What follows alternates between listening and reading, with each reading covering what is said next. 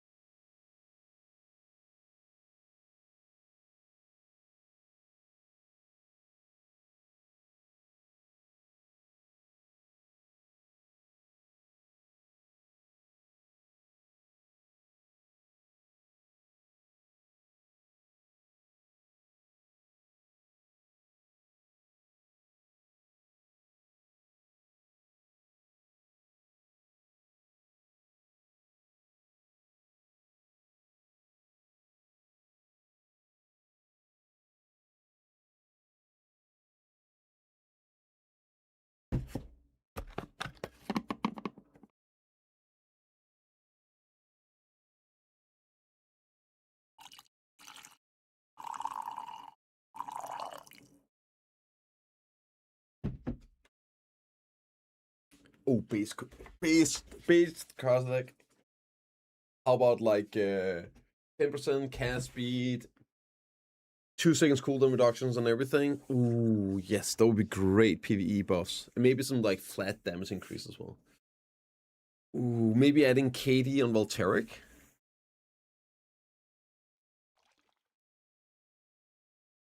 Yeah, I think you answered something. Good morning, all. How you all doing? It's Friday. It's a great day. Huge day for the unemployed. Global Lab is going to be a banger, surely. Again, I think so too. No, 100%. I think they will. Currently, like again, if we look at the clear speed of like the Wusa, I think like Wusa seems extremely good as well after these buffs. But like obviously Megu and also Sock Surger. If the Megu level sort of is what they're aiming for, I mean they gotta buff Awakening Witch. I feel like that's it. The Sock caster reigns. Only question just is if they're gonna make Sock caster easier to play. Yo, Luna, how you doing, man? Guys, go give Luna a follow. Awesome dude, great guy. Give her a follow. Check out Steps Alive. I hope you had a good stream, Luna. And welcome everyone. Welcome. Just on. I'll babysit for 2-3 hours while wife getting hair done. Pray for me. You got this, brother. You got this. Oh man. Yeah, we were out. Oh, bro, we were out hammering yesterday. Me and the kid, Laco. Yeah, the joys of having a boy. Picked him up for daycare yesterday, and he had you're probably on your way out. I'm just gonna tell the story anyway. He had like a toy saw, and he was like, "Look, a fox still stuck in red." Yo, bro, you wanna feel better about yourself?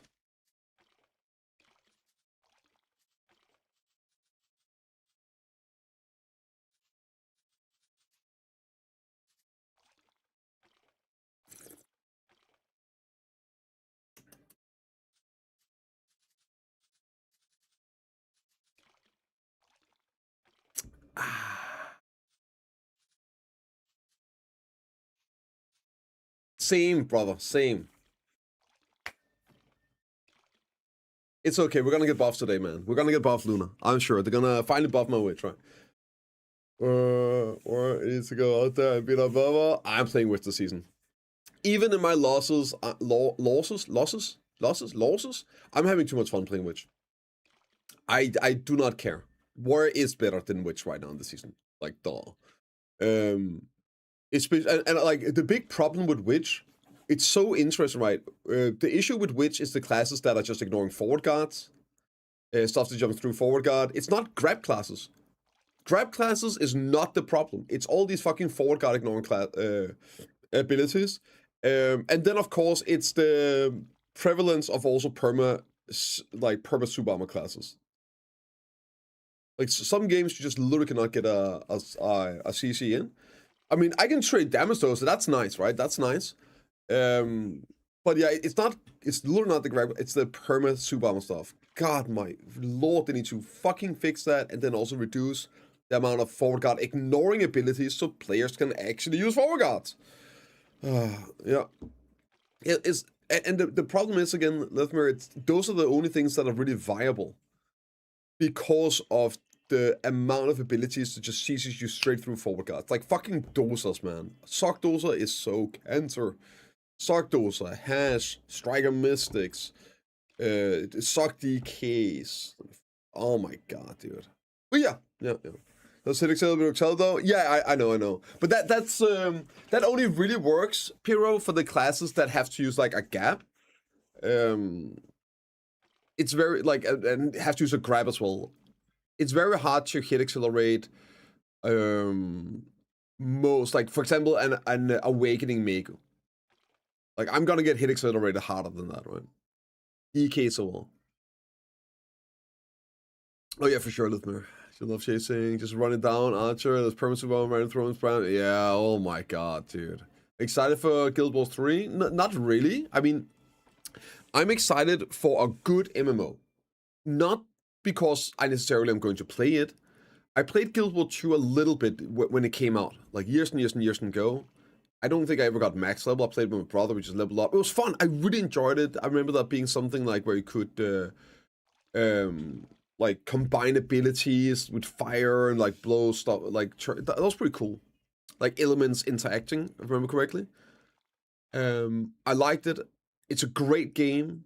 People love Guild Wars, and that gets me excited. I don't think it's going to be a game I'm going to play instead of BDO, but competition is good. It is so healthy, and like every single time one of these games comes out, people are like, "Oh, finally, it's gonna kill this and that," and like it's so weird. It's such a weird take, such a weird position to have as a consumer. Like you want competition.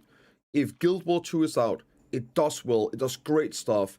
There's good things. People like it, and now Pearl Abyss or Blizzard or whatever, they have to up their game. They have to make a better product for us, the consumers. Great. I love it. I don't know. The only stuff I've seen about it is a small trailer where it showed some dude riding around on a big fox. That's about all I've seen. I don't know if there's anything else out. So maybe I missed something. Yeah. Into is going to be the DOA. Yeah, it is. It is. It is. No, good news. It is closer. I don't know about the time frame on it, Karthik, but I've been watching Nickrit, I think his name is. Nickrit? That dude in his sweatpants. He's awesome. Was like breaking stuff down and like updating on the. It's Nickrit. Okay, good. And like the listings, that was really that's the only thing he really has in those videos lately, right? It's the listings and the acquisition showing they're still going and they're getting some great names in there. I'm actually getting excited for this now. No, it never got cancelled, V3. What happened was that that's technically they did scrap it. They didn't cancel it, but they completely scrapped the MMO they had. They basically was like, this is too much, probably like World of Warcraft. We don't want to do this. When we're going to do it, it's going to be special, it's going to be unique. Right around the time when all these other games were dying as well. And they basically was like, we're going to start over. And they've been aggressively hiring a lot of people, a lot of OG great names from different MMOs. Nickrit has some videos on this. Very worth a watch. I was like, it's never happening. It's just PR stuff, whatever. And it does look like this is definitely happening. All the games are copies? Yeah. That doesn't mean it's bad, though. That's the reason why League of Legends is so popular. It's because it's a great copy. I mean, fuck, Dota was a copy, right?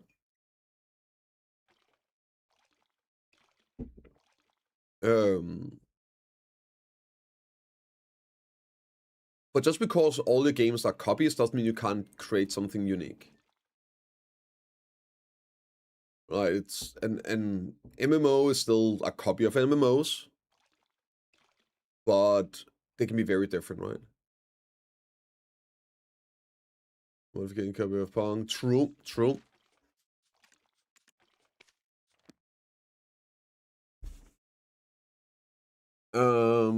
Yeah, love my new stone. It was good to do by myself. Easy market method. Like, oh, that's yo. Lacko, I gotta let him talk that shit, bro. That's crazy. That's crazy, man. Oh, right, Lacko doesn't even have an alchemy stone from the market. I forgot. Oh, that's gotta be so embarrassing. Imagine that, Misex. Not even having an alchemy stone.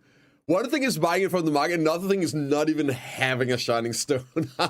We can't relate, right, bro? We can't relate to that. Oh, man. Classic Lacko. That guy, dude. I love him. Here you go. It's the reason the rule he has to sell. We can literally just buy it. He can literally just go in and buying it. But instead he's gonna sit there and hoard silver for another time-gated item, and then grind the next 2 months without having the bonus attack speed. He could just make back that trillion silver with the % attack speed. More or less. Good morning, Prince. Like, I don't know where you live.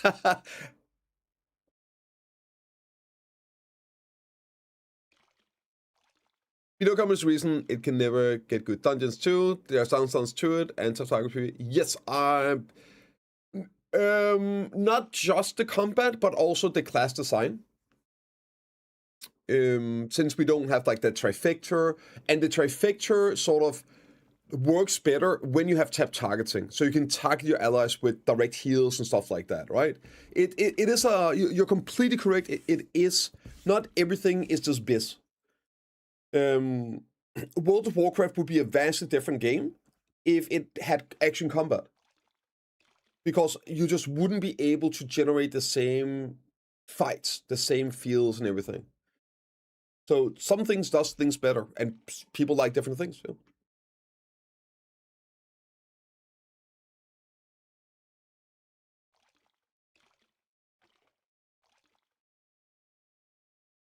There's nothing interesting about tanking. I disagree. I like to do tanking. Like when there's a lot of mobs, you gotta pick them up, all that.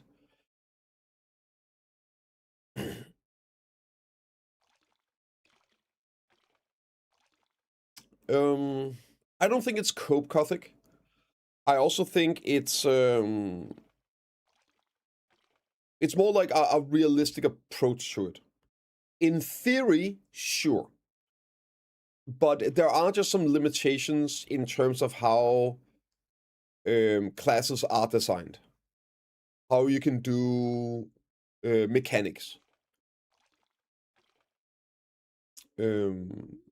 Right, there is a reason that the best dungeon crawlers, the best games like this are tap target trifecta games, right? Holy Trinity. Is there any games that doesn't do that? That is like actually a good dungeon boss game, like MMO style? I don't think there is, right? It's like basically WoW and Final Fantasy. I don't know about Guild Wars. How does that do it? That's like dungeons and bosses too, right? Now, let's just say in theory that you could do it. For example, Prince is a great example of how it's awesome. That's an awesome fight. Mechanical fight and all.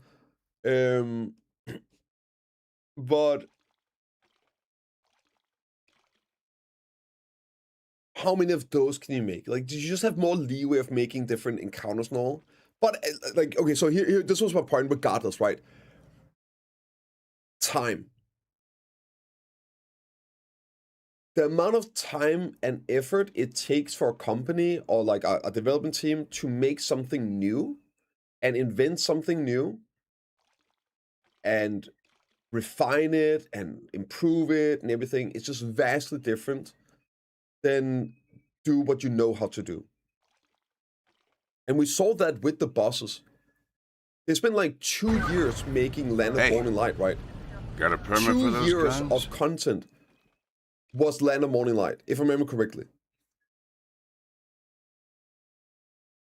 Because it took a lot of time to make that shit. They had to figure out how to make bosses and all. And obviously they got a lot better. They learned. You see that with Crimson Desert. They applied the know-how and everything. But like, I just personally think this is also why I was originally against getting dungeons and like this stuff in the game, because I would rather BDO do what BDO does well and just do it even better. Rexidian, thank you for the Prime. Oh, and Gothic as well, guys. Thanks so much, and welcome to the Gun Show. Guys, to play? Yeah, I agree though. It was worth though. The play numbers were really good on the release. Yeah, but that was not because of Land of Morning Light, Leftmere. It was just because of, well, the game had gotten a lot of quality updates at the like leading up to it, and it was something very, very new. But the real reason was because it was the exact same time as Lost Ark completely imploded upon itself. All those numbers, that, like, not all of them, but a majority of those numbers were Lost Ark refugees. And then, like, at the same time, well, right, we had this new expansion coming out literally at the same time. We didn't know that it was going to be super giga lackluster and the bosses were going to be meh at best, right? So it was exciting, it was new, but yeah, you got to see what happened after that, right?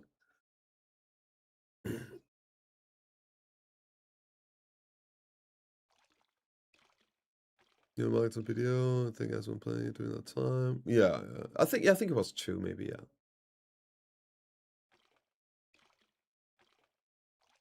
This video with shots. Yeah, I like the support classes and all. People just want a big dick. Pew. Could have very good boss content, but doesn't insist on fights. Incomplete on G. What does it mean? Yeah, but what if they don't know better? They don't necessarily know the best way of doing it. This is stuff where I mean, like, this is the know-how. You have these people that've been creating an action combat Korean grinder for 10 years, right? And now you're asking them to make a mechanical boss fight kind of deal. It's stuff they have to learn, they have to make, they have to code. Mechanics, all of this is something they make new. And it just takes a lot of time. And you learn, like, you can't expect people to... it's like why you have, like, doctors, for example. Like a simple real-life parallel. God, girlfriend call. 1 sec.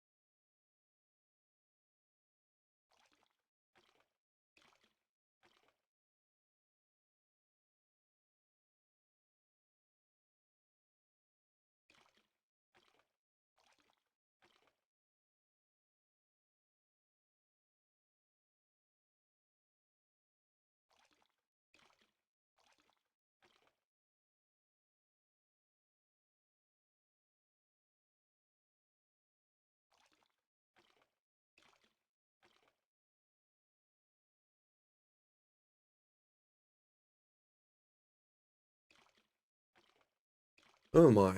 What the hell was I even talking about? Good morning, Sarish. I had a good point. Oh, right. Fucking doctors, like, that's why you have a doctor that's like a surgeon that's a brain surgeon. You don't ask a brain surgeon to go and do a heart operation, right?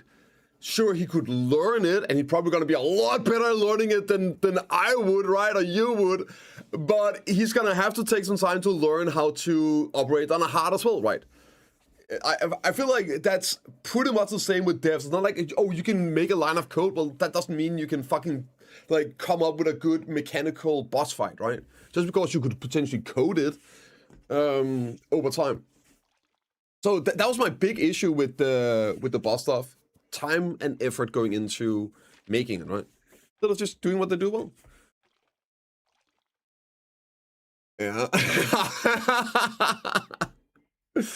Did you hear that? If you lose time, does it keep resetting to get good energy? Yeah, but I mean, that's part of it, I think, for speedrunning, Piro.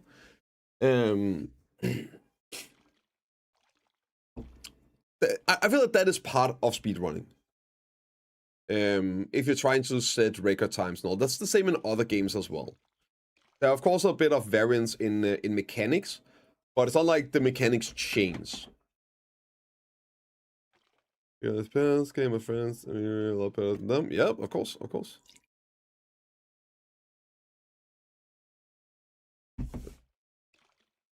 I mean, I used to play a lot of Unreal Tournament. I could probably pick up, I don't know, a Quake game and wipe the floor with a lot of people, even though I didn't play that. Well, I did play it, right? But you know what I mean. Good morning, Shefa. I'm new to PP and I'm learning Sockmaker. Would you have any tips and advice for learning PP?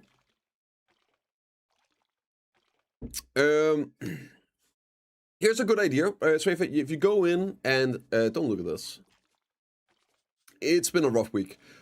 You can go in and look at replay here, and you can download more, and then you can look at Mego. There you go, Mego.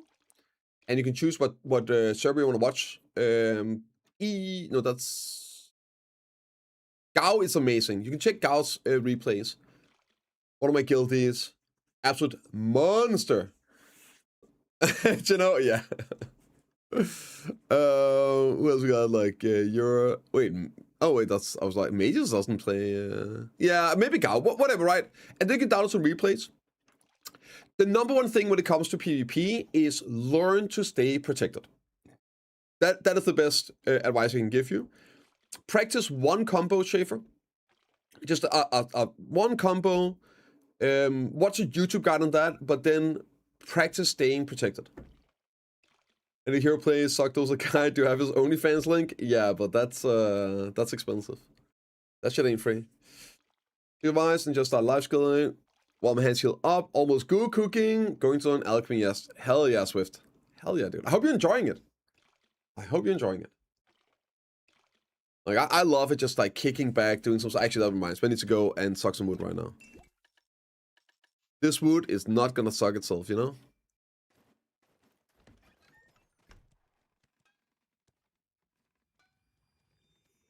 A little bit of morning wood with the boys.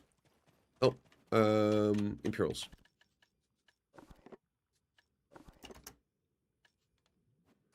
Yep. Maybe today is the day, guys. So those, I mean, you can watch the NA replays as well, Scatter, if you want to. The best one is that I know is hero play on NA. The speed up booster skills animation, or am I tripping? I don't know if they did it with this patch, Kaisen. But I do think they did it in the past. I think the last patch, well, not the one we just had. Yeah, like it's 2 updates ago. The last one, there was movement stuff that got sped up and better. And the patch before that, the PvP patch, yes, that sped up animations. Sped up animations. Wusa is cracked, bro. Yeah, the speed up animations along with this damage buff. Wild stuff.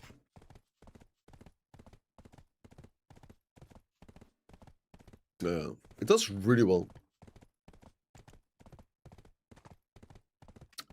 How's War doing? Damn.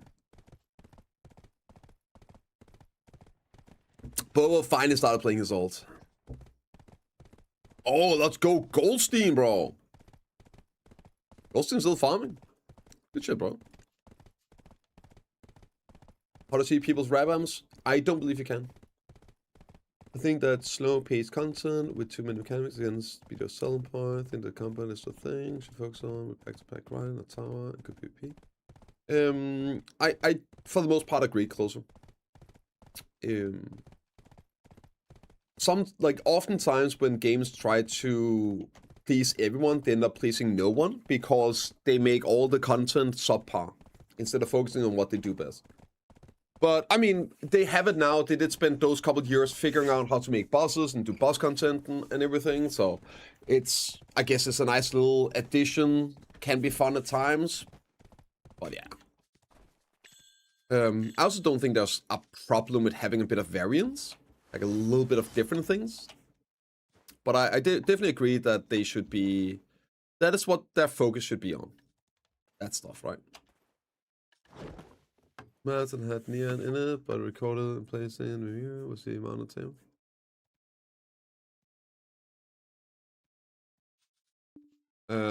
Was he playing Sock? That sounds interesting.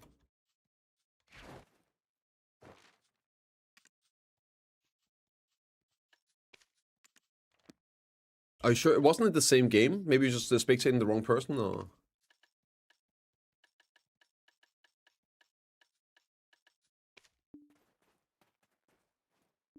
Let's just grow up to that sounds possible as well. Wouldn't be the first time.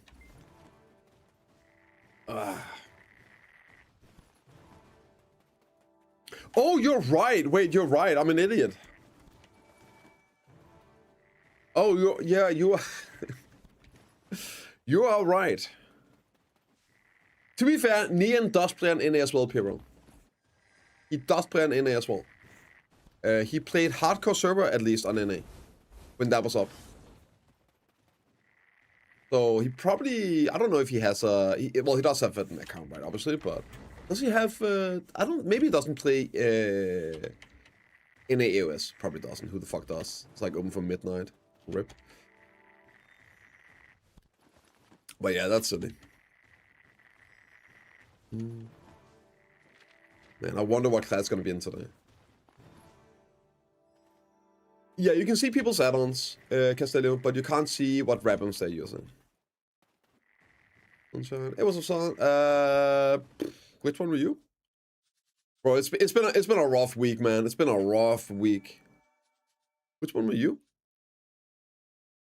Oh, the Ranger. Ah, right. Yeah, bro. We started out so strong. Yeah. I don't want to open it up for. Right. Oh my god. We started out so strong. Everything was good, and then we just started. Everyone just all over the fucking place, man. All over the place. It was crazy. Fuck me, dude. Any tips on which AOS? Yeah, learn how to rotate your super armors. Double TP will tag. Yeah, but like, a crazy race. Yeah, it does. I fucked it up again like the last couple of rounds. I kept TPing like off, so I ended up in front of you or like way too far away. I needed to like reposition a little better on it. In my defense, I hadn't had my morning coffee. But it was good fights, man. It was good fights. Yeah, so here's a little tip. All right. Look at my super armor rotation. This here is a nice little Volteric.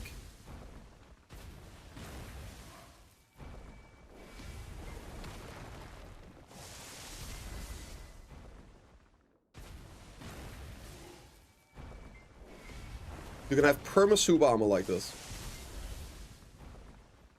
Oh, that was a misclick. Oh, accidentally clicked S instead of SF.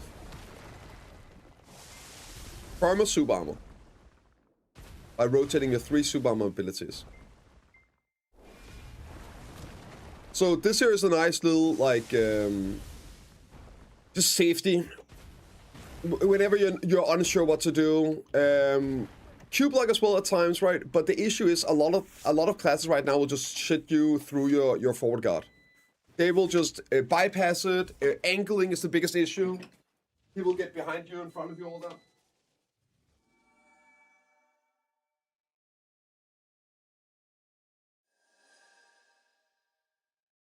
And I'll say this is probably the number one thing. Try and not use your movement offensively. Right? You, like, if you ever use TP into a group, and I did that a lot of times, like, if you, let's say this here is an enemy, and if I TP in, now I have a big issue with getting out again. Because, like, just the cooldown on stuff. So, try and mostly use movement defensively. Unless your party is fighting, then you might want to go in and help them. But in general, you want to wait for people to come to you. Which is not good at chasing, it's not good at, but which is very good at just standing there and fighting. This is a Awakened Witch. I'm playing Awakened Witch.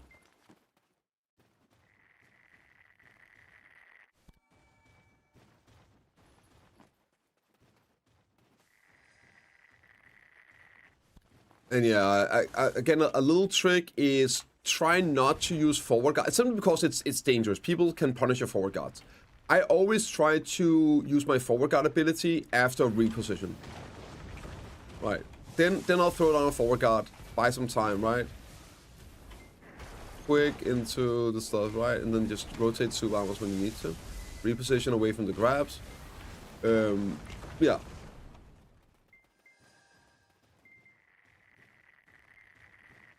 Here's where I use charging thrust to get out of frenzied dash. I use charging thrust to get out. Oh, sorry. Sorry. No, I read it wrong. Charging thrust to get out of frenzied dash to go in with grab. isn't as fast, and you can cancel, for instance, that's midway. Yeah, I do the same. Copy. I do the same. Oftentimes, I will actually use what's it called? My charging thrust to reposition. Like I oftentimes use charging thrust, like go around and then I'll shift Q in for the grab, and then I feel it. I'm gonna dash, solar flare, balance strike out, Q block, look what's up, right, and then maybe my charging thrust is gonna be back up then, and then I'll run out like that. Yeah, I like to do that too. You've been way too much. Yeah, I mean I do the same. I do the same. But as a general thing, the second you do that, you're gonna be one movement ability behind for your repositioning and stuff, and that's gonna cause issues because you can't really linger super armors while you're fighting. Like the super armor linger I showed you here, that is just like neutral game. It's very hard. You can throw in a dash as well here and there, right? But it's very hard to do that while somebody is on your booty. You know what I mean? You're probably gonna have to like spam them out. So that's just 130. Yeah. You can add body check more super armor. No, you can't. It's only super armor at the front, and then this part here you get animation locked with a forward guard. So that shit is pure suicide. But yeah, like sorry, like that actually goes into, instead of TPing in, you can, like, I try to just throw down my ranged abilities as well.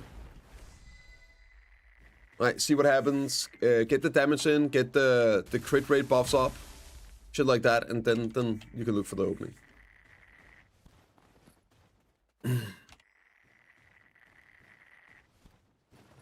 Double in awakening, since I can move properly with my block up, unlike block. Yes. Yeah. Saga's more turret.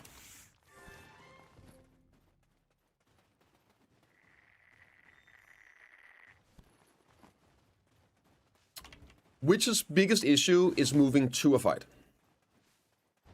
Or chasing. It's aggressive movement. That's Witch's issue. Like in-fight movement, which is really fucking good, man. So they can hit a CCU while spamming super armor skills. What is your question, Arcadian? Are you asking how super armor works, or what are you asking? Movement, waving, and warrior?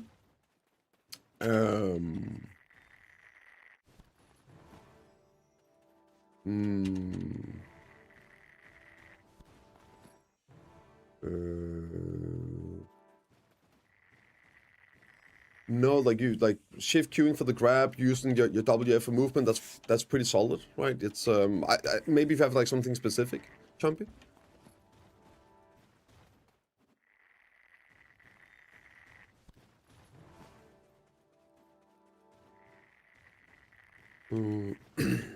I guess like never go directly into people on warrior, unless you go like the shift queue grabbed and like sure, but don't bother like going straight into people. Always angle on the side a bit. Yeah. Chopping kick. Make sure you use chopping kick. Chopping kick is great and it's underutilized for movement. It's like a little super armor movement stuff, and it's great for canceling things as well. But no, like I don't really have any specific tips for warrior movement, I'd say. Is it still best for grinding in a season? You mean like after you graduate from season, Chanison? No, I don't think so. That should be a lot better now that you have Olby Academy. You're gonna have sovereign weapons and a lot of AP. You should definitely be able to grind better places than Fogan's. Fogan's is great though, especially if you need to get your cops. No, from 56 to 61.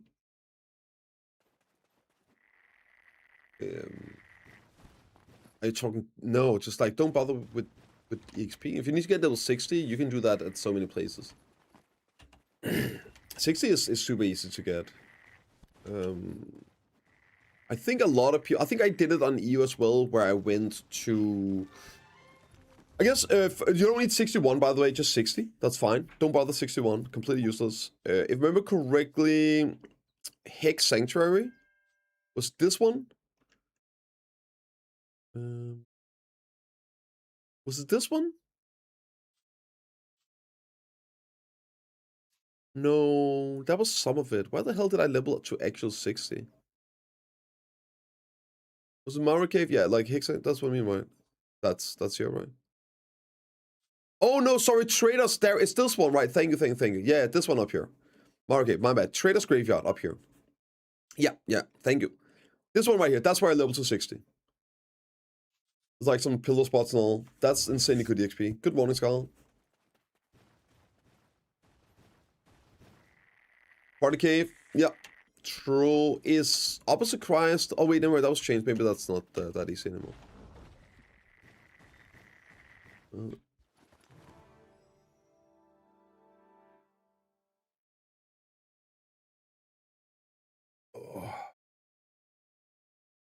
Acadium, did you have a question you were wondering about the protections? Or what was that?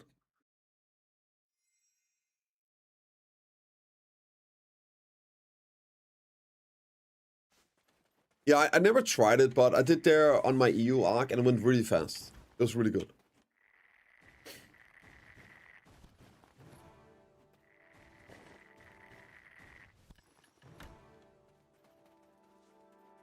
Oh my god, so much ass, dude.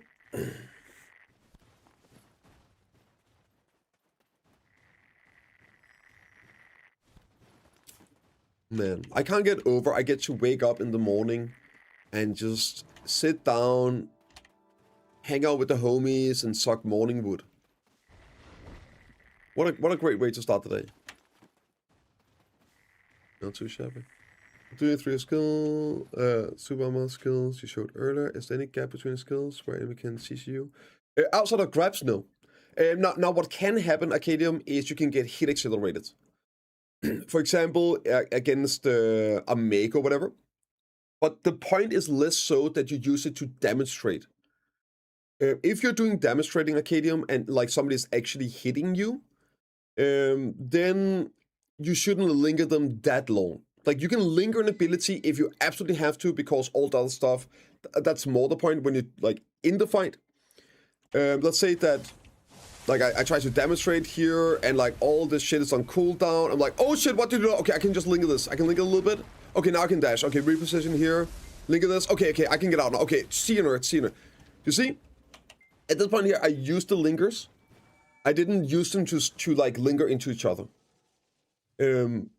Now, where you linger all three and just keep it up, it's more of a neutral, right? Where, like, waiting for them to move in, but there is someone that can CC you through forward guard. For example, like a fucking Sock DK standing there looking at you.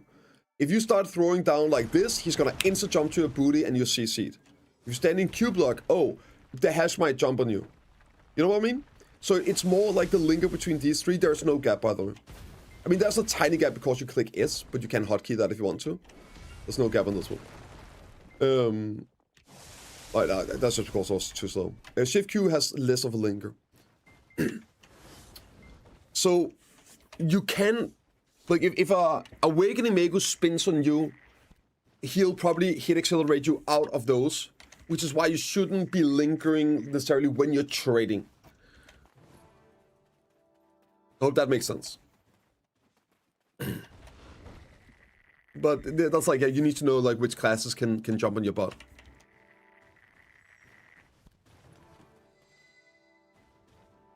Go with, I get CC from multi shit. What skill is that? That is the best ability we have, Shift F. It's this one right here, Voltaic Pulse. This one. So the reason you get CC is because it's a multi-hit CC. It has like you see, 10%. Don't. It's not the top ability. It's not this up here. Which ability? Oh, god damn it!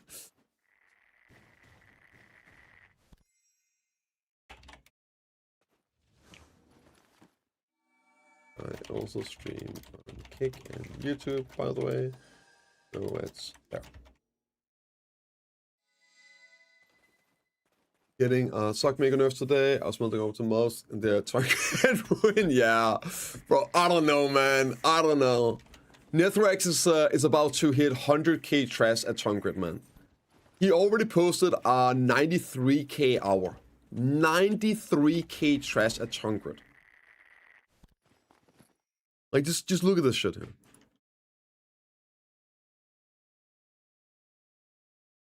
Just for like relativity or relative value, it's so insane. Oh wait, I forgot this. Did I do it? World Workshop Imperials. Okay.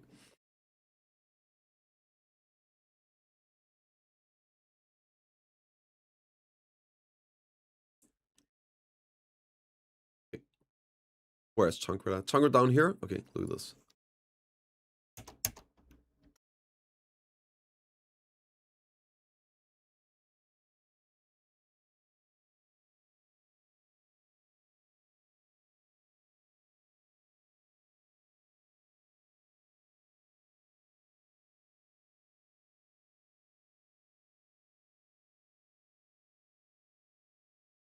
That's kind of crazy, right? 6 bill an hour. Literally best spot in the game, man. Now put 31k. Are people doing 31k out there? Oh my lord. Oh, that was a cry. Wait, oh, so far. Oh my god. I can't. Okay. What the? Sorry, my bad. Okay, damn. That's crazy too, though. Fuck me. We're really in the 6 bill an hour era. We're really in the 6 bill an hour era. Hey, what's the disparity? Yeah, okay, be good. I was just like stalling until then, right? What was your question again? Oh, that was Voltaic Pulse. Yeah, Voltaic Pulse. Yeah. It's fucking crazy, dude. And like, I'm sure it's gonna hit 100k. It's like, it was literally just day one. It was literally just day one. I'm sure it's gonna hit 100k at Tongrid Ruins. We are in the absolute power creep. Yes, I did, but I stopped because you said you were in ads. It's Shift F, this ability here. I can let me turn on effects so you can see it better. Here. It's 6 seconds cooldown. That ability there. And it's a multi-TC. It does stiffen on attack 1 and then bound on attack 2. So that's the shit that's gonna get you. And because it has like 2 attacks, it can also... Why is that open? Sure. Voltaic... Oh my god, dude. Like, I'm not doing this on purpose. Voltaic Pulse. Shift F, 6 second cooldown. Here. That's the ability. Yeah, that's Sock Maker.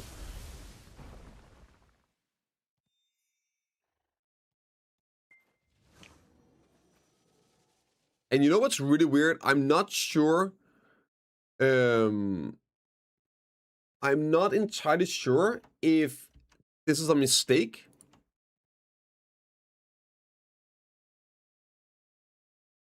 Because his crystals are fucked up. I'm not entirely sure why the crystals are like this. Oh, it's not 91k. Sorry, I remember it's from 93k. It's 91k trash. Yeah. 52.7k, no Aegis, had to add 3 packs, cost overclear, leaving loot behind sometimes, cost noob, running into movement cooldowns issues, sometimes can be late, maybe 100k doable. But he's not using corrupted crystals. Oh wait, they're down here, I'm just actually blind. Oh my fucking god, I was so confused because I was looking at this. I was like, where are the corrupted crystals? They're just down here, I'm just actually blind. Okay. Then it's fine, then everything is fine. Yeah.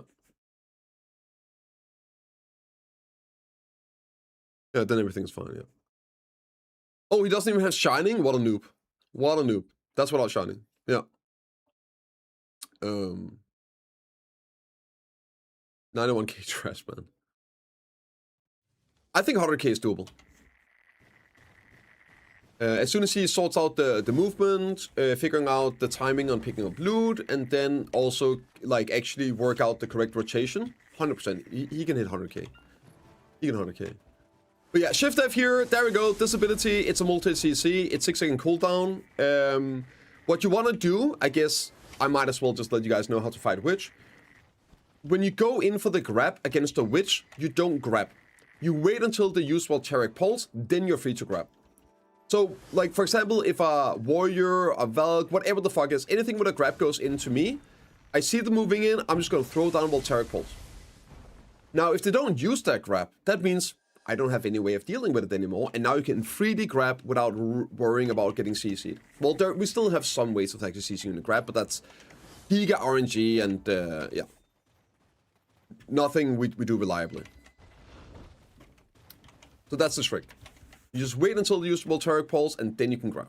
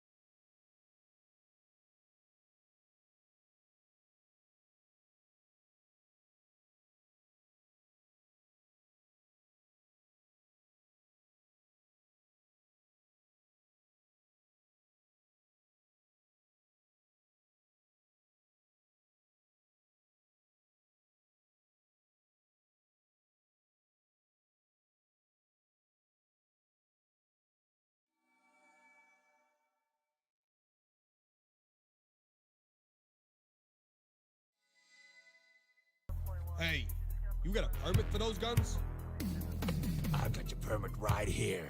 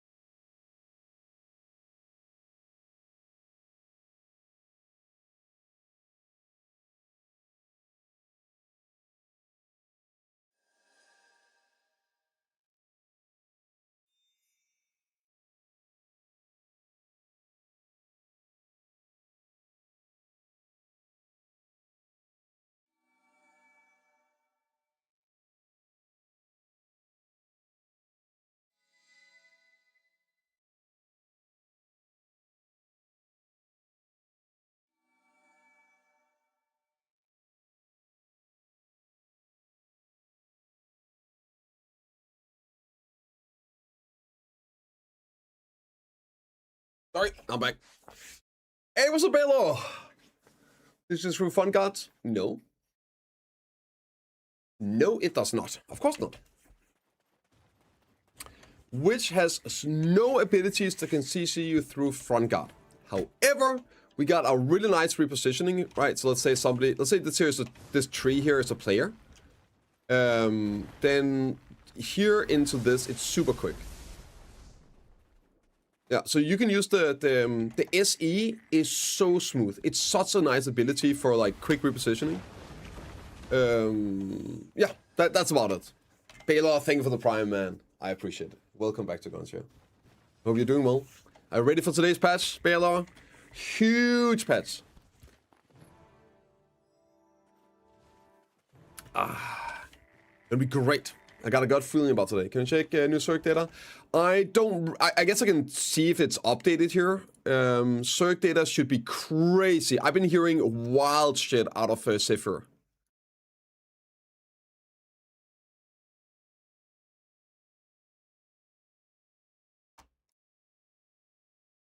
Let's go. We're dropping soon. In 1 hour and 5 minutes.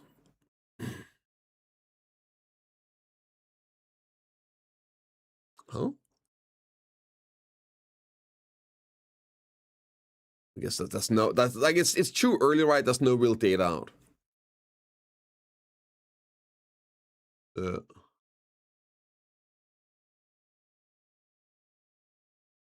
I don't know, right? It's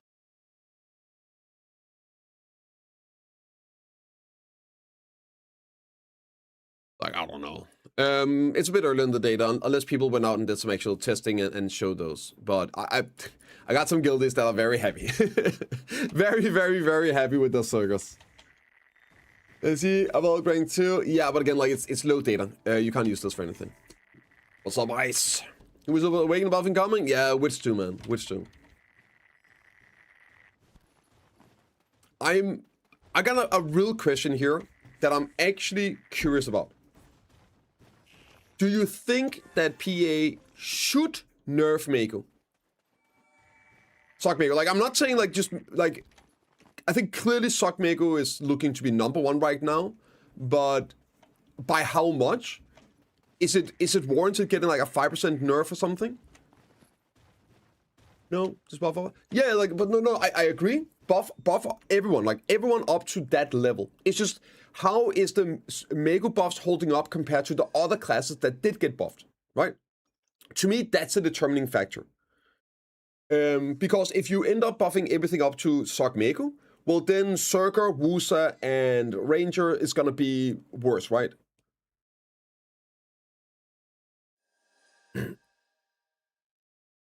Or higher PM class? Maybe. Think it's too much of a buff. I don't need, just need to buff all classes of PvE. Yeah, I mean, they should buff others, right? Does anyone know, like, how big the difference is on Circa and the Wusa right now compared to Mako? I haven't seen any proper data on it, so... But they're playing two other classes? Yeah, like, obviously I would expect them to buff other classes up, Ivan. The question is just, like, are we looking at Wusa Circa level or Mako level, right? Of damage with down part 2? For sure. Like, okay, so, like, you're taking rebuffing Wusa if needed as well? Okay, yeah. I'm really curious what they're gonna do. I am totally fine with whatever it is. As long as we get, like, a juiced up PvE and classes are gonna be in more in line, right? Top of all, yeah. It's just, if we're expecting other classes to be buffed up to Mako level, then the classes that already got some buffs are going to be left behind, unless they rebuff those, which would be fine. Alternative is, of course, that they nerf Mako down a little bit, like maybe 5-10%. If that's enough to bring it to Wusa level, right? And then buff everything again to that level. I'm curious what would actually be better. Personally, I don't really give a fuck as long as we actually end up with like juiced up, more even PvE. Because difficulty needs to be out 2 to reward for that difficulty. Sorry. Many classes more difficult need to be up 2 to reward. I mean, they're not done right now. We should expect them to buff all the classes. Maybe except Caster, right? Sock was the new standard. I feel like Sock Mako is the new standard. Or maybe, right, the Sock Wusa numbers should be the standard. Into make all classes easier, though? No, they didn't say make all classes easier. They said the classes that needed improve of operation would get that. So it's very much a class-by-class basis. I think most people could agree that something like Sock Ninja might need to get a little bit of ease of operation improvements. Not to make it brain dead, hold down 2 buttons and you max grind, right? But hey, what's up, Chibi? So in mid-game is good at every spot, right? Sockmago is good at every spot in the game, just not mid-game, every spot in the game.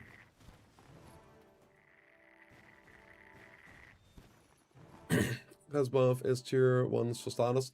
But that's what I'm saying, put a little. This is why I'm thinking maybe actually nerfing Sockmago a little bit. Because now you just like make a new S plus class instead of aiming up to the current S tier of stuff, right?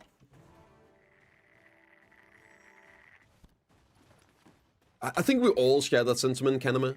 I think this is the real goal of PvE balance, is making sure that you as an individual can still just play your class, your spec, whatever the fuck it is, and grind on that.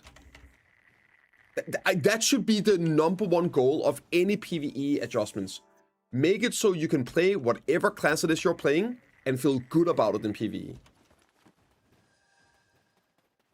Sometimes classes will be slightly better. There'll be some that are just better for specific spots, and that changes and all that inherently. But you shouldn't feel like you're griefing yourself playing the class you actually want to play. And then meta players, all that, they'll always do that. You cannot make it 100% balanced. This says buff all to make a level. I feel it's just stupid. I think it's a solution. I think it's at this point here, Polito. Normally, I would 100% agree with you. But right now, I think it's okay if they just decide to then buff classes to that level. Yes, Matt. And the reason for that is they're already hard trying to catch people up. They missed the mark, yes. Which is what I feel like they already did with Mego, right? Putty. So that's why I asked the question if you guys think they should nerf Mego a little bit to bring it more in line with the other classes that got buffed. But if they end up buffing everything up to that level and not miss the mark too much, I think that's fine too, because we have Edania Part 2 coming out, and they can just balance the power creep according to that, right? I think they hit Mego backwards by a little bit, and then everyone else up to that level. If they don't buff Mego count level, take more. Class that gets a little bit too much, then you just like hammer down the nail a little bit instead of, this is too much now, everyone needs to be raised a little bit. Oh, now this one is too, guess we have to raise this again. Oh no, this is, I think it's just a safer approach to the few outliers. And let's be real, there'll be more. It's not just gonna be Mego. There'll be other classes that gets overbuffed. Maybe something is gonna end up stronger than Mego. And I just think it's safer to slightly downwards adjust the few 1, 2, 3 classes that they fucked up, right? Instead of trying to then rebuff everything up to that level. Having fun? Let's fix that. True. So does mean the game tells me I started to play the wrong class, which as a new player, switch to Mego? No. No, play whatever class you want, brother. If anything, right, the stuff happening, Chanoko, again, welcome to the game. I'm guessing you're a new player, right? Well, you said you are, so I don't even know why I asked that. Right now, we have just class balance, and we had one patch, right? Today, we're going to get another patch with more class balance. They even announced there's going to be more PvE class balance after June 25th. That might affect PvP, all that. We get class balancing relatively often. So, if anything, even if Mego ends up just being the biz, it honestly just shows play whatever you want. Play whatever you like, because class balance happen and the meta can switch.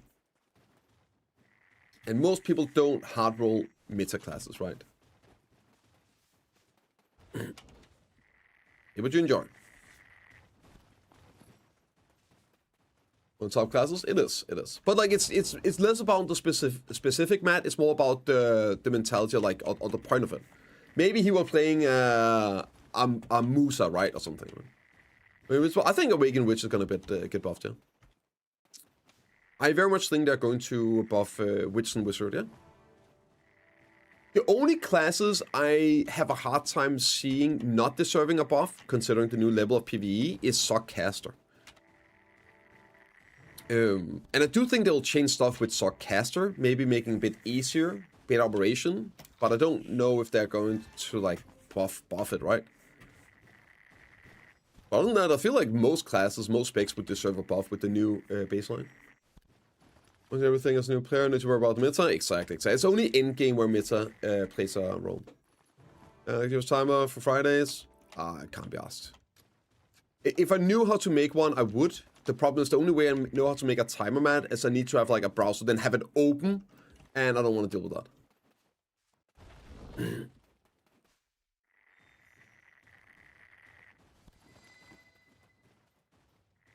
When you say nerf, Neo, what are you thinking? Do you not think it would be okay to nerf Meiko with like 5% damage nerf?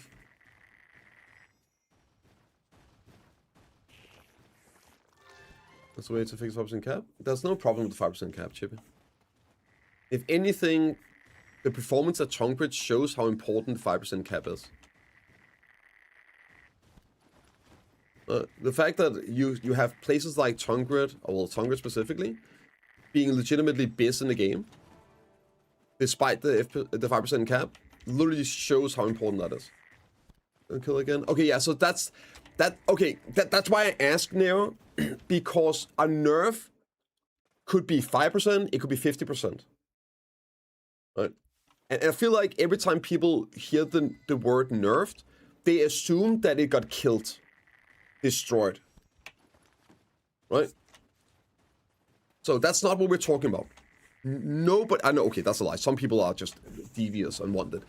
Nobody's saying wants any class to be kneecapped, right? But a 5% damage nerf for PvE, maybe 10%, depending on ability. I think that would be completely justified as to not power creep the classes too much, right? If that's like the level it's ahead right now, yeah. Then again, I think that's totally fine. Easier balance? Yeah, yeah. It's also easier to not power creep income and actually make new places better value. On which for now, one character, since no idea what's good for P farming. Oh, see, well, there you go. You don't need to worry about that, Chinoki, until you get into later game. You need to play the game, enjoy the game, level up, get gear, all that, and then you get into those kind of things. And then you can just gear copy. You can play 2 characters in BDO. So you can just copy all the gear to another character. You go up here, see, item copy, right? I literally have my gear copied between my warrior and my witch. Even copies weapons over. So you can easily make like a meta tag for that kind of thing. And Awaken Witch is great for it, by the way. The point that she can grind Cipher now. She was fine.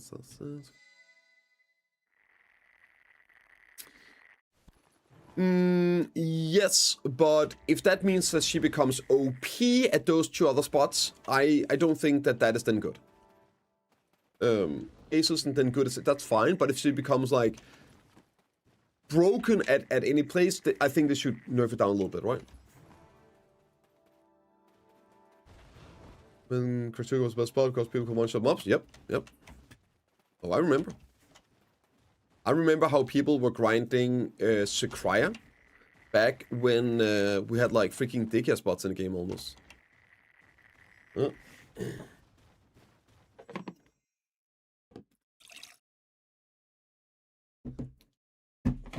260 spot being better than the Biz 300 spots and stuff. Yeah, it's just not healthy, right? Well, no, can't be beaten there. Yeah, and that's what I mean. That's why I think it's definitely seems like a bit too much.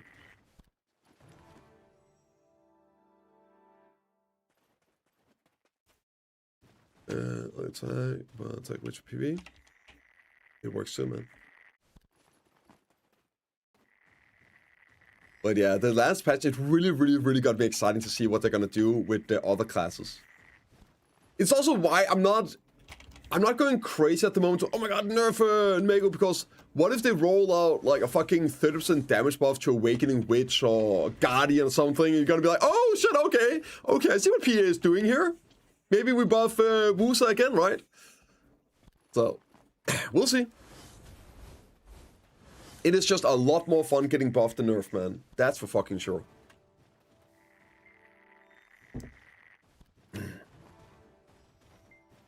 If we're first, oh yeah, for sure.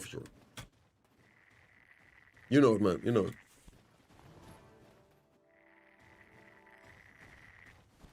It's like with a terms on buff, please. Yo. This fucking guy. Best they can do is make all the abilities flow from R&B. So actually optimize the DPS combo for PvE by holding down R&B. I think that's gonna be the Sock Wizard buffs.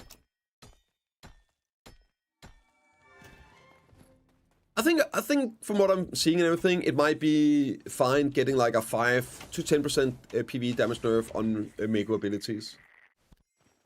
I feel like it's definitely pulled a bit too far ahead from what shows, but again, let's wait and see here. Let's wait and see.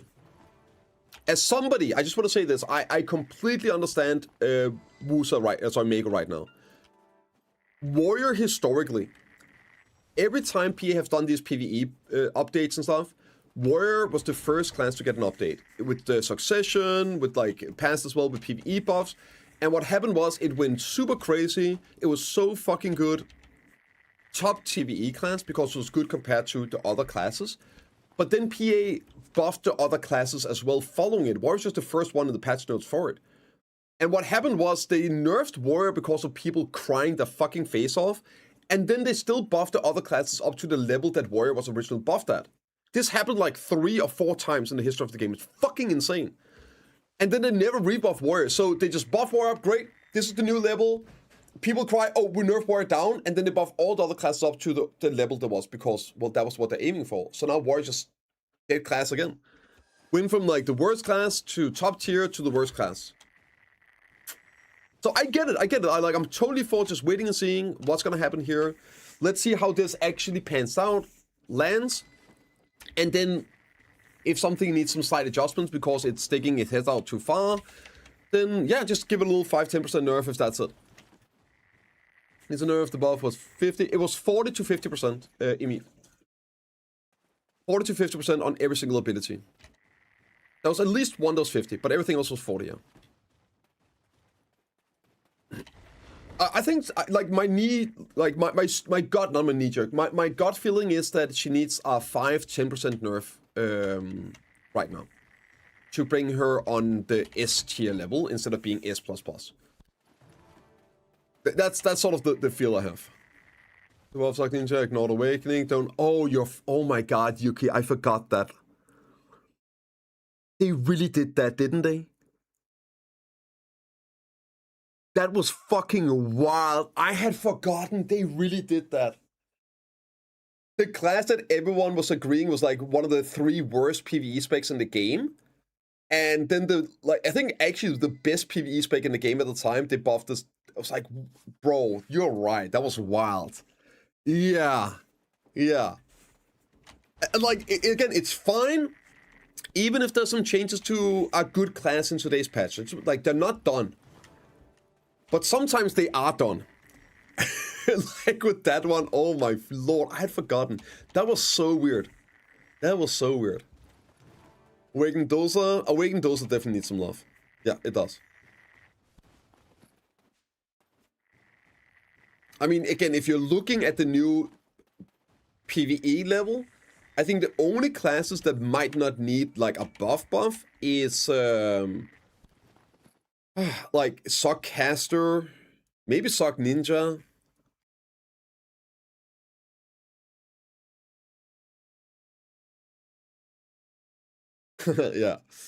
Yeah, Sock Ninja, Sock Casters.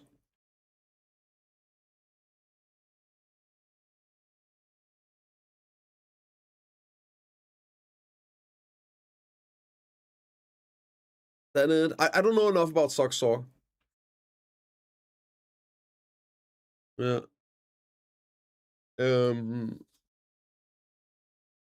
But yeah, realistically, these are the only 3 classes that don't really need a buff, but they might need a change that makes it easier to operate. Right. And then everything else, like a slight buff, I think, actually. And then obviously this needs buffs, right? This needs buff, like, duh. Well, maybe not this one. This is a bit OP. I think people are sandbagging this one. Yeah. Has PA ever done a full rework? Yes.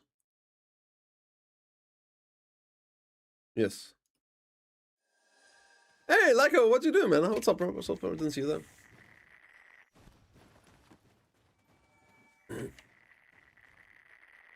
I mean, it depends what your definition is of full rework, but yes, they have multiple times. Awakening, when that came out, that's a full rework of the classes, the original classes. Then they also did Succession, which was a full rework of classes at the time. They have done full reworks in terms of fundamentally how classes work with like abilities, protection, CCs, things like that. And if you're talking about like a kit rework, they did that in 2021 with the class reboot. That is as close as you're getting as a complete rework. That was 2021, the class reboot, they called it. It was fucking massive. Yeah, that was like, they changed almost every single ability, animation, or a lot of them. On most of the old classes. It was a very, very, very substantial rework of classes on ability level as well. Like literally animations of them, which is something they rarely do. So in that sense, they've done it at least 3 times. You can add more if you considering fundamental changes to how the game works. For example, the DR changes, AP changes, stuff like that. Also, like resistance removals. They made a big protection CC update once. So like they've done stuff like that, yes. A bit of a random question. I have full tri-down armors and 24 stones to use. Should I enhance my items evenly? Yes, you enhance the items evenly up to pin. So you should go full chet and then full pin. And from there, you go pin all the way to oct. Yeah. So it's not a random question. It's a very good question, Soldier. A very good question.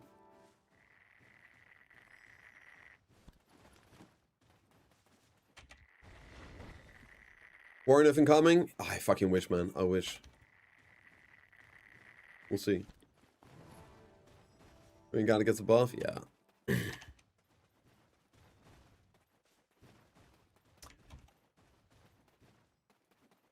Which class? Because, okay, this is another thing where I'm trying to figure out which classes and which spec should not be getting a buff, but should be getting the more fundamental changes. The stuff that might affect PvP, like AoE sizes, changes to abilities as a whole, like ability reworks. And for me personally, I 100% think Awakened Warrior falls in that category. Like, 100%. The stuff that you need to change with Warrior to long-term fix PvE needs to affect PvP as well, because you need to rework some abilities from the ground up, like Merciless. So for me, that definitely falls in. Shy, I agree, Shy as well. They need to make Shy actually have real abilities, AoEs, yes. Shy needs to become a real class. You come and say, yeah, it's completely fine, nothing changed, hobby. You can safely use it, I use it myself, so. Is Awakening Mako good? It is insanely good. It is one of the most disgusting PvP classes, and it's very good in PvE, but it does lack some AoE stuff, right? But there's some places where it goes absolutely crazy.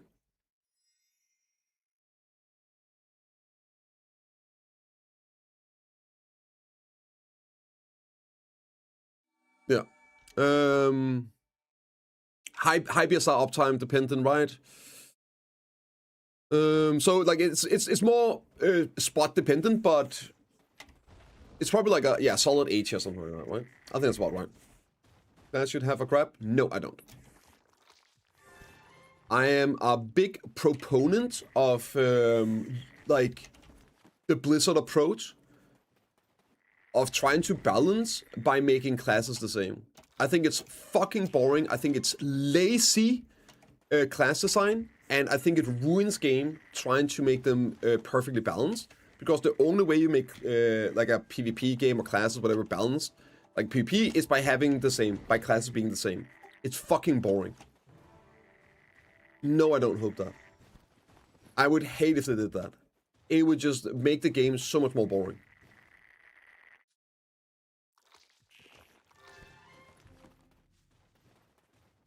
Treasure, I say what's up, lazy.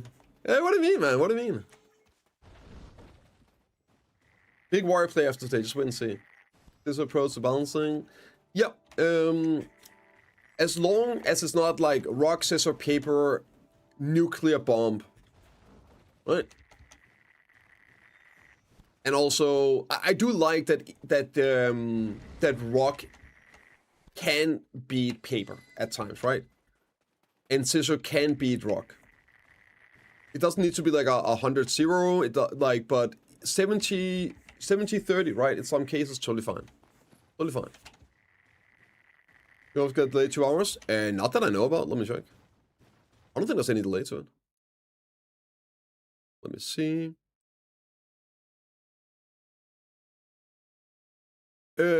Maintenance is delayed 2 hours. However...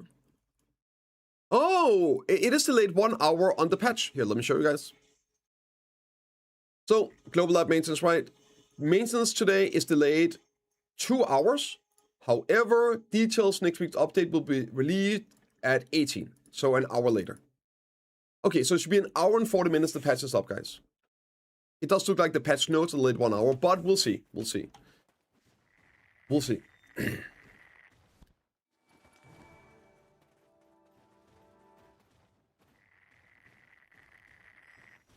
Civil nerves? No. Sometimes emergency warrior nerves. I hate you guys. Oh, I hate you guys. Sometimes, I will even say often. Often when it's 520 KTS right now. Is it?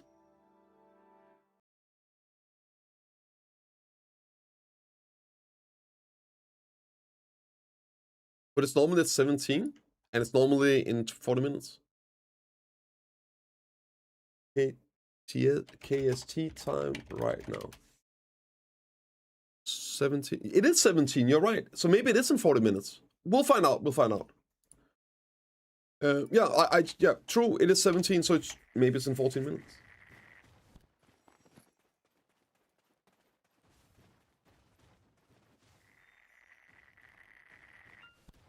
I know, Matt, right? I know, but I don't...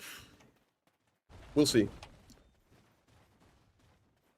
Hey, which guy's getting buffed today? Same. I'm excited. I'm excited. I know it sounds weird, but I actually hope they don't buff Warrior. The stuff that I hope to see for Warrior would require... Because I really want them to rework abilities like Frenzied and Merciless. And that would then inevitably affect PvP, right? I have a logical question. How much does the gathering drop rate affect the money per hour? I have no idea, but it's a bit. It's quite a bit.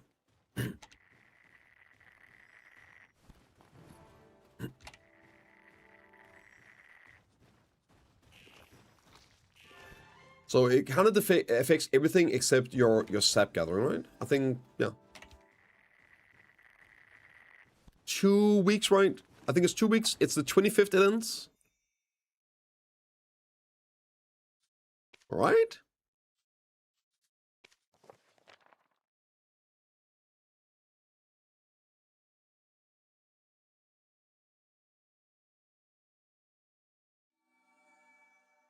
The quest, isn't there like a solar? Surely there's a way to see when the season ends.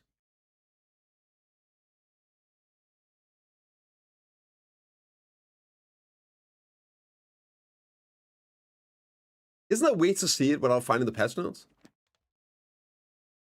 They did say that some changes will affect PvP, even though it's a PvP one, so you can cope. Exactly, that's what I'm saying, King Martin, that I hope that Warrior falls in that category. June 25th. Okay, so I remember correctly. So it's 2 weeks, right? It's June 25th. Good. That's what I remembered as well, yeah. Look at the pass. Oh, that's a great... no, not always. It doesn't actually show the always. Right, yeah, it doesn't here. The pass ends next week, yeah.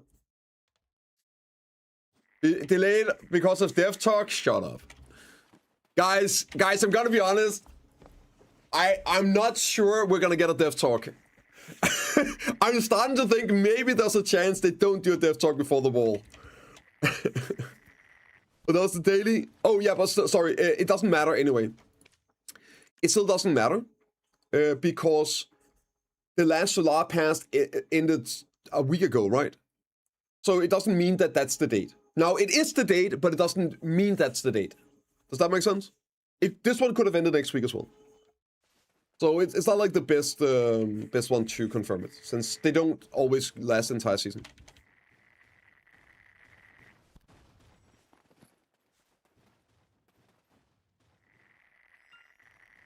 Yeah, that's because you DC'd. You had a fallout on your connection 09. Good morning, Heber! Great to announce the dudes up. Compromise lands for... Oh my god, okay, I'm gonna read this whisper, you gotta be okay. Dear adventurers, we regret to announce that due to the current price of oil, LAN's flight mechanics have been adjusted in game choice. Please look forward to it. Smooth. Smooth.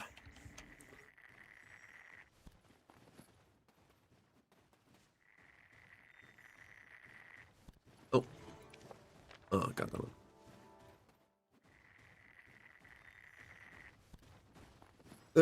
Yeah, sometimes it's just because like your game has a fallout or it reloads. I've had that as well. Sometimes like a common character looks the wrong way or whatnot. Make sure. Sometimes it's when I have my VPN running, and other times it just happens, right? Golden Light silhouette on your buff bar. Oh, it's Asinus Firefly. It's because it was dark when I started gathering, so just pop it. I like it. It looks good. Little light around me. And no, I don't have it for my fairy. I would like though. I would like that. To nostrils. I am just missing 700 of each of these. But I am not going for them right now.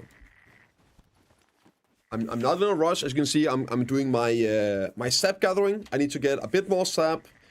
And then I can just go back to making alchemy, but I'm behind on my ass. A little more ass sucking, and then we can do herbs. And get stoned. Yeah. Yeah. I mean, I would like to get as well, but yeah. This love suck, I do, man. It's my favorite thing. A little morning wood with the homies, right? What's not to love? On side you burn a week? Yes.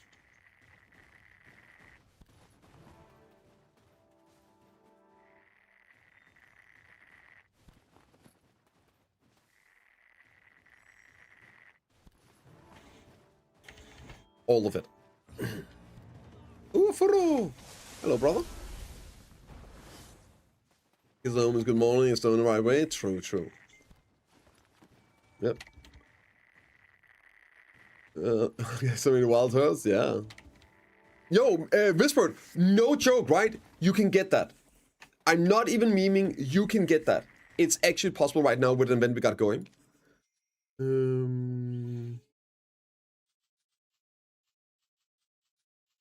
Let me see if I can find it. I think we got that as well. The cooking one. There we go, there we go. Look at this shit, bro. Cooking, the best is for Heidel Ball. Alright. The first place dish from each region will be made into 2 platter items. If you win, boom, there you fucking go. They'll actually make the item in the game. Here's your chance, guys. Here is your chance. Ball is, a player just... Yes! Okay, like, Heidel Ball, sorry, do you guys hear this? Do you guys, can you... I'm gonna close the window. One second.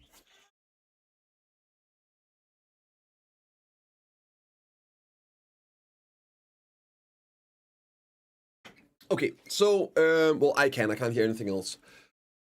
In Black Desert, we have 2 balls. We have the Heidel Ball in the summer, and we have the Calcium Ball in... Fuck you, Arena. And we have Calcium Ball in the winter. Are you caught in ads right now? I just noticed. Ark. Are you caught in ads, or are you here? No camp, seeing you is less good, huh? Not me. Well, it's because you're sub, Baltimus.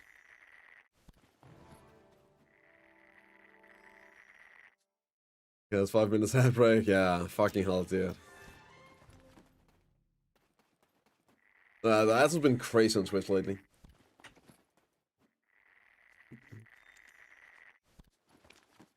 I'm just gonna wait until the ads so that I can answer a question. Ah.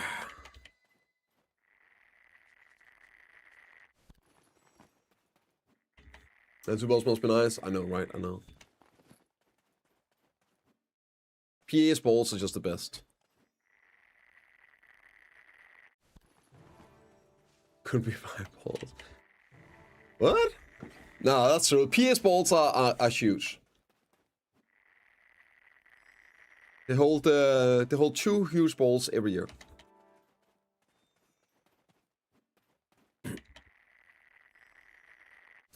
Like to see the ball? Yes! Ooh. We're gonna do like a whole day, Simo. Soon? I think we'll do it in July. We'll probably wait for next month, and then I'll do a day, right, where we're gonna do the prediction, and we're gonna go over all these things. Yes, so much life skill stuff I want to see. Yes, yes, yes, and yes. Prediction. Sure, 1 second, John. Ark, are you back from ads, or I was trying to wait if you're caught in ads, Ark.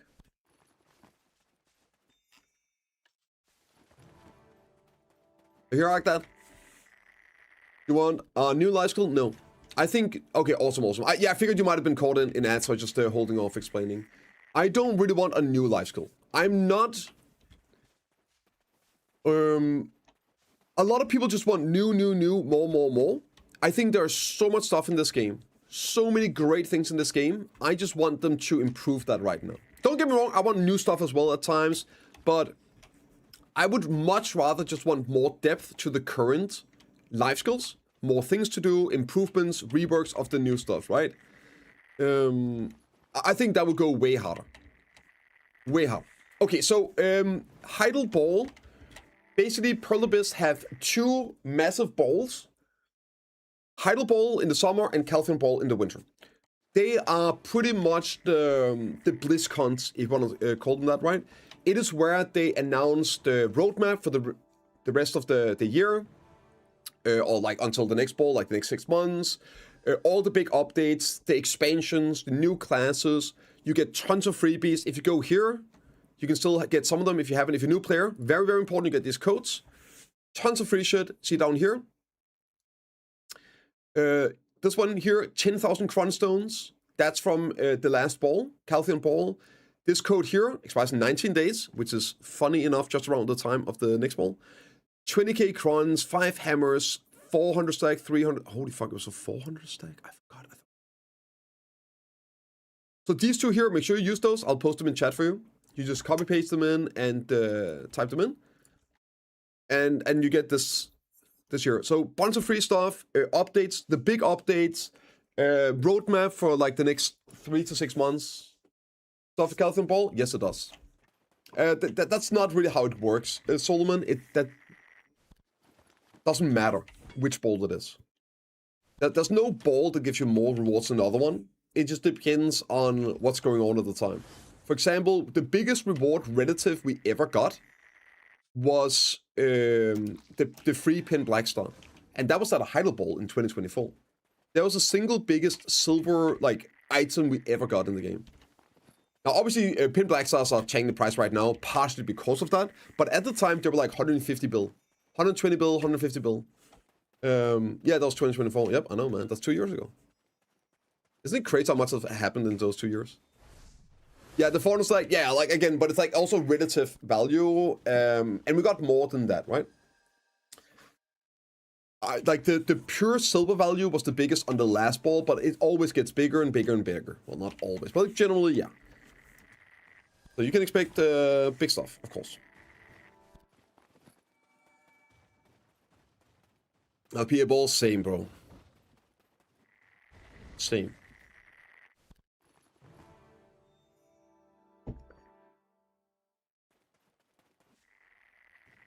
Yeah, but Solomon, okay, so you got it, understand this. You might be a bit of a newer player. You might not know this, which is completely understandable, but the season of giving is a real thing. PA love Christmas, but the season of giving involves good pearl deals. Yeah, so not giving you free shit, right? That's just the ball stuff. The giving is giving you great deals in the pearl shop so you can give them money. That's how it works. I can understand the mix-up and the misunderstanding on that, but no, that's so no. They just give great stuff at the balls. You always getting free stuff? Yeah, I love it, but that's nothing to do with the December, right? It's not like you get bigger ball rewards because it's December. Games throw so much stuff on you, the recent stores, it's been insane, dude. Like, it's been absolutely insane. Completely insane. On the box event, I made 134 billion silver in bonus. 134 billion silver. Just on the boxes, man. That's wild, dude. Fucking wild. Weekly stuff, new ones. I love some ones. Number first. No, I don't think you have to complete all of them, but that reminds me, I have one I actually need to turn in. I keep forgetting to do it. I keep forgetting to actually do it.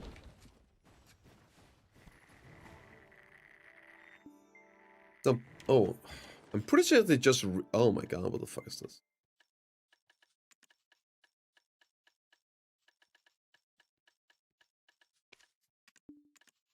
I'm fairly sure they just reset. Yeah.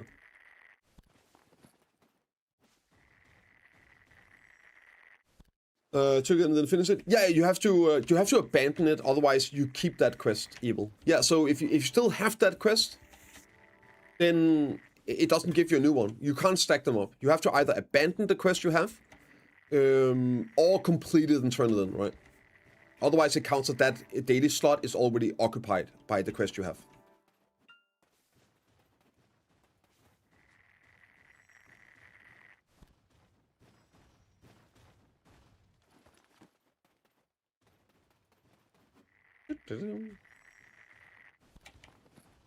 Yeah, you reached the whole game. Lots of peasants. True and real. So Laffy is here. Does that mean we're gonna get Awakening Maver buffs? It's the day today, Laffy. Big, juicy PvE damage buffs. And then, of course, a stamina increase on dashing to compensate.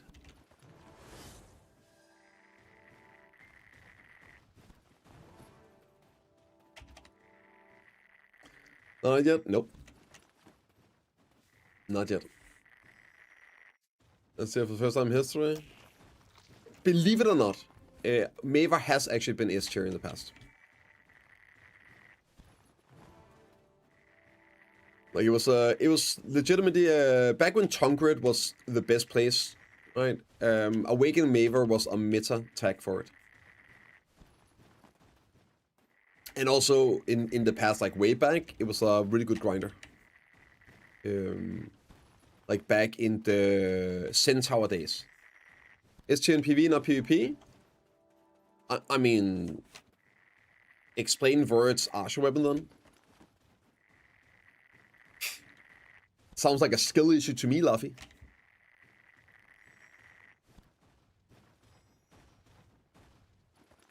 The same. VP also? Yeah, it was. Oh, we're talking Awakening at the moment, right? Sockmaker's been completely busted. Sockmaker isn't in real class? Well, no, he got it on Awakening. Vert got his Archer weapon on Awakening in a 3-3 tournament. What do you mean? Good morning, Zero. No, man, Zero? Oh, yeah. Yeah, Zero isn't a real class. Okay, 20 minutes. Should we just hit there? Actually, I'm gonna go and do the... also existed. Sure. OP class nerf, man. I knew what you're searching for! No.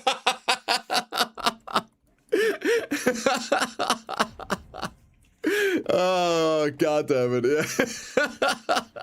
I was. I was. You know me too well. Yeah. It was so good though. That, oh my lord, that shit kills me. That shit completely annihilated me. I love it. I love it. We have the best GMs, dude.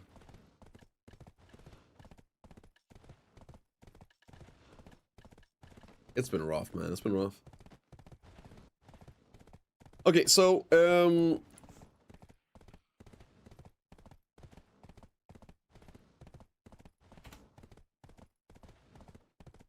here's sort of like the issue.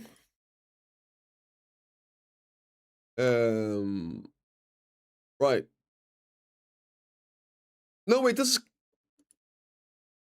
UTC plus 9, and it says 5, 6. Yeah. So here, right. It says here that it's coming, like, should be reeled at 18 KTS, which is an hour later than normal. But normally it's in 20 minutes. So you would assume that it's in an hour and 20 minutes. But if you look at the actual KTS time right now, it's 17:40.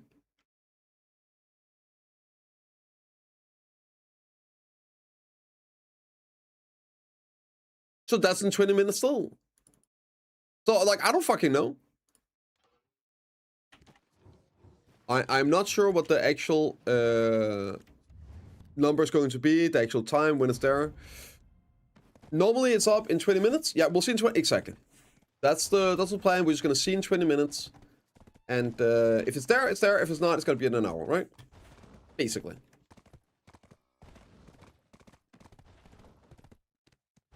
Just rolling out the last nerfs. Surely.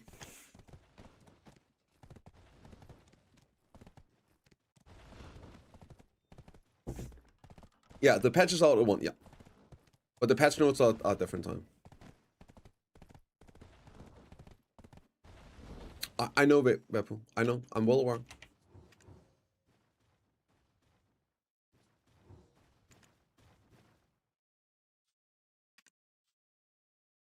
$2K monsters? Oh, I can kill 2K monsters. That's easy.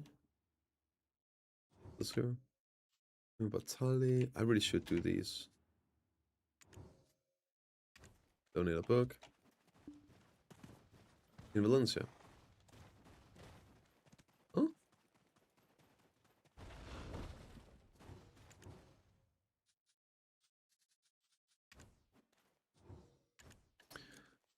We need to go to Valencia one. Lame. Fine, we'll just go. We'll take the ball.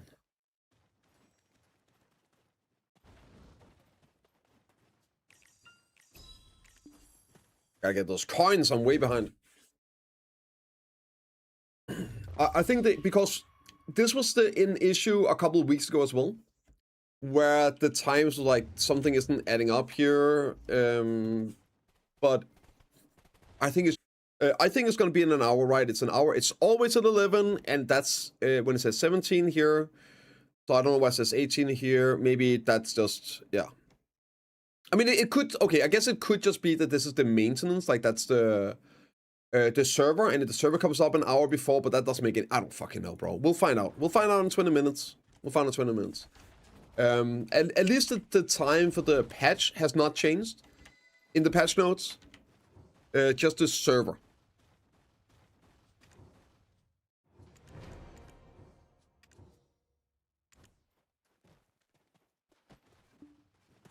Okay, and then go to Emma Battalion.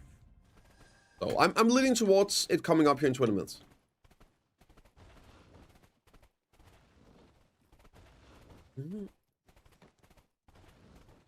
Well, it doesn't really matter any of this, right? Because what time is it right now? KST, Korean Standard Time, that's UTC plus 9, right? It's 5:45.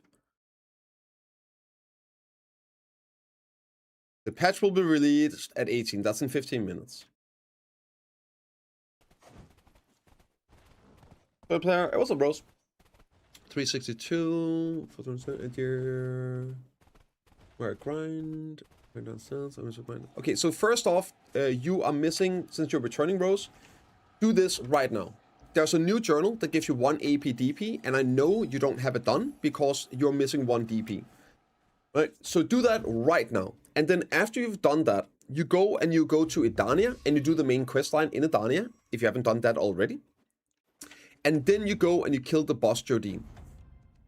There's a weekly boss you can do out in Edania, where you kill Jardine, and you have the gear for that. But you need that 1 DP to do it. And you need to start doing this because that will give you fragments of Edana that allows you to make Edana armors eventually, right? But it's time, get it. 10 AP, 10 DP, 1000 HP. Those are the stats from journals. Yes, you can grind in Edania with your gear. You can grind probably Mermaid up at Rusalka. You can definitely grind in Etheria Castle, but I don't think it's that good. You should be able to grind up here in Nympher Castle. Alternative is Osika is insanely good for your AP. If you don't have your Void Crystals, that could be a great option. But if you want to try out the new Edania spot, yes, for sure. Playing Saga Awakening? Awakening which, if that's the question, Mini. How's AP? Oh yeah. How is Highlands and City Boss? Is worth grinding or still less? I mean, Highlands was never ass. Doctor, Highlands was already worth grinding. I don't know how big the buffs are, but Highlands was already worth grinding. Is City worth grinding now? No idea.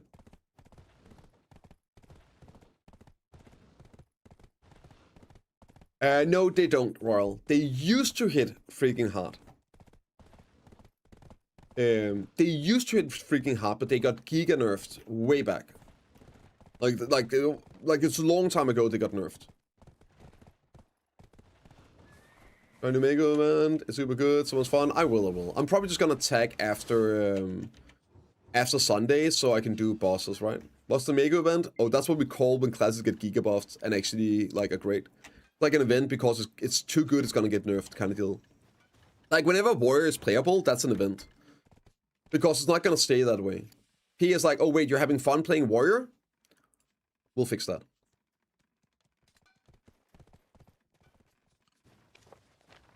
So that's what he means. Do different materials need different levels of XP? Yes, they do.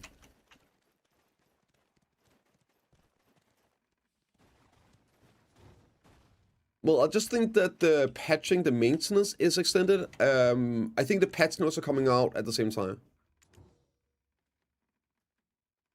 I mean, it was chumpy. Awakening Warrior actually got made into like an S tier grinder. Not S plus or anything, but like it was legitimately like S minus grinder. And then the very next day they nerfed it. And then they nerfed it again the next week. That was the Warrior event. We got 1 week of actually playing it. It was fucking great. I had so much fun. So much fun. T picks it personally when somebody grinds Warrior. Yeah. It sure feels like it. It sure still feels like it.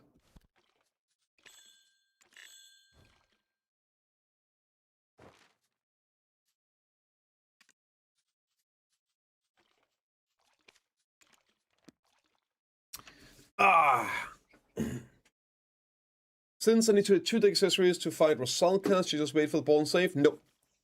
Deck accessories are very manageable tabletop, and even if they do something to make it easier or whatever, you're still gonna have 4 accessories to work on, so you can still benefit it. No, I would definitely not wait with that. I would hard push for those and get to Rusalka. Now, because you're so close, once you are at Rusalka, then you can start chilling, then you can work a little bit on just saving up some silver to see what happens at the ball. But no, you'll be able to do that for sure, ahead of time. In Warrior for like a day? Yeah, felt good. The same treatment until it's unplayable again? Yeah, that's why Hebe called it an event. Yeah. Oh, to take Mego's new push to? I think they should probably nerf Mego by maybe like 5-10%. Like 5 on some, 10 on some abilities, right? Just like 5-10% to bring it down. And then that should be the level they're probably aiming for. I'm totally fine if they go for the Mego level and everything, but you know just as well as me that then something else is going to be overbuffed compared to Mego, and they're going to forget to rebuff the classes that is not at that level, right? I feel like if you just aim for the Wusa, Circle, Sockcaster kind of level, right? And then just make it down 5-10%. I think that's going to be more likely to be good.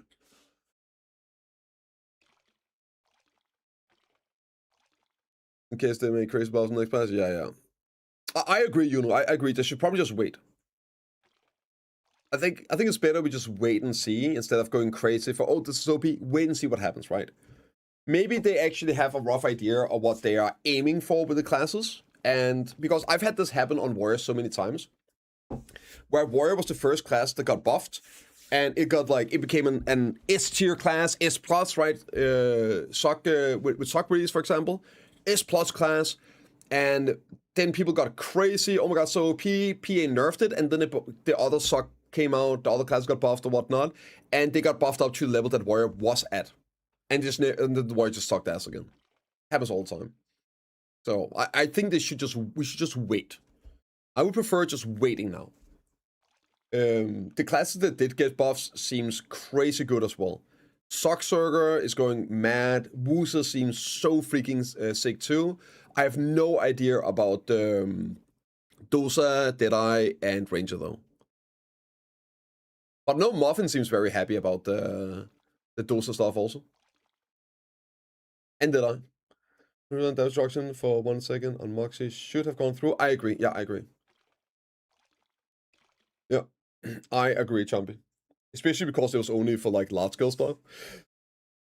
That would have been so cool, yeah. It's like Ranger's even better than Mega. Damn. I mean, it did get like fucking 50 and 100% damage buffs, right? I don't know enough about the classes. To be sure, but that's kind of wild, dude. Actually better. Jesus. I know Buckhead is already updating the tier list as well, right?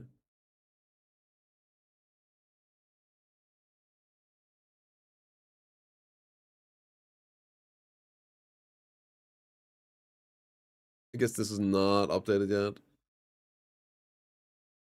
Yeah, that doesn't seem to be updated yet, right?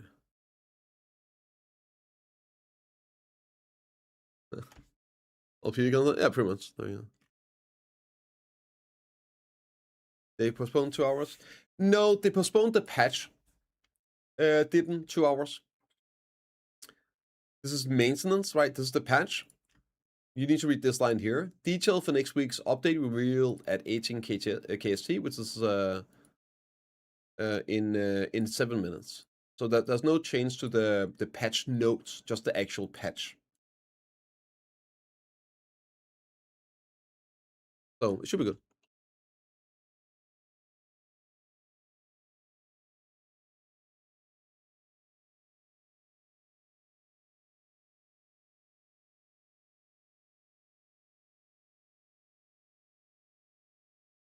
These streamers need actual reasons why the class is good and bad and why it's in the tier it is. No good thing, not as good as this class. Well, I know that. That's why it's B class. Well, why are you assuming it's streamers doing it, Quam? You do know there's other people that make stuff that isn't streaming.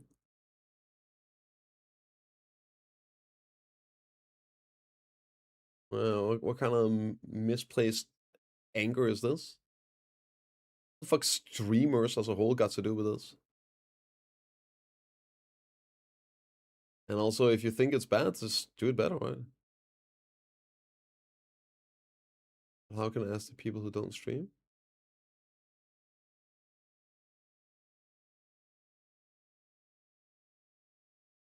What?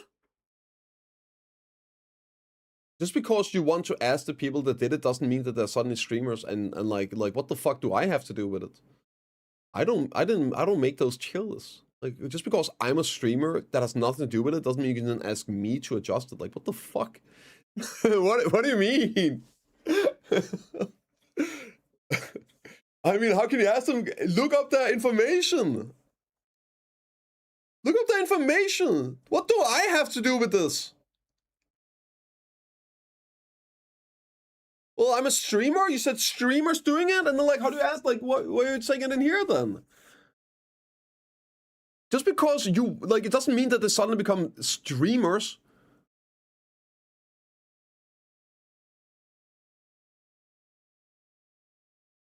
I mean, then you look up Buckhead on Discord or whatnot, right? What the hell? Yeah, something chill. It's true. Yeah. So many years, and I forgot already. Sorry. What? Oh, let me catch up on this here. Anyone else can give best season character play whatever you want. That's it. Don't worry about anything crazy, Chris. Play whatever class you think looks cool. That is the real answer. Like, we're in the midst of a yeah, all these buckhead streamers making bad tier lists. Vivino, all have shit cam systems and PvE.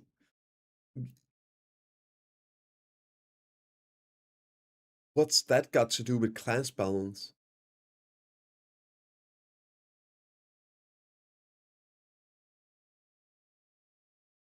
What? Oh my fucking god.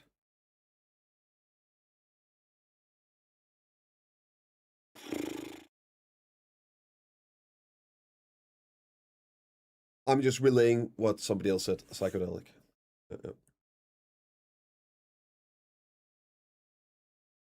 But it does. I missed that element check here. I don't know if this go fake gathering. It does not. Yeah. Thank you for answering, Shafa. I missed that question. Yes.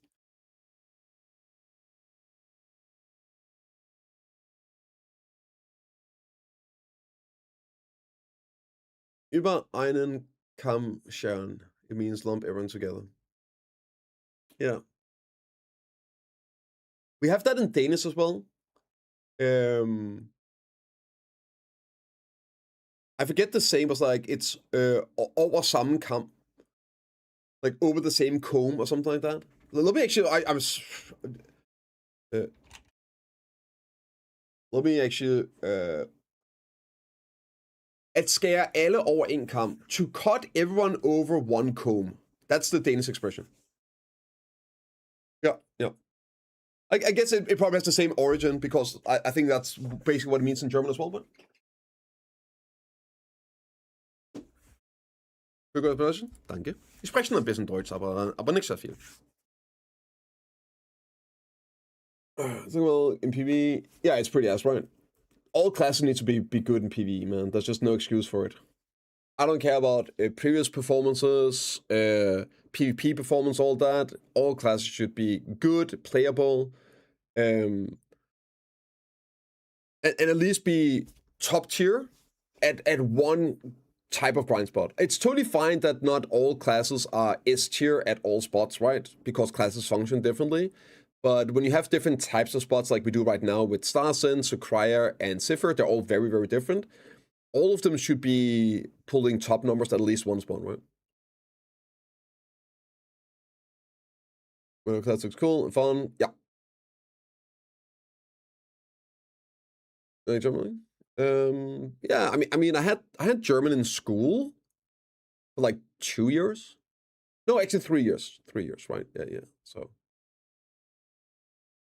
that's many years ago, though.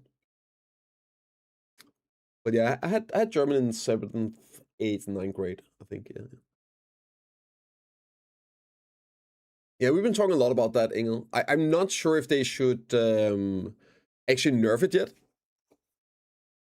And if they do, it should probably only be like 5-10%, right? Yeah. So I hope though from Xbox to PC to have one last skill you recommend. A lot of them time. What should they get my AFK hours to? Yeah, I was about to say, like, how are you going to go about it, Supercraft? For AFK life skilling, bartering is pretty fucking good right now. I would say bartering. It's relatively easy to jump into. Oh, there we go, boys.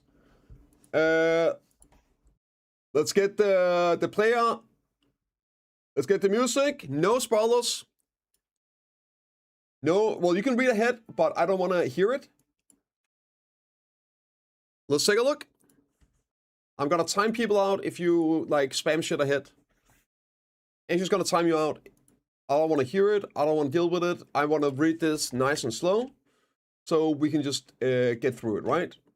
Otherwise, people are gonna be like, "Oh, this and that." Like, yeah, we'll get there. We'll get to it. More from the game. I know you're trolling. I wouldn't be that lucky. We're never gonna be that lucky. Okay. Well, welcome back, guys, to the channel. We got another global lab today. It is the 12th, and I am expecting more class balance stuff. Okay. This is gonna be a first read. It's probably gonna be a long one. I'll try to condense it as much as possible. But looks like more class balance, which is good. Also, keep in mind, there are definitely going to be some classes that's not going to get any of these buffs either this or next week. They said previous week as well, some of the classes will need more changes than just damage adjustments, and those would inevitably affect PvP. So they are not going to come out until after the end of AOS season, which is in 2 weeks, June 25th. So some classes would come in after that. So don't go completely crazy and discouraged just because your class isn't in today, but maybe it is. Let's take a look. And also this patch here will be out next maintenance, so that will be Thursday the 17th. 18th. Okay, following last week's update, balance adjustments are now completed. Are being conducted with the goal of reducing, the PvE damage disparity between classes. This week's adjustments were made to Succession and Awakening Corsairs and Succession Sages. Surely it's a nerf lacko. Which were exhibiting somewhat low damage output when considering hunting difficulty and stability. Further PvE balance adjustments are planned, and structural improvements for certain classes are also being prepared starting from the conclusion of Solar Spear regular season, 2 weeks from now. Additionally, we are closely reviewing the results of the balance adjustments applied in the official servers last week. During this process, we confirmed that some classes are exhibiting excessive performance beyond the intended range, Mego, even taking into account the factors considering at the time of adjustments. These classes were preparing additional adjustments to maintain an appropriate level of performance and provide further updates once preparations are complete. We'll do our utmost to provide a better PvE performance. Environment. So I think that's probably fine, like maybe 5-10% nerf on Mego. We talked a lot about that today here. Don't go kneecapping the classes, right? Thank you this week. We focus on... Oh, we already did that, right? I guess this is just like the English words. We'll just read it. Sometimes there's some issues with the translations. Suck Sage. Damage level was somewhat low when factoring in grinding difficulty and stability. Roll adjustments moving forward. We're also preparing a structural improvement certain classes once the season is over. Closely monitoring. Blah, blah, blah, blah. Okay. Let's take a look. Suck Corsair. W. 5%. Oh. Okay. PvE damage also chains. Raging Storm. 5%. 5%. Storm Sir.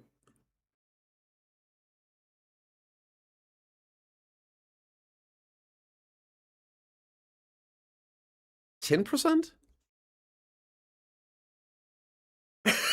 What is this? Maybe something else is coming, but what is this? That's 6. That's a 5% buff as well. It's 5%? 5%? I'm pretty sure Sock Corsair needed a lot more than this. How is Sock Corsair getting 5% and Mako was 4? I mean, to be fair, they just said that Mako was going to get nerfed a little bit, but 5%? I don't know all the abilities, so maybe there's some more down here, right? Okay, but still. River Shell, that's also 5%. This one here is 10%. Is that 5% as well? I think that's 5% as well.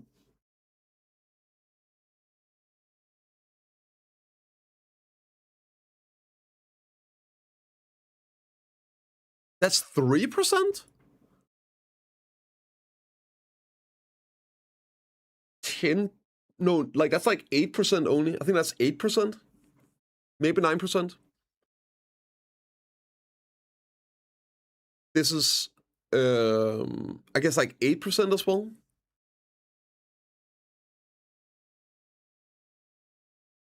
Is that only 5? No, that's gonna be like 6 maybe. Is it 5? It might. Let me check this one. I just need to adjust my mental calculation. This might be 5% only actually. No, it's a bit more. Yeah, that's 6.5%. This one here is, again, like 8%-ish. It's like 5% maybe. What is this?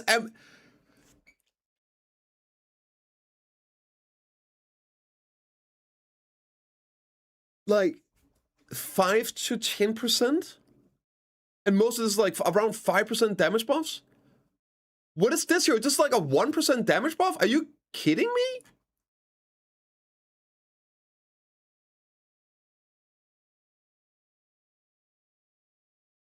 Am I going crazy right now?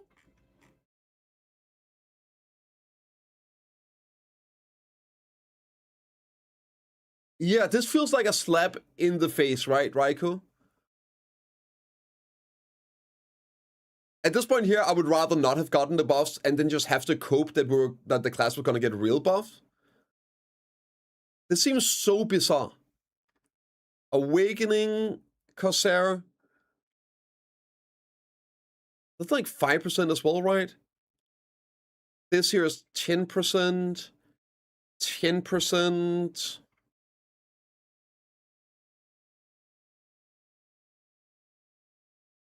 Uh, 10%. This looks like 5%. 6% maybe, 6%.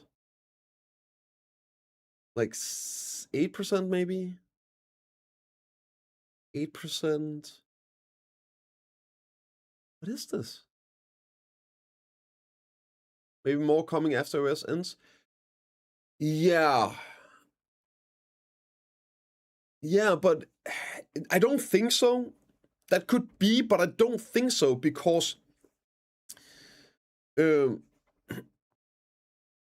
considering difficulty and stability, it sounds like that they are just getting damage buff. That's confusing. Yeah, but do you think it's gonna get that, Moldrace? But shouldn't they have said that it was also gonna get more? The patch made it sound like it's just getting the damage buff. These classes are just getting some damage buff, and that's good enough for those. And then the other classes later on will get some other stuff, right? Sock Sage. Let's take a look. That's like 10%. 10%. 10%. A bit less. What's that? That's 8%, I think. This is around 10%. No, it's not. It's that's like 8% as well, I think. 6%. Okay. 6 to 13 across the board. Okay. That looks like it's around 10%. That's around 10% as well. Like, yeah, 8%, I think. 6% maybe. Okay. So yeah, but I guess you did the math game. So 6 to 13% on Sock Sage. This is really disappointing. Like last week's pad got me so excited. Seeing those classes that was already like decent, getting some big juicy buffs. You would expect classes like this that weren't decent to get some giga buffs, right? And they're getting like, was it 4 to 10% and 6 to 13%?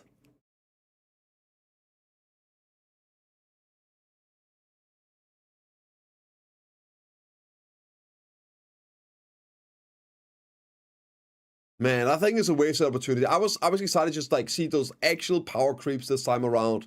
Huge buffs. And then adjust the difficulty and the balance on Idania Part 2 according to the new power level of the game. I think it's the perfect time to do it. Like, actually power creep. Strange. Strange. Okay, well, what else is here? Fix issue where weapons were automatically drawn when not resurrecting immediately after death when in the condemnation state. Next week, not Mako. Oh man, could you imagine? So abuse Mego before nerf? Yeah, pretty much. Enjoy the Mego event, guys. Might have to tag it. Oh god. Okay, let's see here.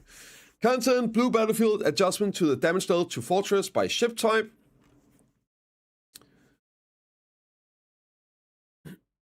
In blue battlefield at the time, whatever, we're just gonna go read this here. The durability of blue battlefield fortress decreased by approximately 32%, and the amount of damage dealt by some ships to the blue battlefield citadel has changed as follow. Gallery up 12%, improved gallery down 45%. If you're a light frigate, if you're a frigate, trade ship, destroyer, light frigate, upgrade if you're a boat, up 50%, and if you're a grand ship, Panoxian, and if you're a giant, down 22 and 10%. Yeah, I don't know if that's good. Okay, in the blue battlefield, adventurers often board large ships, such as the Carax and the Panoxian, when guild galleys are at full capacity or carrying out individual objectives. However, large ships had a relatively small role in combat compared to the guild galley, which play a crucial role in destroying forts, leaving something to be desired for adventurers who want to make a greater impact on the battlefield. To improve this, today's update increased the damage dealt by the large ships to the guild galleys, and the large ships can now put more pressures on enemy galleys, increasing their ability to hinder fort destruction. As a result, it's become more important for guild galleys to maneuver carefully to avoid concentrated fire. We hope these strategic elements make participation in Blue Battlefield more enjoyable. Do we have some Blue Battlefield enjoyers in chat? How does this sound? Is this going to be good? As a soccer Saturday for the last 5 years, we're used to it. Nothing new. We get an honorable mention in the balance patch. It's fucking relatable, man. Oh, God. Too relatable. Praise your work. Can you follow Mego, please? Maybe. Oh, you know just as well as me that it can't. PA's favorite child. So, damage increase, large ship improved by approximately 25%. I have more impact. Okay, that's good. That's good. Hell yeah. So, if you're a light frigate, if you're a frigate, improved. If you're a light frigate, upgraded. If you're a frigate, trade ships, destroyer, grand ship, Parkson, and the giant. 24% or 25% more damage to the guild galley. Ooh, Black Shrine, Calamity 2 to 7 solo bosses, reward improvements. They're completely garbage to do right now. This is great. The jump off on your weekly income, I have a video on this. I actually have a spreadsheet as well. With the new stuff, we did it, everything. On the conservative end, it's like 60 bill per week now. Without grinding, just the weekly stuff for me, with what I'm doing, which is like most of it, 60 bill per week. And that's min rolling most of the stuff. Not counting in demo drops in a lot of stuff outside of the party shrines, right? So the jump up from not being able to do Calamity 8, it's so big. I'm happy to see this, so new players can do them as well before hitting 330. Get that silver. The weekly silver income is crazy in this game. Please be good. Let's see. In the last update, lighters were added to the Black Shrine to make them easier. Yeah, it was the crazy how hard 7 was compared to even C10. Following this, the Blood Splits rewards have been improved to allow adventurers challenging these difficulties to feel a greater sense of accomplishment. We hope that you actively participate. Great. It really wasn't worth doing before. So let's see here. Okay. 0 to 1 essence.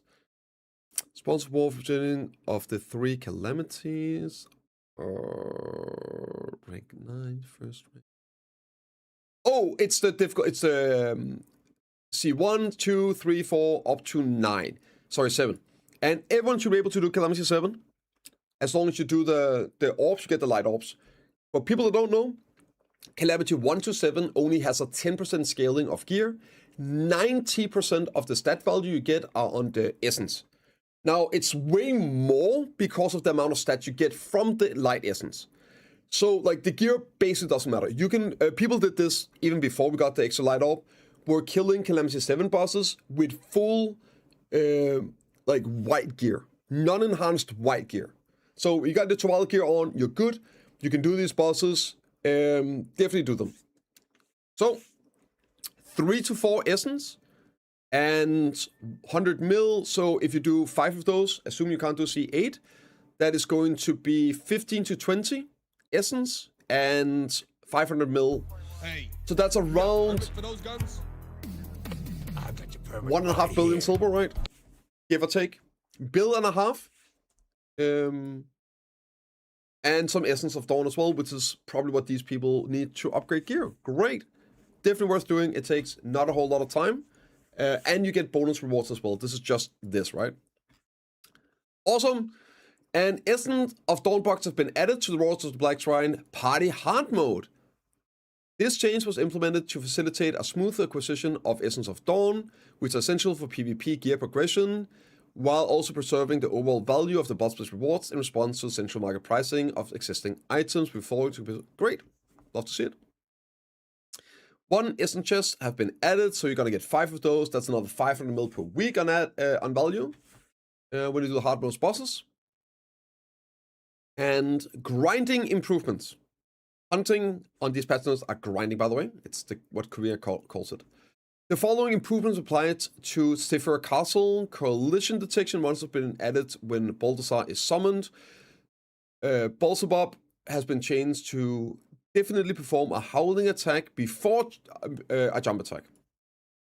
And for Tinenbaum, the movement speed of monsters have been increased 1.6 times and 1.4 of the Watcher. This should increase the clear speed quite a bit, so they get in position faster, you can get back attacks, and also kill those stupid ones spawning. Nice. The following improvement for Orbiter. The Tomb Guardian Colossus has been improved so that it moves to a closer range when summoned from a long distance. Cool. For Nympho Castle, the health of the Coral Naga Trickster and Watcher have been reduced by approximately 10% compared to the original. Location of the Dreamfish to be adjusted as one place. Okay. Be some good improvements. I don't know. Wait. Oh, Pit of the Undying? Difficulty improvements. Karaksha appearing in the Pit of the Undying had a mechanic where she could be damaged using attacks with knockback and launch effects. While some classes in Black Desert perceive numerous knockbacks and launch attacks, others struggle with them, resulting in varied difficulty. Oh, that's just it? Oh, I thought they were gonna buff it. Lame! Changes have been made so that in addition to knockback and float, Carrick's the Mortal Abyss can be attacked with status effects such as knockdown, bounce, stagger, and stun.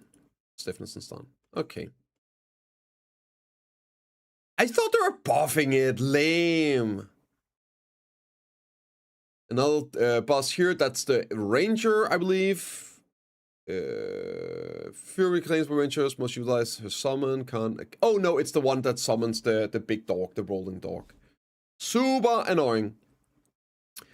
Summon maximum HP has been increased by 50% compared to before. It's been improved so that the gimmick is performed first when the summon HP drops below a certain level. The activation condition have changed before. Health 50% or less. After change 20% or less. When summon cooldown has been improved so and the iframe is affected when moving to perform the gimmick.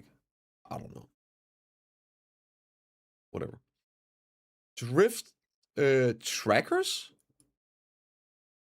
Oh, that's ocean stuff. Some ocean stalkers near the island spawn too close to the safe zone, causing adventurers to fire upon them from within the safe zone. And since cannon fire from within a safe zone does not affect damage, we have relocated these monsters to reduce this inconvenience. Okay. Allocated some quests have changed as well. Here you go. So they just moved out a little bit. That's about it. Mole appearing and revenue improvements. Improvements have been made so that a speech bubble is displayed immediately after moving, making it easier to find the moving mole while it's standing still. Okay. The range in which the mole recognizes and starts running away has been reduced by approximately 30%, and the distance they run has been reduced as well. From the time of the appearance notification until the mole appears, will be reduced by 2 seconds, so it spawns a lot faster. And the pillar of light that appears have been improved to expose according to the mole's location. The phenomenon where it was impossible to hit after a certain time of appearance have been alleviated. can be hit after the mole has fully emerged from the ground. The mole can be hit for the moment it reveals the body, so you can kill them as soon as you can see them. And the number of pink leaves of chain has been increased. Wow. 7x, 3x, 1.7x, almost 2x, and 1.3x. Cool. And the guard crush effects from the bosses, the rift boss has been removed. I guess that's the CC. And the summon pattern of the wilderness golem, a guild boss, is adjusted to appear only once during the battle. Okay, just a big filler patch, right? Big filler patch, right? A quest has been added to obtain additional sea monster essence needed for the expansion. Sailboat, 3 new quests, and you get 100 of these sea monster extracts. Here, here, and here. Improvement has been made so they can acquire the knowledge to the Guild Duke by talking to Duncan, the Guild Manager, and some small bug fixes. Let's see if there's anything useful in here. Modifications, awkward, unnatural positions, journal categories was based on incomplete. Sorry. Nope.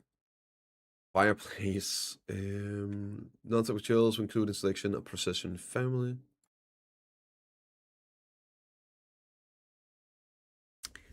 The issue where only one non-stacked material was included when selecting a processing formula containing non-stacked materials in a recently successful process has been fixed.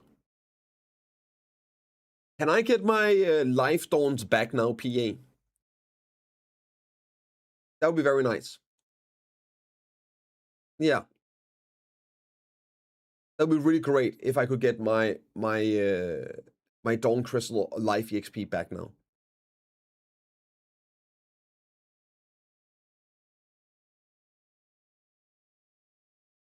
Fixed issue where a message appears stating using the exchange could yield more profit than selling trade goods.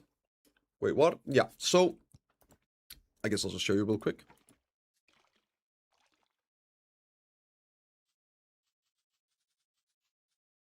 I guess I can't. I need one more of these. Right? So I was making my bond crystals. I had enough to make a bond, right? And I needed to, I actually could make a gin. So I had enough to make 4 more bonds. And I made the recipe. I guess maybe I can show it here. Maybe it bugs out still.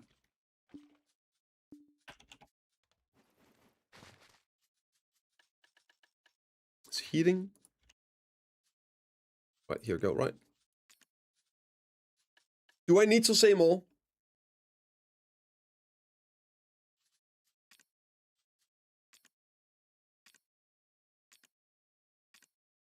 Now, I don't know if you can imagine what happened next, Bayrock. Yeah. I got some nice Essence of Dawns instead of my bond crystals.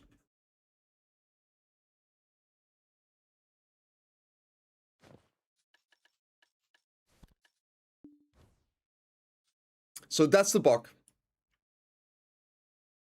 You can put them in manually? Yeah, the point is that you shouldn't have to. And the real point is that you would assume that it put them all in.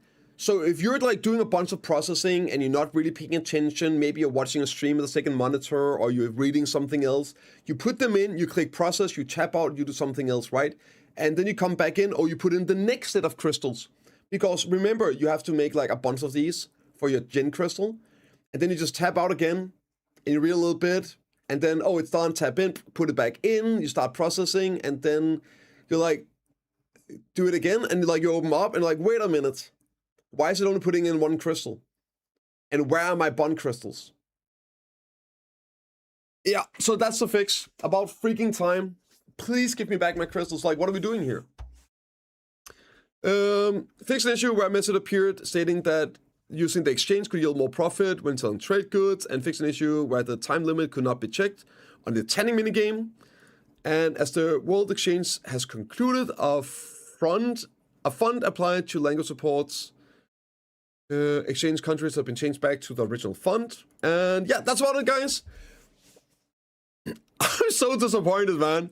Like, I was really having great expectations, looking so much forward to these class changes, and now it looks like we're getting, what, 5% damage buffs. They're probably gonna end up nerfing, if not just Megu, then probably all the classes from last week's patch. 5% damage buff, this is so weak. These classes needed a lot more. Yeah. Yeah. The rest of the patch, it is what it is, right? We're not expecting anything. We're not going to get any big content until the ball. We know this already. But yeah. Let me know what you guys think in the comments down below, and I'll see you all in the next one. From 40% to 6%. Yeah, what the hell, bro? I was so excited to see what they were going to do with the classes, man. I was like, oh shit, imagine if Megu gets 40, what can Warrior get? And we were all thinking the same thing, right? We were all, oh man, if these classes are getting this kind of buffs, what will my class get then? Well, you get a 4% damage buff. Enjoy.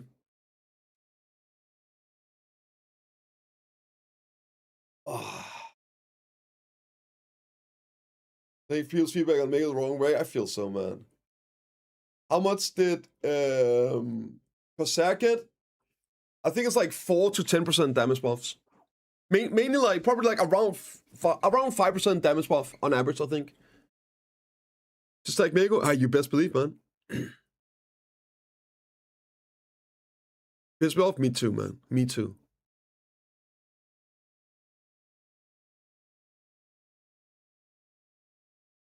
Yeah.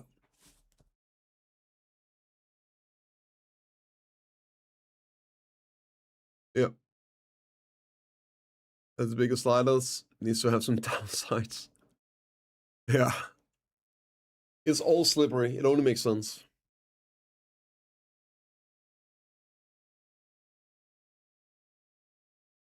Like we could say awakened damage changed only by 2.9%. Yeah, I don't know about that. I think it was like a bit more, like in the bit it's like 5 to 10, right? Get nerfed next patch as the boss. Why didn't they do this with Mako? I mean, I don't know. I'm not even mad about the Mako not getting nerfed. I'm just mad about the other classes getting so tiny buffs, right? Like, obviously Mako's gonna get nerfed now. Oh, like, okay, you did the numbers on your own combo card? Okay, I understand now, I understand. Like, you're looking at your actual combo and how the damage affected that. Okay, I get it. Yeah.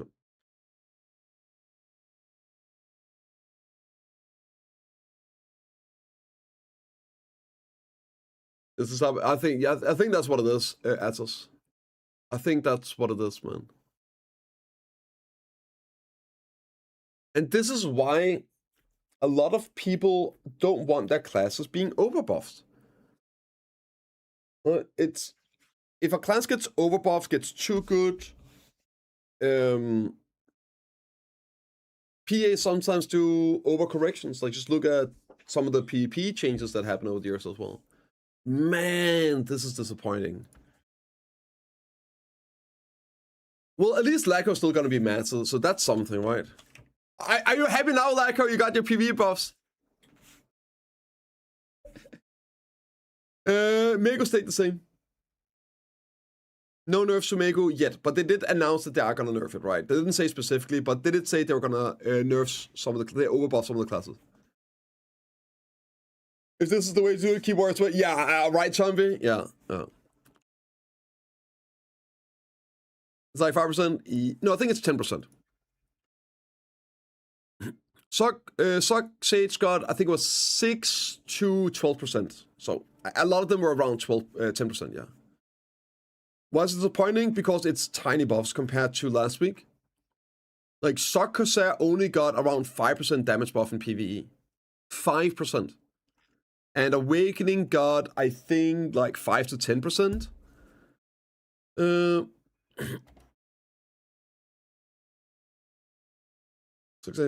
Best buff was like 12. Yeah, like, and Sox say it's got around 10%.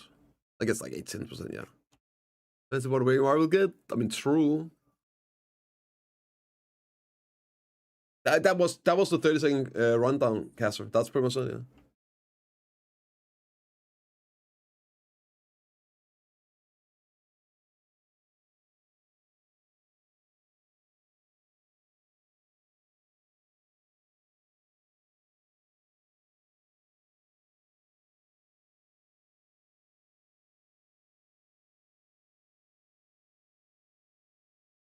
One second, I'm just sorting out the...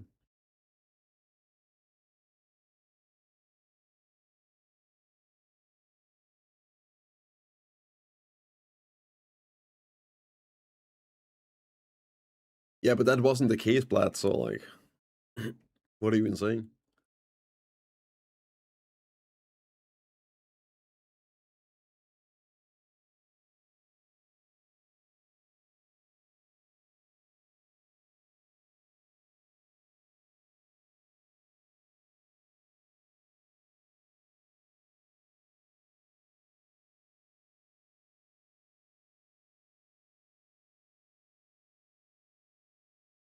One sec.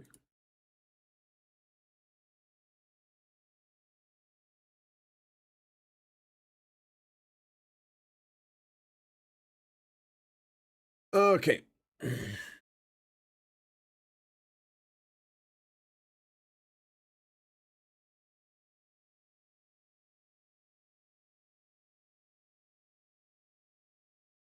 Let's move AP caps problem solved. What kind of like lukewarm IQ take is that problem was?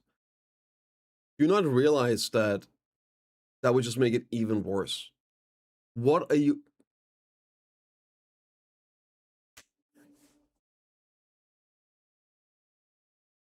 Fucking hell, man.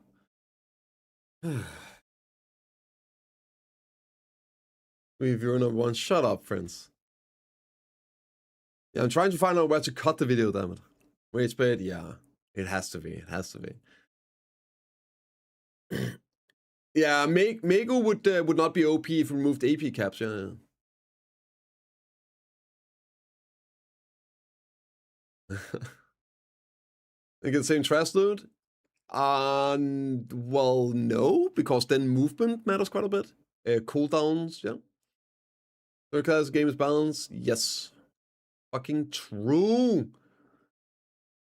Well, if everyone plays the same class, the game is balanced too, right? If everyone is grinding on Sock Mego, the game is balanced too, man. It's kind of big brain.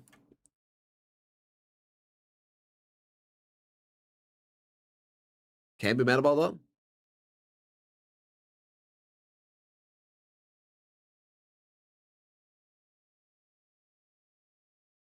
No, that's not how it works, Kim Jong.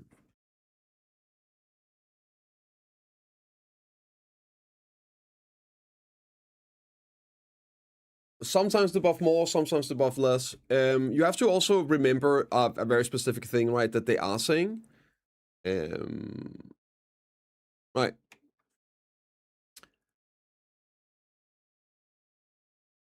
For PV balance, adjustments are planned, and structural improvements for certain classes are also being prepared, starting from the conclusion of slot. So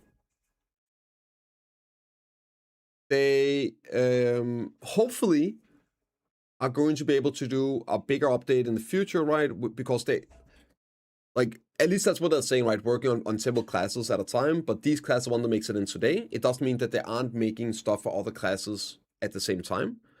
And especially the class that need structural changes, they might have been doing 5 classes already, but they can't put the patch out until after AOS, or well, they don't want to. So hopefully they're gonna drop more classes in some of these other weeks instead of just like 3 or 4, right? But we'll find out. It could very well be, as you're suggesting, that it's always like spacing out the concept. There's a little something on the patches leading up to the ball. And nerfs the next week. Oh my god, you might be right. You might be right. Yo, back lyric. Thank you for the prime. And welcome back to the gun show, bro. I appreciate it. For Gridles Dimension, they will balance flow. What are the class of prediction? Ninja on that. Yeah, Ninja and Sock Castle. I could see. Yeah. Ninja Sock Castle is a good bet. Maybe Sock Mystic, maybe. No, we finished them. We're done. I'm about to just make the video here.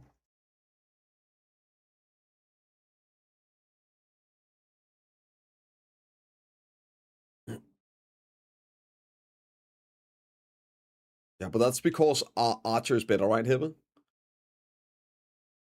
Also, you say top, you need to say the top DPS. There's a very big difference between being top DPS and being the top DPS, right? You're basically saying it's not the singular best DPS in the game, but it is top DPS class.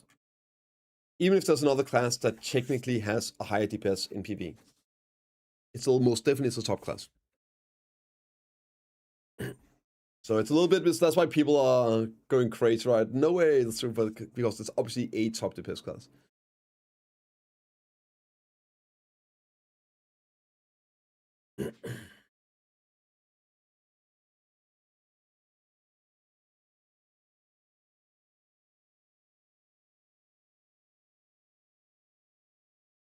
Same ballpark with Witch, Stark, Ninja, Ranger.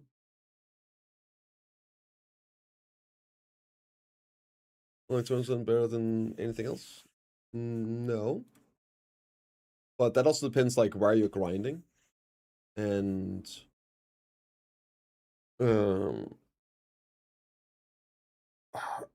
like there's also difference between the absolute max performance of classes and the average performance of classes. Yeah.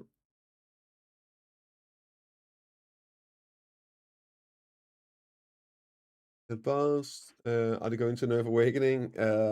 Doubt it. Doubt it. Doubt it.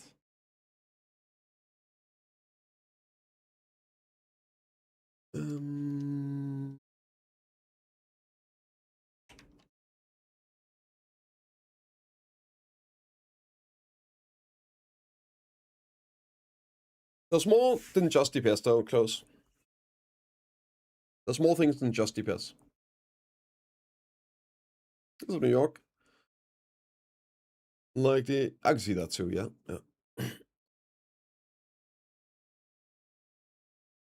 Yeah, so Megan needs to be the underdog because she's good at certain spots with her areas. That's ridiculous.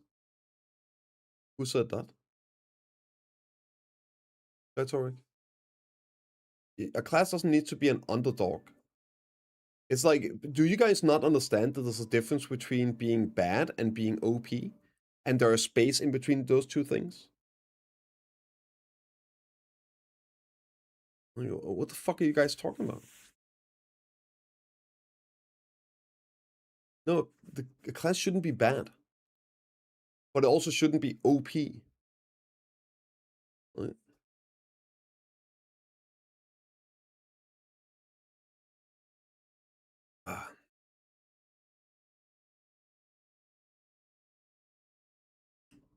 Vega needed a buff? Well, she needed a buff. She didn't need a 45% damage buff.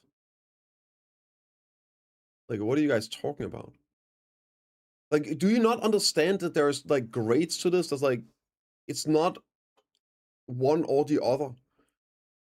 She might have needed a 25% damage buff.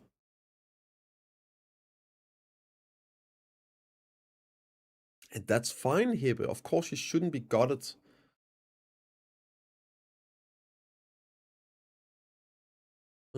But that's nobody's saying they should revert the buffs, but she might need like a 5-10% damage buff, right? It's busted. Yeah, it's busted out. It is just busted. It's crazy.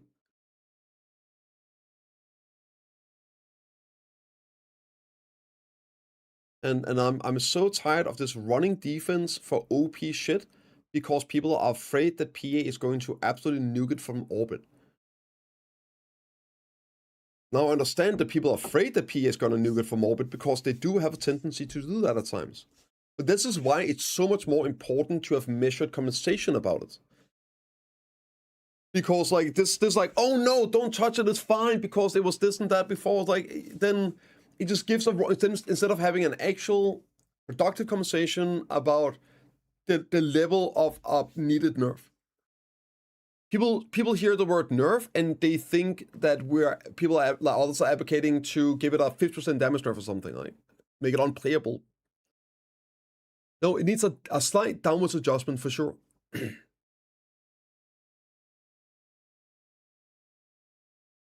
Said this, I mean, make for curious, but had to real often want the race end game because you couldn't pull numbers, use great mid games from that data and make the change based on that. Okay, so how are you explaining a 5% damage buff, Passy, to suck Corsair.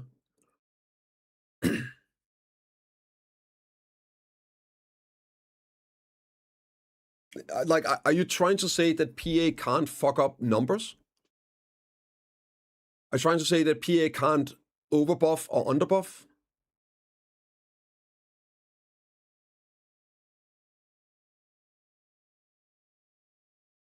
I mean, even I wouldn't go that far.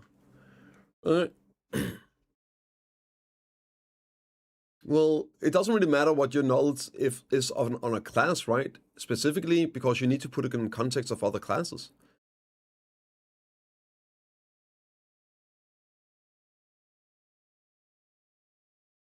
Sounds classy. Yeah, I know, right, Travesty? Yeah.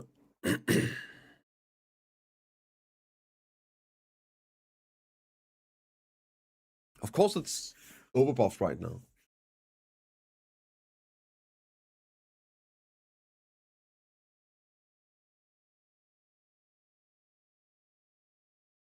I mean, Sockmaker is going to be so much better than Witch.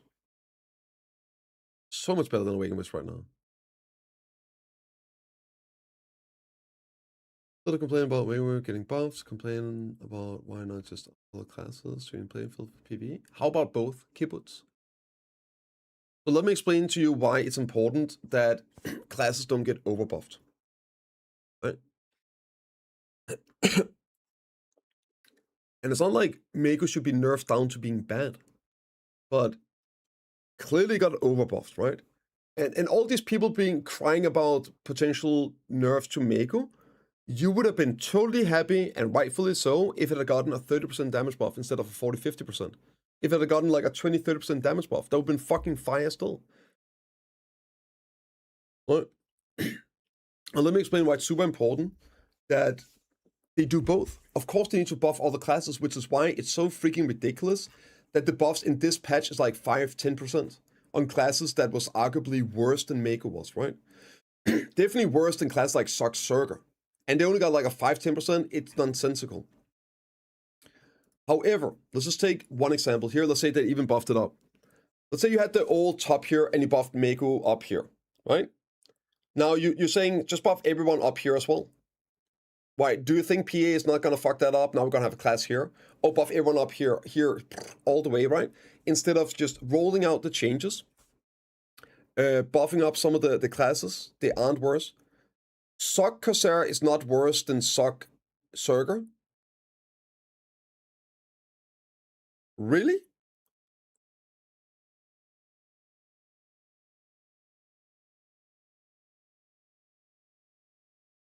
What?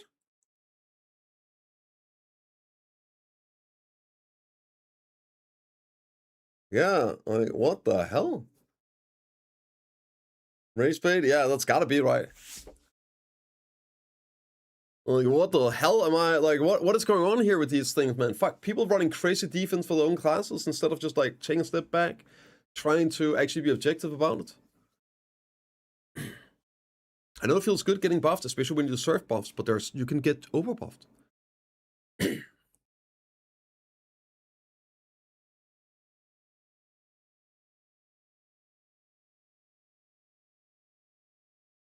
At least she could put good numbers on in-game spots, as opposed to Sock Surger.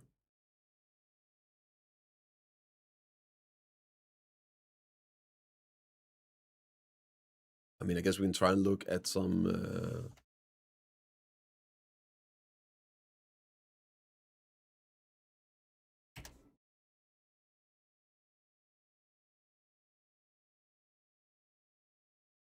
Does anyone even have it? Rachel Chicken... Even Chicken doesn't have any...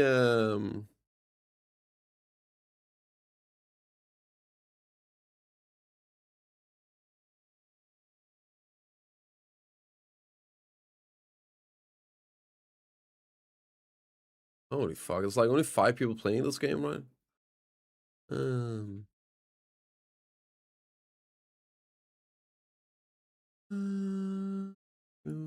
Gotta go back a bit further. Let's just go. Right. 3 hours in.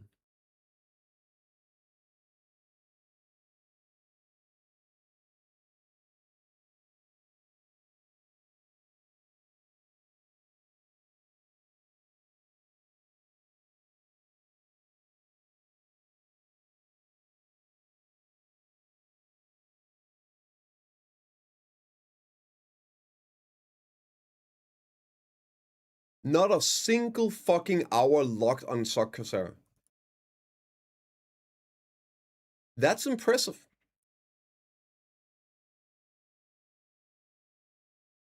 Yeah. I bet it's because it's so OP that all those Sock Corsairs are trying to hide the numbers. Yeah, exactly, man. It's so OP, bro. It's so OP. It's so OP that they're like the three Corsairs are trying to hide this. Yeah.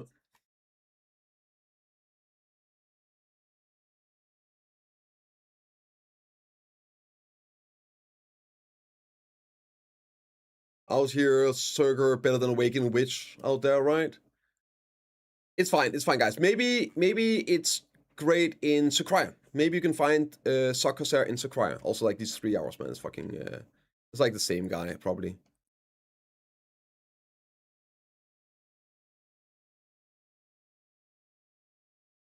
What is this even?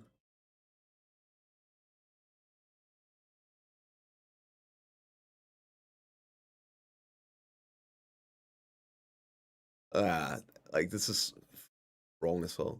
How is that doing here?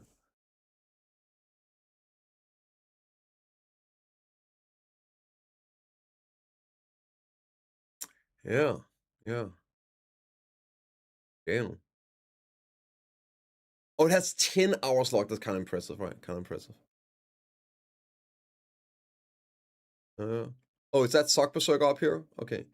Like, how do you even come up with this that Sock Corsair is better than Sock Berserker in PvE before the boss? I mean, legitimately, man, that's kind of crazy. Nobody even plays the class in PvE because it's so down bad.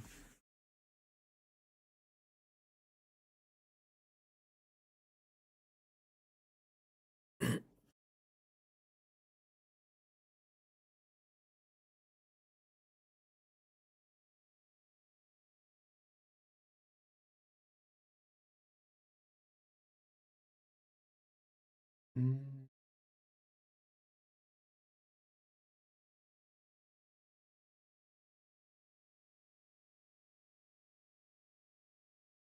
Fix it.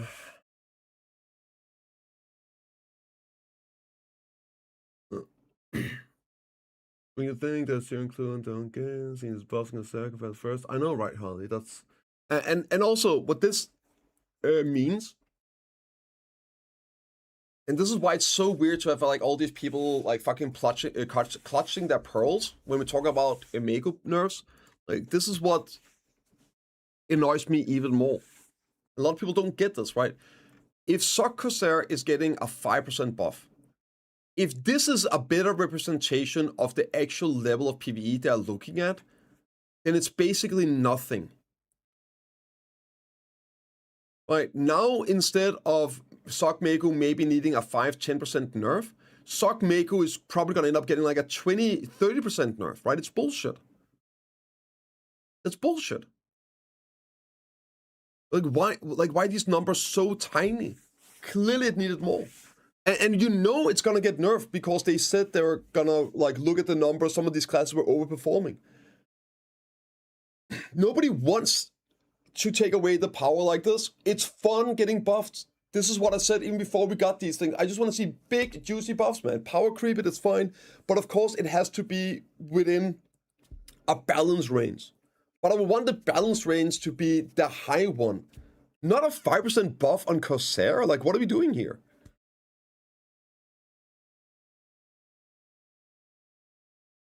Well, we're sure seeing those disgusting buffs. I know, Sky. Exactly.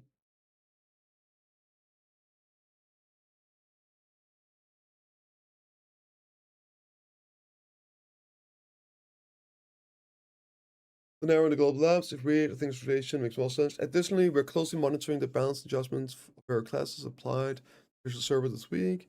During the process, we confirmed that some classes were extremely excessively performing beyond the intended range. So classes were preparing additional adjustments to nerf Awakening War specifically.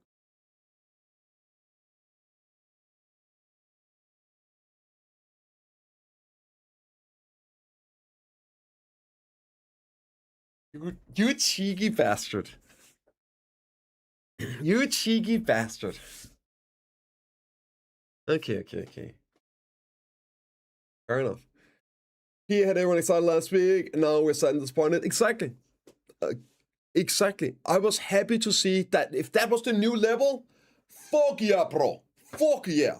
I still think they would have to probably nerf Mako like 5-10% to bring it down to the Wusa, Sock Circle range kind of deal, right? Maybe some other class ended up getting overbuffed. Like, just curve it a little bit. But that should be the new power level. Now it looks like the new power level is going to be a wet noodle, literally soaked in water. I know, right, Pella? That's why this is so... I was really happy. I don't even fucking know, man. Yeah, but that's Sky Taurus. This is why these conversations are so freaking hard to have. Because you hear someone say, oh, they should nerf X, and people interpret the nerf differently. Oh, you want to kill my class? Oh my god, you want to make it unplayable? Oh, just talk like we don't want to go back to our... Like, nobody's saying that. It got a 40-50% buff. Maybe it needs a 5-10% nerf now. To bring it, like, a little bit down. Instead of being S plus than just S tier, right? But people have knee-jerk reactions and a lot of emotional attachment to classes, which I get. But now I am afraid that Mako might be getting completely nuked. If this is the level, right? It's, oh man.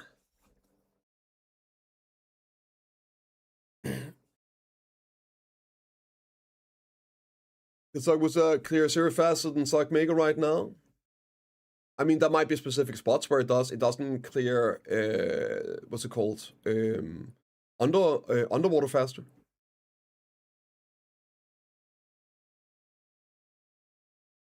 Like, I think it's disingenuous, Vlad, if you're trying to say that Sock Mako is not absolutely crazy at in-game spots after this buff. It's just even more broken at tongue grids, right? But of course it's cracked at in-game spots too. Do them overbuffing Corsair next week? I would take it. I'm gonna be real, I would take it. I think it would be totally fine if they overbuffed Corsair and then made some slight nerfs if needed to. I would rather them overshoot and then overshoot like all of it and then do some slight nerfs to a few classes that went too far, right? Instead of a 5% buff to Corsair. Like, what are we doing here? I'm scared for my Awaken Ninja PvE after this. Oh god, you're right. You know what, Prawn? Best we can do is making Sock Ninja easier to grind on, and increasing the clear speed by 10%, and then not touching Awakening. That's the best we can do. Sure. Sure, Hibbit.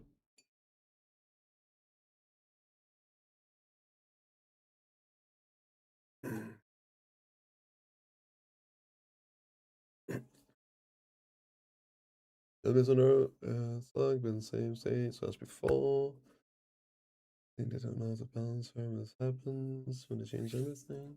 I mean, it's not about her, Athos. Unfortunately, PA always shows a very, very weird understanding of balance. Time and time again.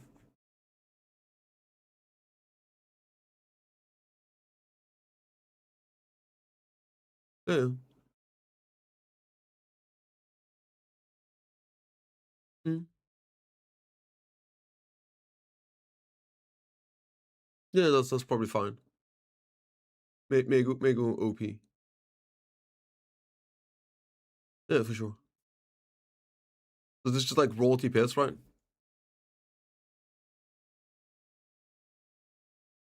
Holy fuck, what a change, man. What a change. Yeah, seems about right. Yeah. Yep. Like, you can see down here how Witch Awakening, right? It's a great example. Witch Awakening having a relatively low DPS, and it's still an amazing PvE class. So there's more to it than just the DPS. The fact that Sock Mego has so high DPS with all the other stuff it does, with the AoE sizes and all that, that adds quite a bit. And also the ease of operation, how easy it is to maintain the DPS, right? Yeah, that's super relevant as well. Like, Sock Striker up here, Shy up here. Are we trying to say that Shy is an OP grinder? Like, this is a perfect example. Are we saying that Shy is an OP PvE class because it has the second best DPS? No, obviously not, right?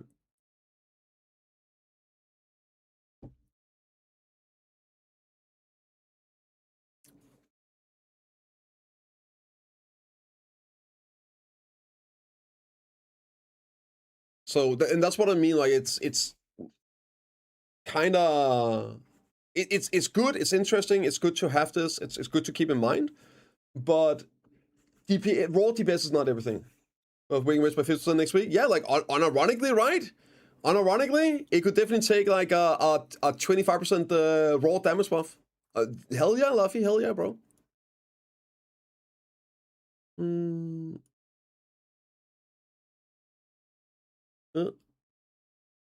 Sock Ranger is really interesting. I'm curious because like how will Sock Ranger actually performs now? Because this is crazy. So again, you can look at like the ease of operation, the ease of getting the DPS out. Also, movement is important in like how you're pulling between doing optimal comboing, the repositioning, how easy it is to get behind mobs for back attacks, doing damage while moving, and also your DPS when you're not doing optimal PvE comboing, right?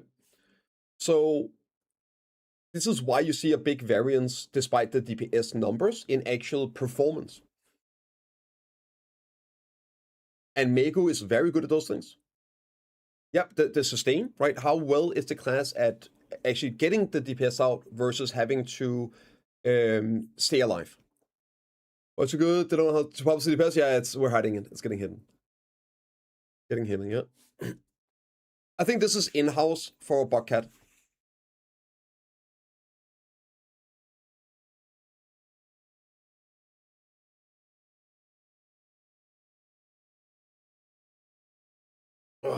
Yep. He's above on the 22. It's pretty good though. It's pretty good, yeah. Find Nithrick's Discord. There we go. Right. So if someone can link his Discord, that'll be totally fine. Yeah. Let's get buffed. Yeah. Surga OP, man. I don't even see it on the list though. Wait, is Surga not even on the list? I guess this is just the classes you guys tested, right? Because this is actually testing. It's not, yeah. So these are just the classes they have. There's going to be other stuff in there.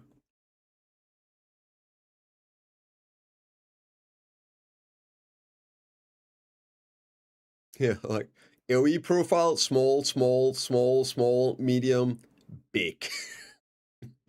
You know what I mean?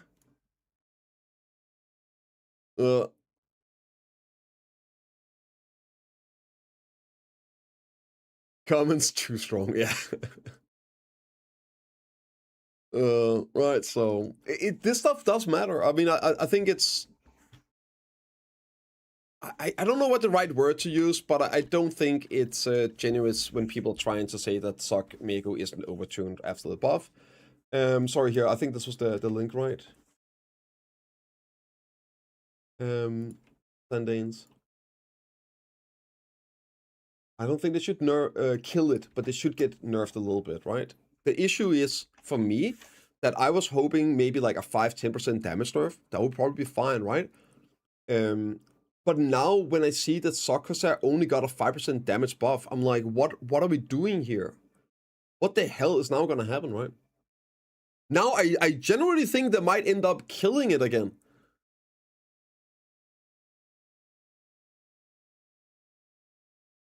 $5%. Do you really think so, Hibba?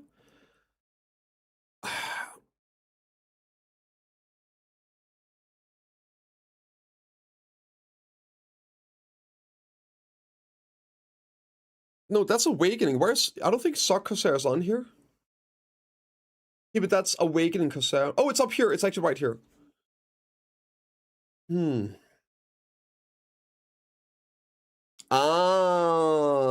Yeah. Here's a bit of an issue, Hibba. Yeah. So let me explain why this is. Yeah.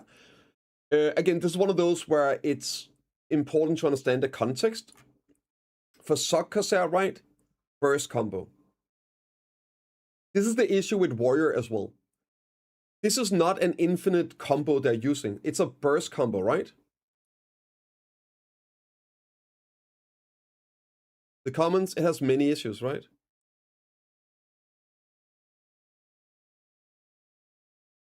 Many issues. So, and it's listed under burst combo. So this is why, like, this is again why, like, Warrior Sock's donkey dick in Sakurai, for example. It's because you have to use your sustain combo, and your DPS falls off hard. So even with like a optimal situation where you can burst things down, it's like on the low end. And a lot of the times you can't. So again, you can look here, Awakening Witch, right? Awakening Witch has way lower DPS. Like 8% lower DPS, or like almost 10% lower DPS than Sock Corsair. But Witch has permanent this DPS. It doesn't fall off. It doesn't fall off. Chicken, can you help with this, right? Am I right in what I'm saying here with Corsair? Like, I'm seeing a 5% damage buff on Sock Corsair. There's just no fucking way that's gonna be enough, right? Like, way too much information. Yeah, like, it's just DPS. This is just DPS. It's totally, this is really good, but it's just one piece of the puzzle.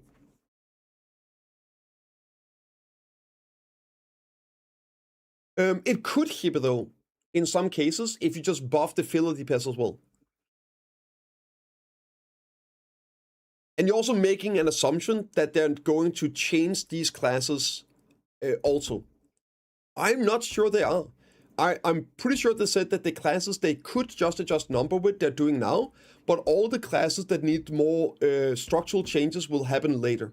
I don't think they're gonna do the damage changes to this and then also the structural later on. I think it's one or the other. Of course, we'll have to see, but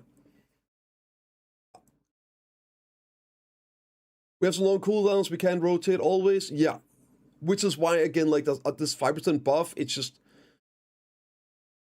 It might be good for some spots where you can kill on that time. You have time for your cooldowns, like Warrior. Warrior does pretty well at Star's End because we can use a burst combo without any of the garbage filler, and we can burst down the mobs, and then we're good. And we have time to then run to another position, wait for the cooldowns, and we can basically do the optimal burst combo every single pack. So that's why like Warrior does okay there. It's not like it's OP or anything. It's just it does okay there. It's good. That's about it. Yeah.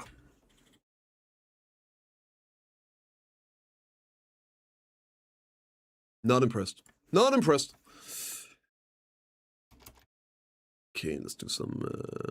Gonna do a little bit of alchemy here.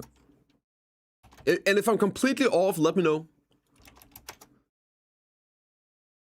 It could very well be that I'm just completely off in how I'm seeing this.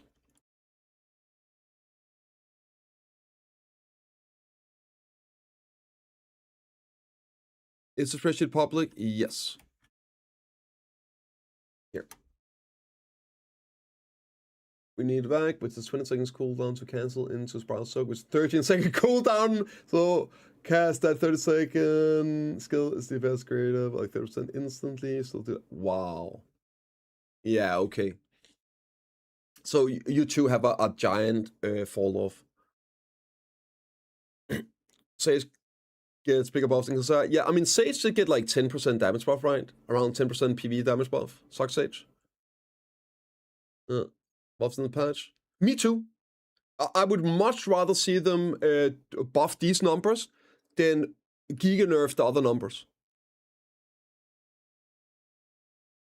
Yeah, it's way more fun.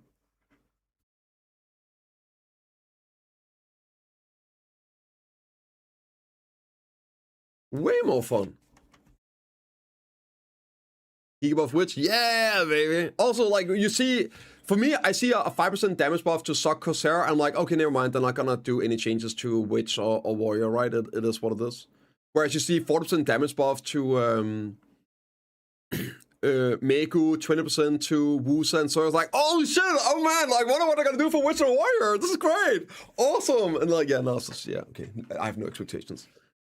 I know there's some classes out there that are gonna be like, you know what? Maybe just ignores this patch around PA. I'm good.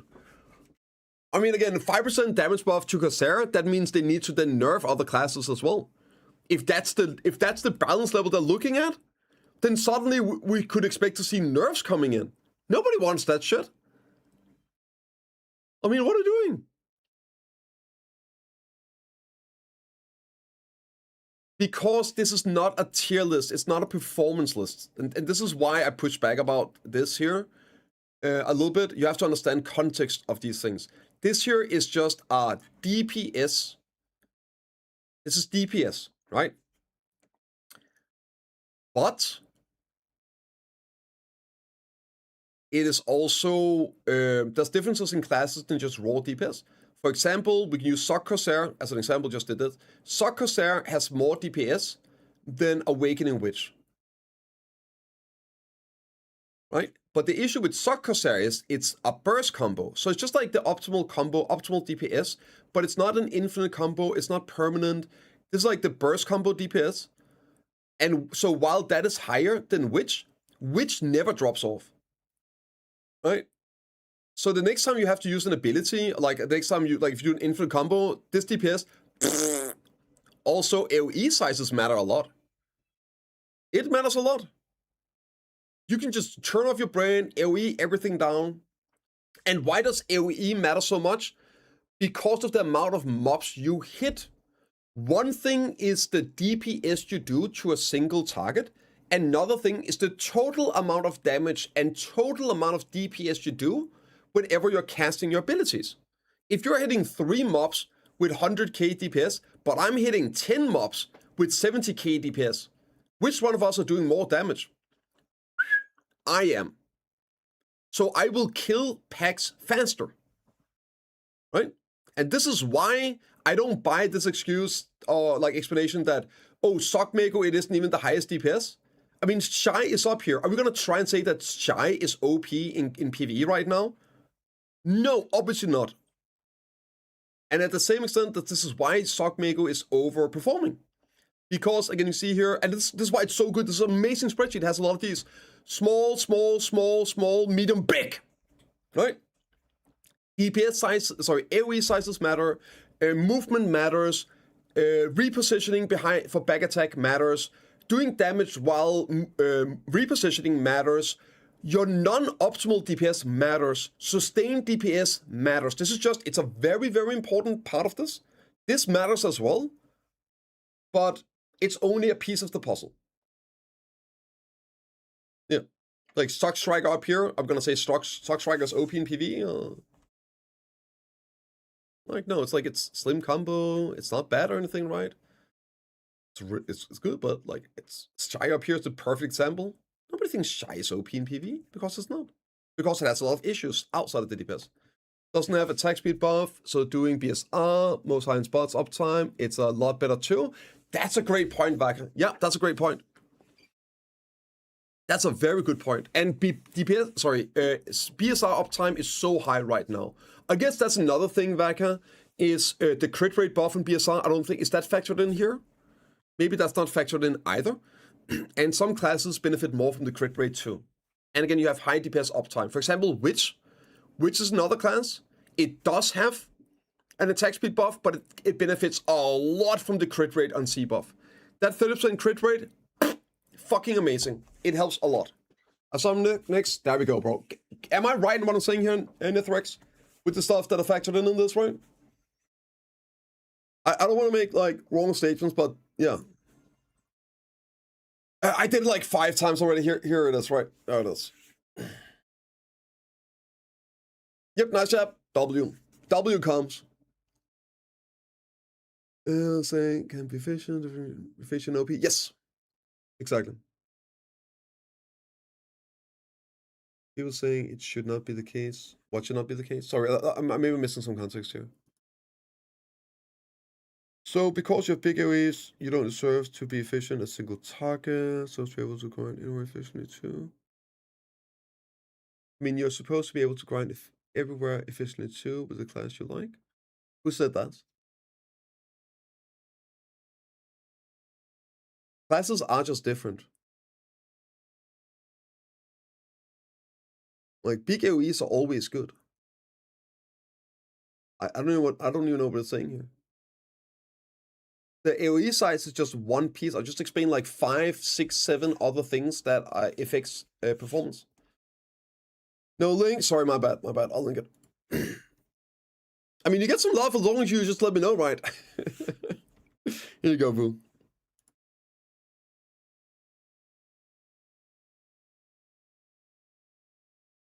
And also, yeah, just because there was maybe one place, oh, you're not top tier at that, it doesn't mean you get to be OP everywhere else, right? That's silly. How do you justify Sark Sage versus Maker? In what regard? What do you mean, Ozzy? Who's announced some data up? It's great. I don't know if there's like any data, but it destroys right now. It's so good. I saw Quindy was out doing a little bit of testing. Maybe he has some like actual numbers, but it looks freaking amazing. Tried since the buff is like insane. They probably have, but they are like people have a tendency to do this. That something get giga buffed, and you just tell yourself, "Oh, now it's just as good as the other ones." This is what other people are feeling, right? Yeah. Why it's crazy? 4 times, 5 times. A lot of people keep saying that since she have big AoE, she's not perform as good as other targets, but else it's OP. I think you're fighting demons right now, Skytosis.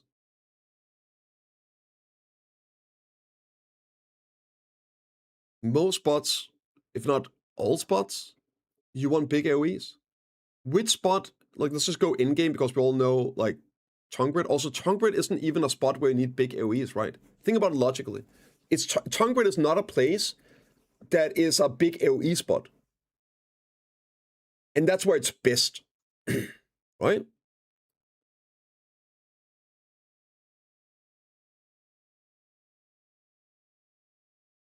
So it does fine at those places depending on the situation. And all like the 3 in-game spots are all big AoE spots. Even what's it called? Star Send, which you can make work with a tiny AoE, like concentrated damage. You can make that work. But if you can shift F and kill all those big mobs, that works too. That's good. Not every spot requires big AoEs, but every spot benefits 100%. Yes.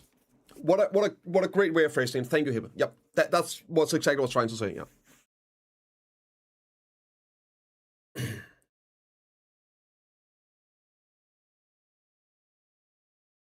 Well, that's because Mako is definitely overperforming. I mean, I don't even know what's being discussed here.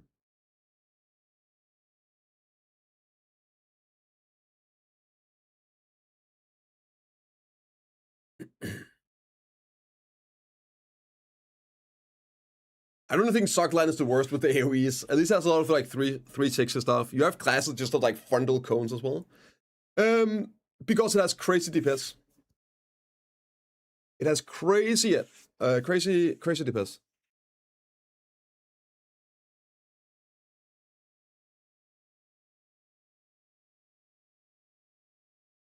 But as we said many times, DPS isn't everything. AoE sizes matter a lot.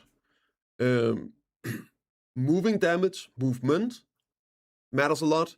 Doing damage while moving, downtime and repositioning, ease of getting back attacks, and yeah, the sustained combo instead of potential burst combo matters a lot as well.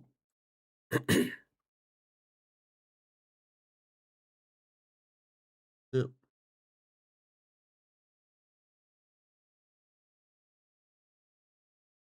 Yeah, like I'm not even sure what we're discussing half the time right now. I think it's like all of these conversations, every time we're having class discussions, I feel like it always comes down to people reading into words different things. Like, if I say that I think that Sock Megu might need to get nerfed, I can promise you a Megu player hears, I want PA to kill the class and reduce the damage to God, put it back into the gutter, nerf the damage by 50% and make it unplayable again. But what I'm really saying is, I think it's overperforming a little bit. It probably needs like a 5-10% damage nerf to bring it in line with S tier performance of other classes. Right? I legitimately think that's why all this discourse happens every single time, is people hear the word nerf and they read different things into it.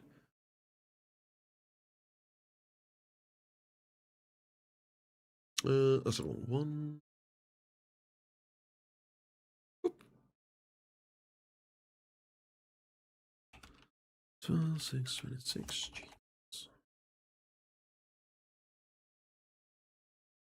Alright, let's get this video done.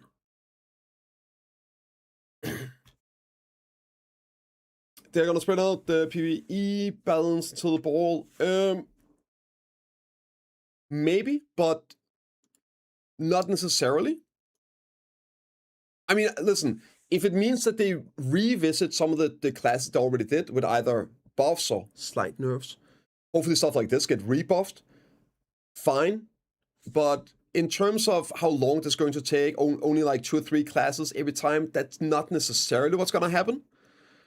They do write here that further PvE balance adjustments are planned, and structural improvements for certain classes are also being prepared. Right. So hopefully they are already what's it called? Working on other classes that just isn't in the patch yet, because they have structural changes. Does that make sense? So maybe they actually did 3 more classes today that are ready to ship. Not saying they did it, like this is the cope check, guys. 3 more classes, right? But they're not gonna put them out yet until after AOS. But we won't know for another 2 weeks. But if they suddenly drop like 10 classes in a patch, right, then we'll see, okay, they were actually doing other stuff other than those 3 classes per week, right? Every time we have a PvE patch, they buff my Sock Corsair by 5%.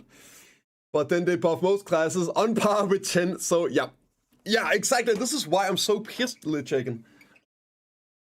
Because if like this is their idea of the new balance level, then they might actually get completely nuked on like these other classes. I personally think that Sockmaker maybe need like 5-10% nerf and then see how it ends up. I would actually been super fine if they had buffed all classes first and then did any needed nerfs once everything had like played out. But I see a 5% buff on Corsair and I'm like, oh my god, they are actually going to kill Megu. Fucking wild, dude. I could completely see them taking those classes out back and shoot them in the face. Sorry, Nithx. Let me give you a permit, Nith. And I don't want that. I don't think anybody wants that. Yeah, you can post now. 5% versus 40. I know.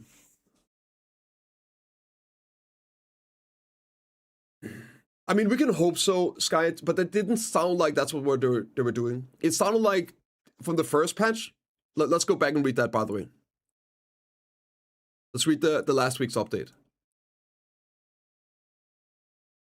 Okay.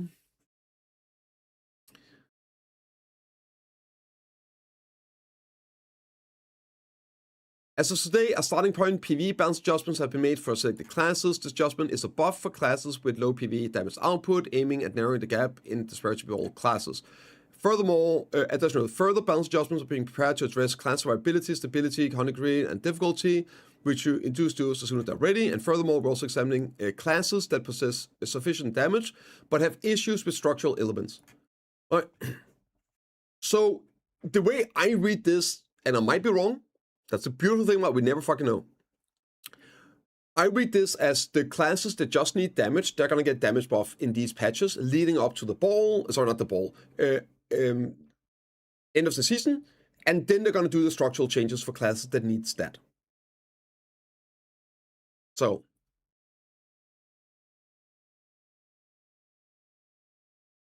Yeah. Yeah, right?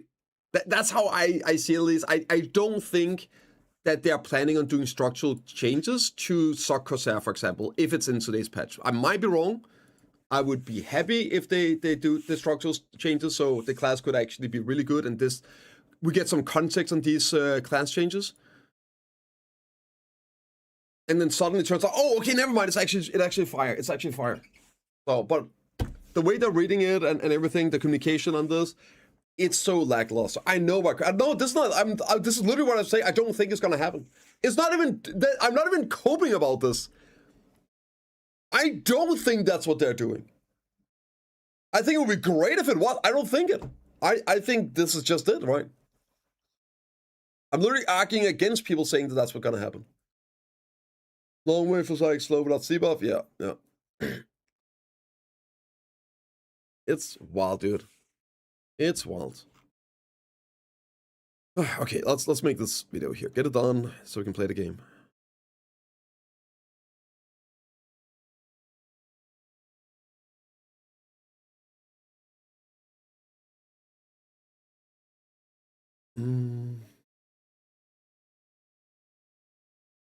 Playing for class happening. I think that's sort of what people are already doing, right? I mean, that's why they're doing these things, is because that's what people want. I think a better approach is to make posts on the forum explaining the issues with classes and making an argument of the size of buffs as like you would need and stuff like that. Because PA doesn't look to have much of a grasp of the numbers they need to adjust, right?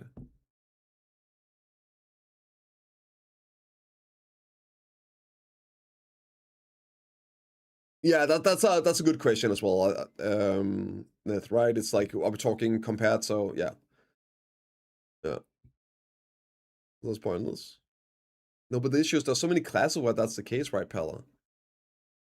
One thing is not caring, another thing is just like ridiculous numbers. Like you can not care about a class and then buff it 20% instead of 5%. So it's at least playable. Just because you don't care about a class doesn't mean that it needs to be unplayable, right?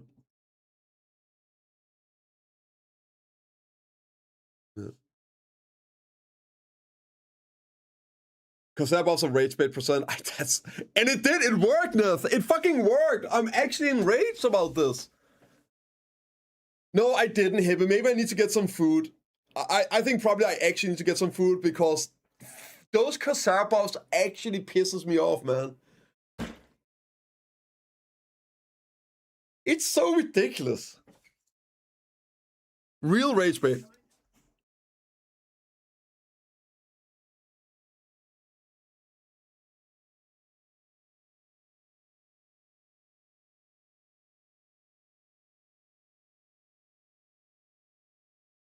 And now I am afraid that they're gonna go and giga nerf the classes from last week as well. It's a good Friday to begin with. True. True. That's a good idea, Hiba. Let me just start with the video here.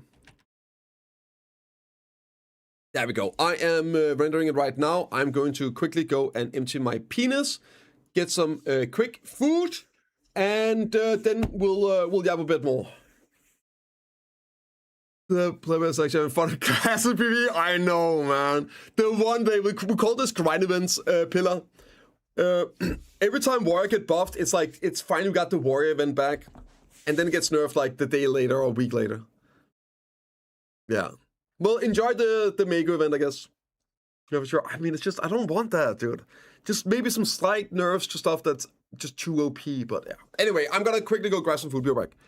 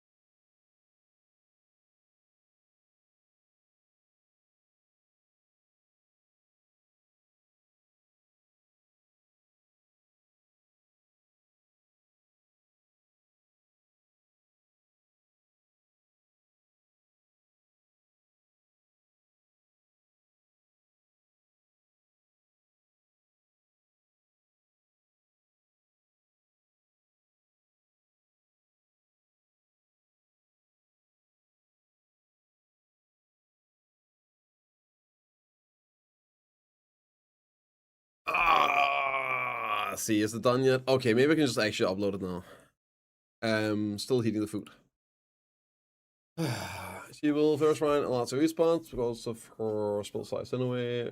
They won't be able to find much more middle ground and anything to run. So once perform correctly somewhere because of better spells and others can do much. No, of course.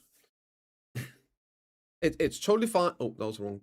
It's totally fine that some classes are S tier. For some things.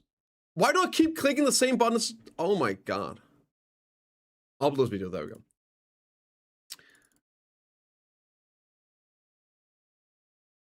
But that, I think it's very fair to say that it's definitely a bit. And for me, the big issue now is the context of this week's patch, right? That makes me worried about what they're gonna do. That would be for the best.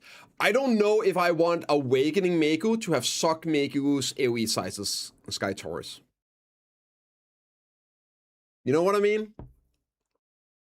Like, maybe not. Maybe not. I could see like maybe a tiny little issue with that. Might be a little bit problematic. I want that. Yeah, no wonder. Oh god. That would be wild. That would be wild.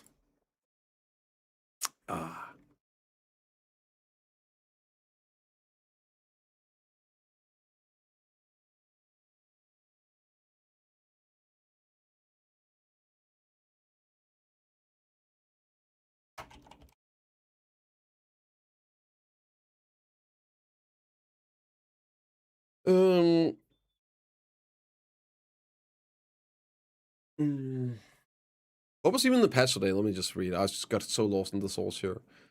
Class, balance, blue battlefield update.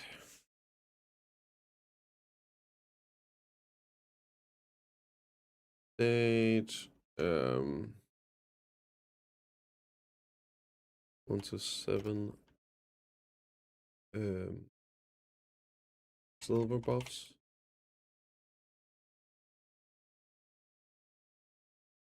Money buffs. And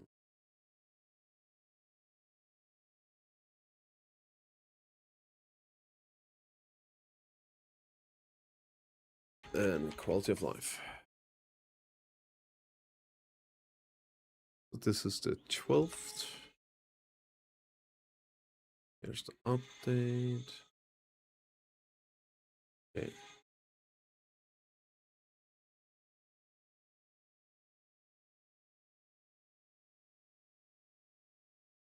Yeah. 5% update to beat the 5% cap people. True, Brenners, if you know, you know, man. They decided that they want the adjustments to hit at the downer spots with pillar mechanics, which are capped at a certain point, or on open grind spots, which you extend and suddenly more than just... Oh, they has to decide. Okay, understand what I'm saying. Will counterpoint cap. Because if you have these Idana spots with pillar mechanics and are capped at a certain point, then all classes could be good for that within the same range, because it's way more capped. So then they could focus their balance around the non-capped spots, the movement spots and things like that, and use that as the balancing point. The difference is less because of the Idana limitations.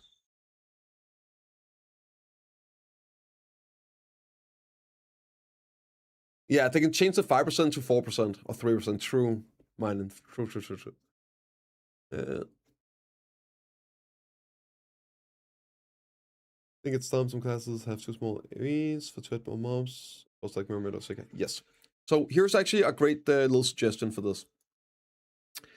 I think a viable long-term solution would be a pretty drastical change, especially for older classes. But what if PA reworked skill enhancements, aka Rabams? So many classes got absolutely ass cheeks Rabams or whatnot, right? A lot of the newer classes have really good Rabams, and they got some cool stuff for them as well. Let's just take a look at something like Dosa, for example, right? A lot of the times you're gonna have a PvE and a PvP Rabam. Maybe this isn't the best example, but like here, for example, that's a super armor damage ability, and here's a movement protection, right? A PvP buff, a PvE damage ability. What I think would be really cool if they made, and also I guess the best example is actually Seraph. Seraph is a great one to use this as an example, right? So how about just reworking a lot of these so there is a clear PvE choice and a PvP choice, right? So the classes that have terrible AoEs, well, that could be a specific version for that. And they clearly showed they can make different iterations as well. So, for example, Sock version, Awakening versions. Like you have with the light forms and then the dark forms versions as well, right? So depending if you're Awakening or Succession, it could be a different ability.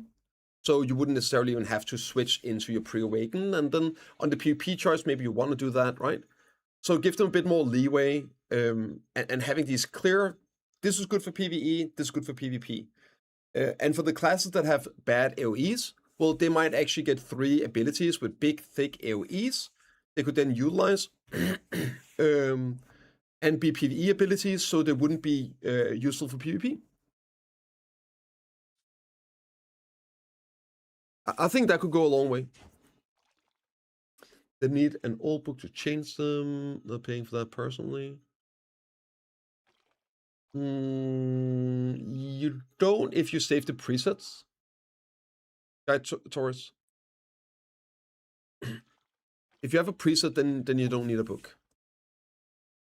Or yeah, something like an Elvia skill, a more dedicated PvE ability. That would be great too. So for class again that really has an issue with size, AoE size, then I mean yeah, hell yeah. Why does the same 3 songs it constantly playing right now? This is pissing me off. It's literally the same 3 songs. You can take all the quests for the weekly, yeah.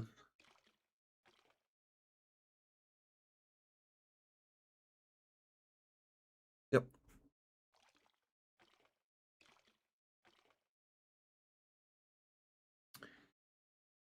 Yeah, but you can go to a skill vendor next. So you can go into BA, everyone can do this.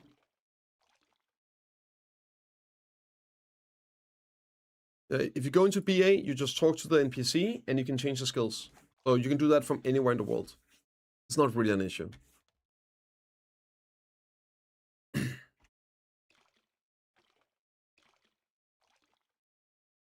Your own skills and Donald's skill gets stronger. How so it works like acetol. Just actually making something of that would be great and like be just it's a super annoying thing to do. Yeah, but so is having shit PvE, right?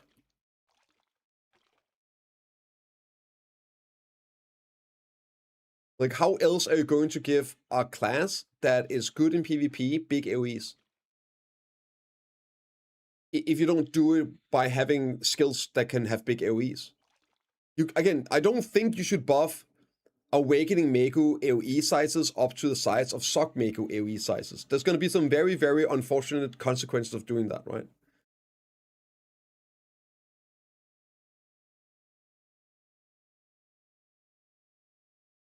Makes a point. I agree, Neth. It feels good having just a little bit of leeway in how you grind, what you do. Just a little bit, right? Yeah, like, yeah, Tamer AoE is the size of Awakening Witch, right? Yeah. Which is why I'm saying, like, a good solution would be to have, like, these alternatives, these options, where you could be playing those, right? Use those skills, and they're gonna be garbage, unusable in PvP, like just straight up unprotected, or just no damage, right? No CCs in PvP. But great AoEs, great DPS in PvE. And then you have an alternative choice on your Rabams, which would be a good PvE option. But here's an example, right? Okay. Sage's Lightning, guard mode. How about having a Sage's Thunder option, where this has if I choose this instead, it's a big ass AoE, and it's has no CC on it, but maybe there's a Sock version and Awakening version, and so I even stay in my stance using it. Now, I'm not saying that Awakening Witch has AoE size issues. Just imagine another class that had, right? That would be pretty good.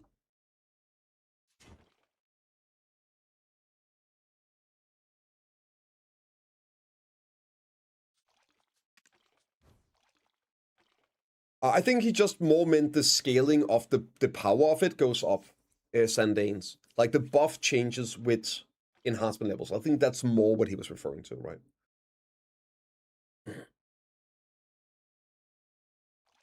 On PvE, yeah. And that's what I mean. Like you could have some of the weapons that was like specialized for PvE, big AoEs, right? And be bad for PvP, no damage, and the alternative was a good PvE version. Sorry, PvP version. Fix the gaps PvE with AoE movement, frame seal instead of mostly being useless. Yeah, but this is a way of making some of those useful, right? For example, here in Witch, I would never use these. I never use these either. I just have it. The only I ever use for anything is Sage's Line. Nothing else. I don't use this or any of these ever. So again, just rework them, make them actually useful, and then you could make them close these gaps. Some of the issues are classes need issues. They need to have issues in PvP at least. But you can use some of these abilities to then close the gap in PvE to not have to change the main kit, which then would fuck up PvP balance, right? I choose a vacuum in Digia Thornwood. Yeah.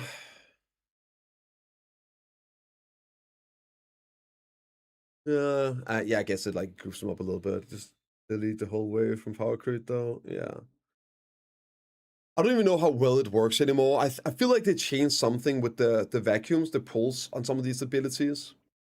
Like I tried to use it on grinding as well, and like negative AP, so it wouldn't insta kill. It just didn't do anything. Like the mobs just didn't get moved or anything. So I don't know if they changed something that maybe it still works. It's just different mobs works differently. Oh shit, my food is burning.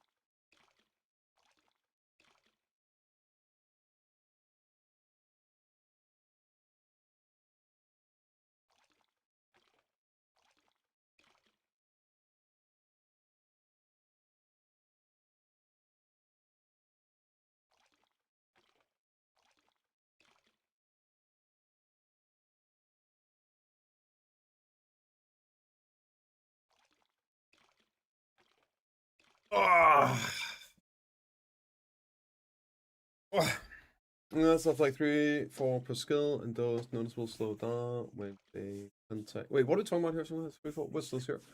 Oh, the unhit effects attribute to hit length. Oh, I'm not entirely sure, like, if it's also attached to the debuffs and stuff on hits, or if it's just quite literally the amount of hits and ability you have. Quint. But I wouldn't be surprised if there's also something like that could increase hit stutter with the application of things. Like if the ability also has a CC or had debuffs, and how that might just affect the server side of things. Yeah, I wouldn't be surprised. But I haven't seen any testing on that. Good morning, Valkyrie. The Valkyrie, it finally happened. They buffed Sock Corsair. It really happened today. They finally did it. Yep. Corsair. Awakening also got buffs. Awakening also got buffs. Yeah. And it should still be shit properly? Yeah. Yeah. Sock Corsair got 5% damage buffs. 5. Awakening, I think, got around 5% too. Maybe like 5 to 8 or something like 5 to 10, maybe. Yeah. Yeah. Yeah.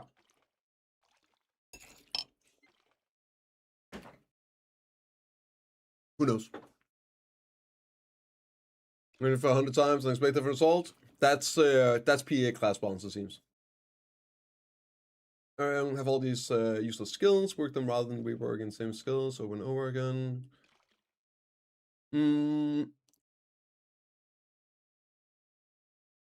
Yeah. Yeah. Yeah. Again, I'll use Warrior as an example. I don't really care too much about the useless skills in pre-awakening. Honestly, they've done more damage to Warrior by changing some of those over time. Like removing CCs for counter. Like just basically removing CCs left and right all the time. But like Merciless, Knee Kick, honestly, still Hill Strike. Hill Strike is actually fine now. It's just something you can completely forget about. But still, it's just such a silly ability. Just bake it into Balance Strike already. Yeah, for sure. For sure. For sure. Goddamn him. This fucking guy. What have I done? It's so big? That's what she said.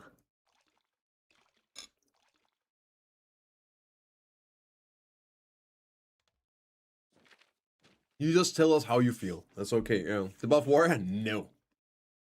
No. And at this rate, I'm not sure I even want them to buff warrior anymore. Oh man. Like if Sock Corsair is getting a 5% buff, they might just nerf warrior, right? Who knows? Like think about it. Went from like 20 to 50% damage buffs to 5 to 10%. Next week it's gonna be 1 to 2%, and then the following week they're gonna start nerfing.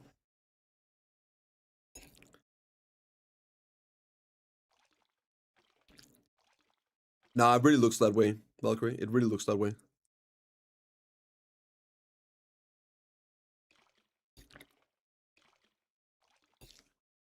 Yeah.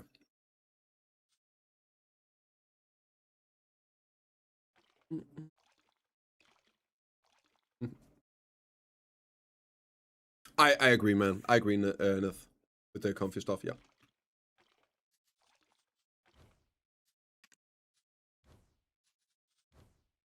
There's a reason that despite not being the absolute best PvE classes, the comfy classes are always the meta.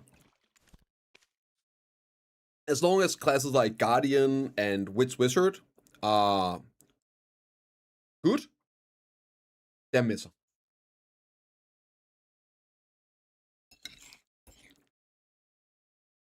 Confidence goes a long way. We give this some love? Nope.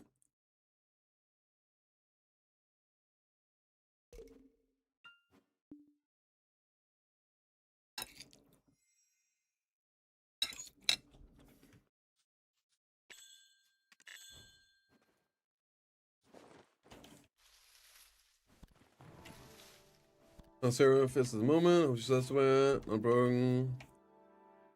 Too bad in PvE. Yeah, that's pretty. She's solid in PvE, man. Her dark form is so much fun as well. Oh, we got 20 here. Okay, so we just need all of this one. Spinning wheel, offers, choose the buffs. I know.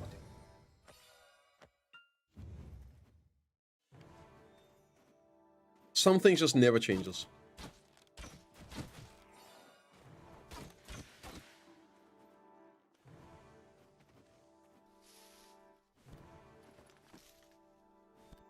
And got the kid conversation. Yes. you know that's true as well, right? Megu is going to be on the list of structural changes, and those structural changes are 100% going to end up being a PvP nerf. And barely, if at all, a PvE buff.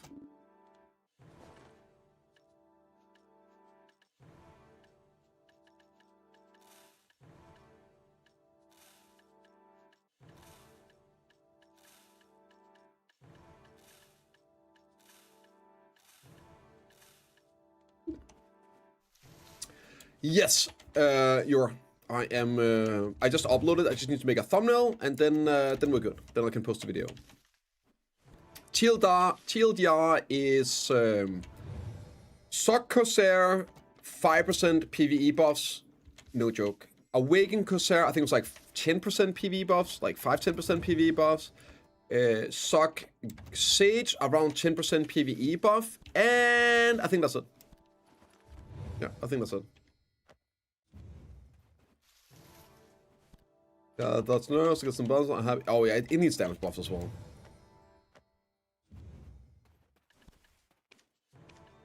And like my excitement level for this like session of PvE just crashed so hard, man. I was really excited to see classes getting buffed up to like Sock caster level or whatever, right? But now it's like 5%. Come on, yeah.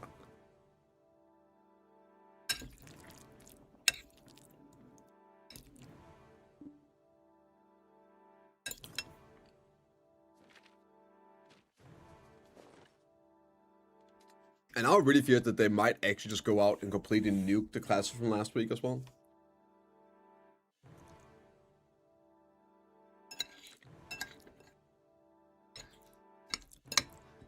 I get like correct me if I'm wrong here, but I think that Sock Circle was strictly better than Sock Corsair in PvE before NFT's buffs, right?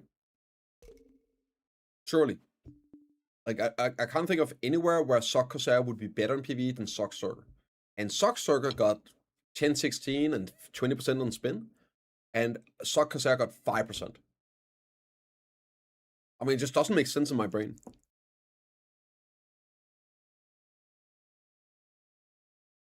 And I'm not saying to nerf Circle, I'm saying to buff Corsair.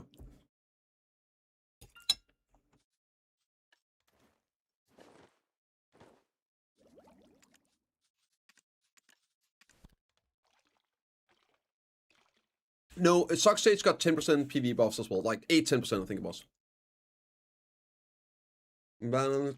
Yeah, like that's what I thought they were gonna do. It looked like they were really gonna go crazy on this one. A little power creep before the new content.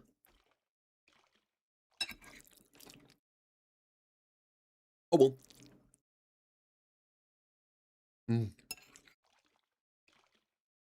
Chicken and rice, dude, is the best. Same for Wusa. Yeah, yeah.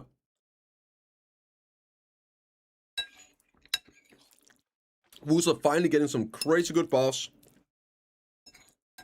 Top tier right now again. But like, yeah, that should be the level they're aiming for.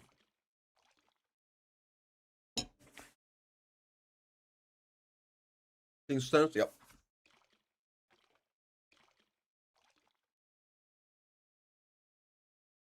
Off this morning and crash out, yeah. Yeah. Quick nip. No! No! Hell no, Hibbe. Hell no, brother.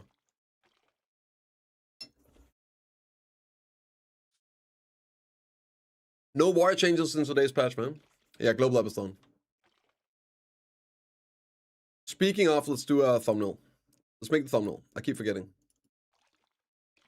The video is updating right now, or uploading. I just need to make timestamps and then the thumbnails. Let's do that while I'm eating anyway.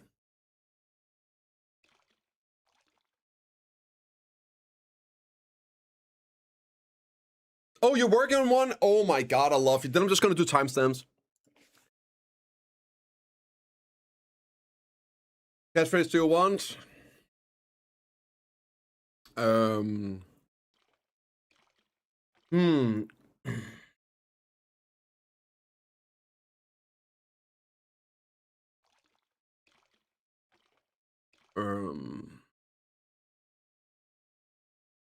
Yeah, rage bait. I don't know.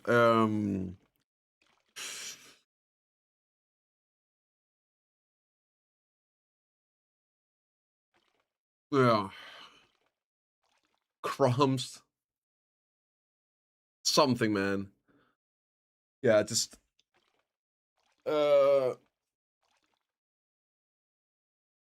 like it was fun while it lasted. Something like that, right? That's kind of like the feel I think we all have with this patch. It was fun while it lasted. You know what I mean? Something smells fishy. Okay, that's pretty good too. That's pretty good too. That's actually really good. I like that a lot. That's that's good on so many levels.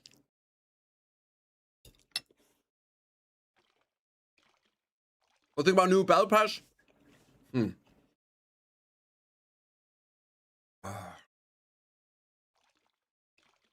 There's like a lot of depends on if I like it or not.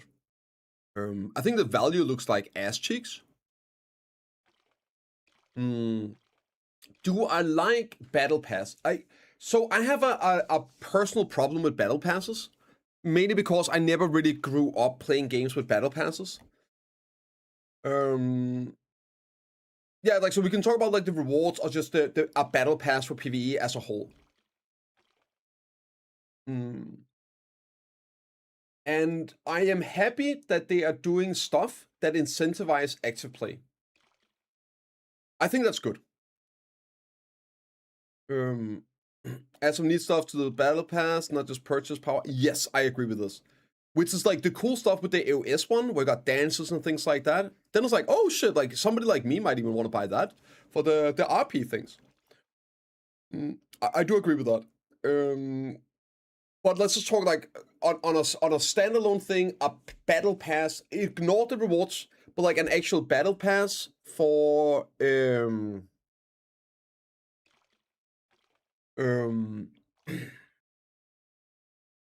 PvE, potentially life skill in the future. I think it's okay. I do like that they're encouraging active play to earn additional rewards. But I'm not, I don't really know, man. I'm not used to battle passes in games I play, right? So I don't know if this is good or bad or what it means, all that. I mean, I would like it a lot if I knew that if they make a lot of money with these battle passes, they would tone down other pay-to-win aspects in the game. Or maybe reduce the need for quality of life purchases. So I understand they need to make money. PA needs to make money. That's fine. And I would rather them make money on a battle pass like this than make money on shitty, inconvenient stuff. Right. So, yeah. Better me if we didn't have like 3 subs. Yeah, I agree with that as well, Hukari. I agree with that. If this means again that they would then reduce that income, but realistically, if they just make more money with that, they just make more money. So, yeah. I mean, of course, the price for the rewards, ridiculous, right? Yeah. I think the actual rewards here and the cost of it is silly. Silly. Super silly. For like 3,000 pearls? Really? Yeah. Weirdly rewarded. So much paint, yeah. I guess this is a treasure map swipe. You buy this if you want to pay to win your treasure items. All right. So for me, I'm looking at it as do we want these special passes, the battle passes in the game? Is that good? And then how is this one structured as a separate issue? But yeah, I guess it's fine. I just, yeah.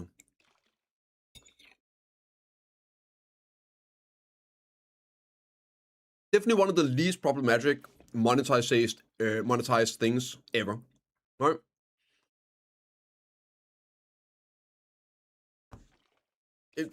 Yeah, like this is sort of whatever, and you incentivize people to play, and there's a free version on it as well. So I think like as a whole, it's fine. It's fine. Need to adjust the rewards, the cost, and hopefully if they can make a lot of money with this, they could reduce reliance on income from other stuff like convenience or whatnot, right? 15 hours? What a legend, man. Good shit, extra.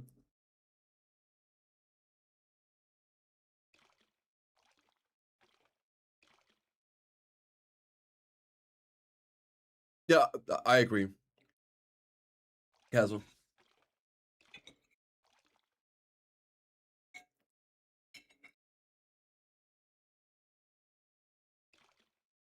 Ah.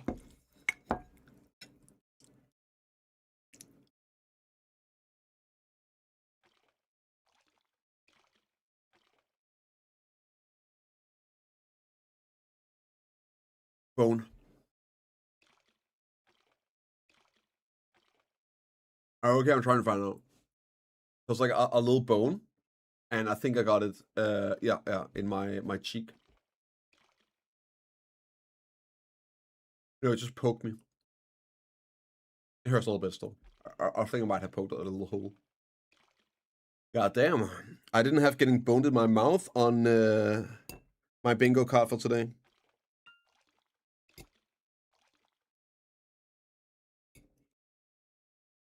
Ouch. Well, I guess I'm done eating.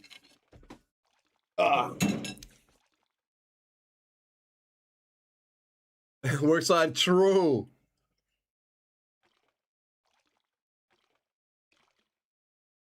Use the thumbnail channel Discord. Okay, let's see. Let's see what you cooked.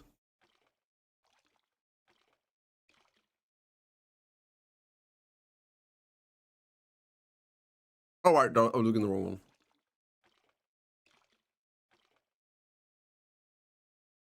I love it! Holy shit, I love it! Perfect. I'm gonna show you guys here one sec. Let me just here in thumbnails. Oh my god, it's so good.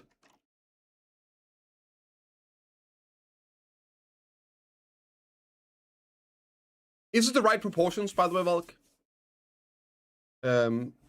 Something looks off in the proportions, but maybe it is.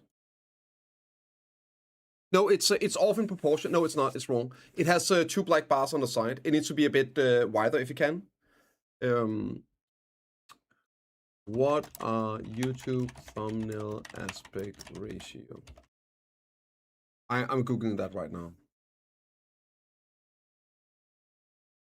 Normally, I just tell AI to make it in YouTube thumbnail. It's 16:9. Recommended aspect ratio is 16:9. Yep. And it's okay. Yeah. Weird. But yeah, 69. It looks good. I know it looks so good for this patch here. Yeah. Global apps. Something smells fishy. Yep. It's the perfect facial expression as well to this one. Like, huh? Oh, this is so good, Valkyrie. It's, I love it. I love it. Beautiful. Okay, I'm gonna do the timestamps and then I'm actually done. Is there any option to get the plus 16 down on my CPU without grinding there? Because I can't without. No. The only way you can get it is by grinding. So, yeah. Yeah. But you can, right? Have you tried? Do you have the 45 AP1 Sane? Or have you just not done any? The 60 AP one, like, it's a vendor item that you sell, you can't sell on marketplace, so you have to actually grind them out. There's no two ways about it. Which is why you kind of go for like one step, then the next, so you get the 15, the 30, the 45, and then the 61. Hotspot is an option. True, that's true. That's true. We still have to grind for it though. Still have to grind for it.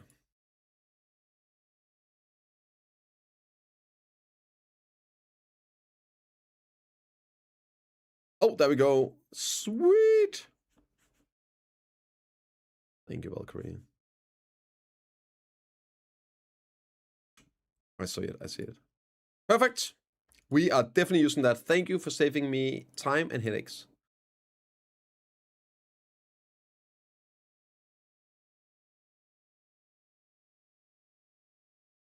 I can tell you one thing, mine would not have looked like that. And this is just straight up perfect. Oh my, it's so good. Yeah, yeah, yeah. Alright, quick timestamps and then we're good. I don't want to spend more time on this shit. I just want to play the game.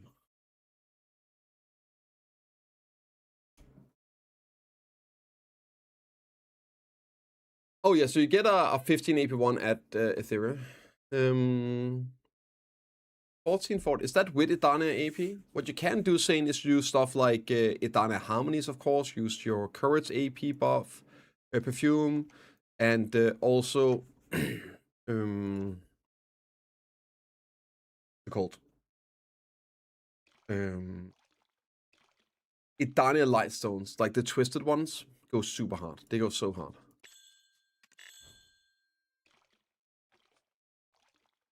Okay, those.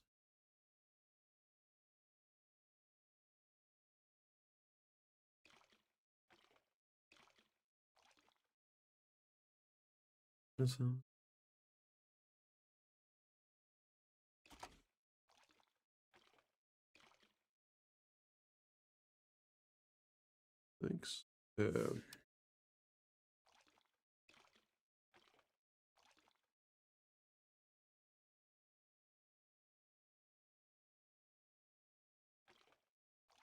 Wusa definitely feels nicer. Yeah, yeah. I'm gonna try probably Wusa and Mego after the weekend as well.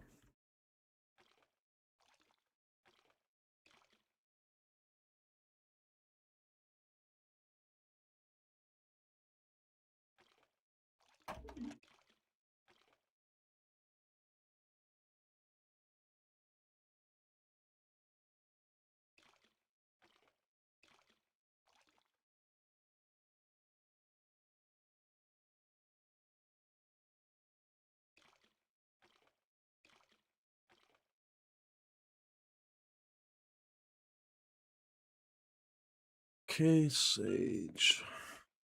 7, 28.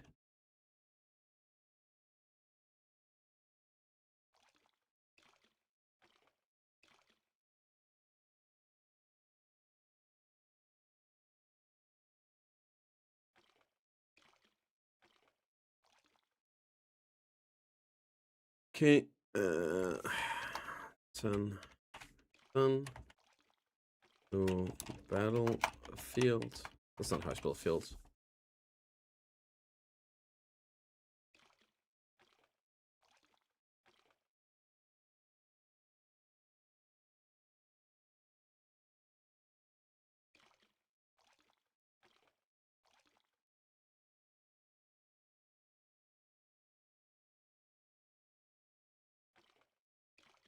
Wait, I forgot. Oh my god, I'm fucking yabbing here. Okay.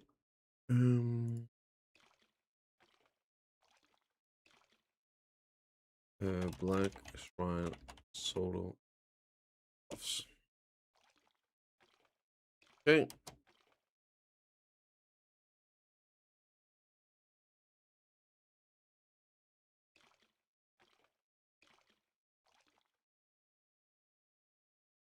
Okay. 15, 48, grind movements. Grind spot improvements. I can't wait for the day where AI can do timestamps, man.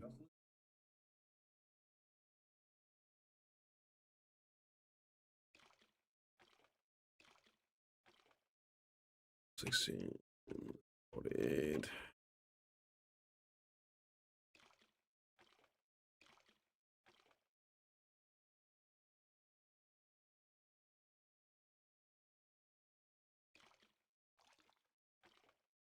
Just some missed changes here for the rest. I'm not gonna. This just giving me a headache, man. I'm so disappointed. Makes me sad.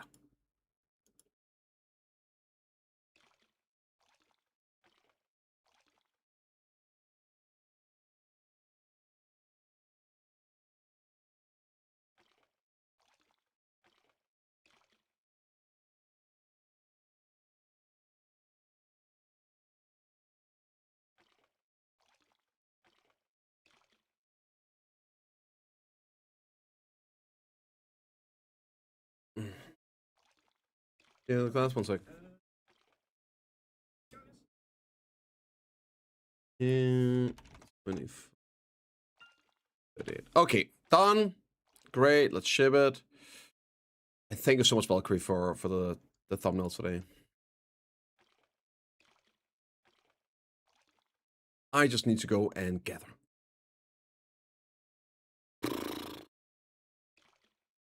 I also mentioned that the cope is still a little... yeah, right. I remember that so much from like 2 times ago, Brennos, when some cool stuff coming in. I was like, yes, okay, Warrior's not in there yet. We can still cope, it's gonna be good. And then Warrior came, 8% damage buff on one ability. 8% damage buff on Gravedigger.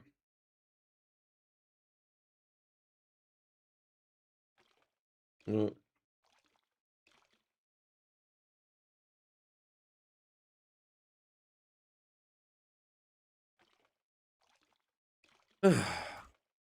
Here we go. I mean, if Corsair is getting a 5% buff, then yes, Warrior, it's fine. Like, for sure, yep.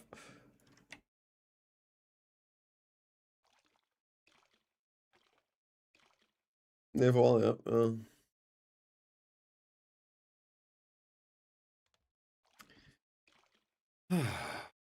Oh, wait, I've got to post in here.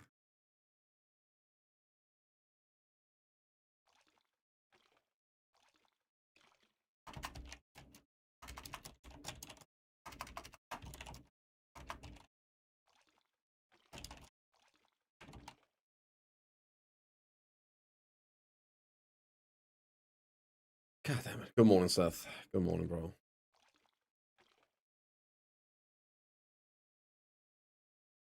5% Corsair buffs, man.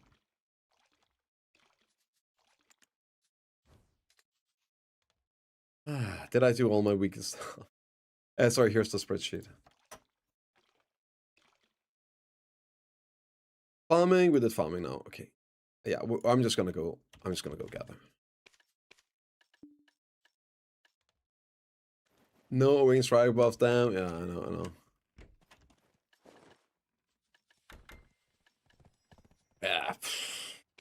Deflating. So deflating. This is the big problem with getting excited about things. Is that just because you think something might happen, it doesn't mean it will, right? Whenever you actually get excited about things, that's when you can get disappointed. Never expect anything. Just see what happens, and then that's that, right? Was it better than C10 Apex? It is. Yeah. It is now quite a bit better since they also buffed Duxini with the Dawn boxes, Bagel. So you get like 5 Essence of Dawn more, and you get now 2 boxes of the Dawn's one, which is max price. And I think they even buffed the gold bars. So yeah, I'm pretty sure even C8 beats out C10 Apex. Pretty good.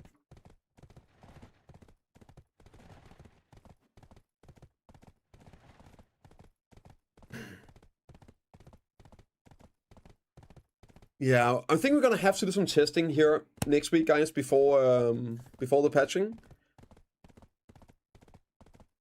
Which grind spot is Megu the worst at? Is it Zephyr? Uruxini and Duxini is the same. Bagel. Uruxini also got the buffs. They are the same. So pretty much you want to do 4 C10s, 2 Uruxini, 2 Duxini, and then 1 C9. Yes, Nethrix. Where is Sogmego the worst at? Because I keep hearing people cope that, oh, it's not actually that good at this place, just good. So I figured I'm just going to go out and test it. And might as well do like the place where it does the worst. And then also go on some Musa and some Warrior. Just for comparison. Or maybe I do Witch, right?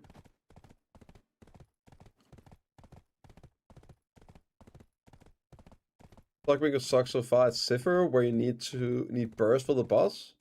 Huh? Zigga, or its weakness because those hard DPS checks? Yeah.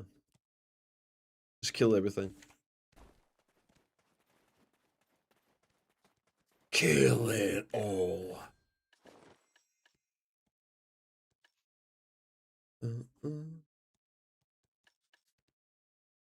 Like, you would think they could just buff specific, like, single target abilities if a class has issues with bossing, right? Surely they could just giga buff some of the single target or, like, small AoE abilities. Did 40/9. Come on, I tried yesterday. That seems pretty good. That seems solid. I think I might enjoy that class. Okay. Do I have everything on? I think I have everything on, right? Yeah, this will suck. Will they then finish the treasure yet? No. How would I finish the treasure yet? If I'm not gathering for the treasure item?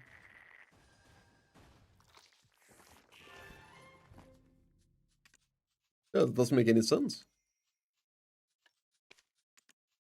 Yeah, like I need to gather stone and herbs to finish the treasure item. How would I do that when I'm gathering subs? Some people, man. Some people. Can you do more than 5 rounds to help others? It's kept like solo. You can only... Well, you can do them if you haven't done... If you've already done them. So if you've done the boss already, then you can do it again with another group and help them. But you can't then do a boss you didn't do. Yeah. I think that's how it works.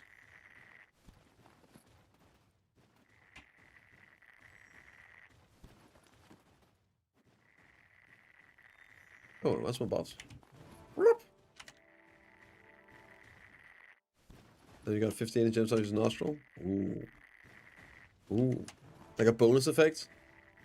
Luxino's buffs. In rewards. I mean, it came out that way, I think. I'm pretty sure Duxini came out with the Dawn boxes, right? Buff in PV? Yeah.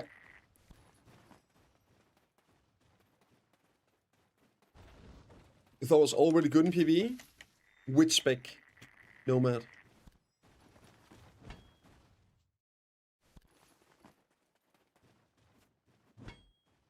Which spec?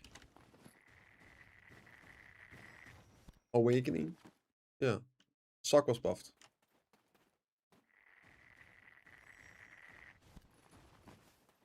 Hey, what's up, Took?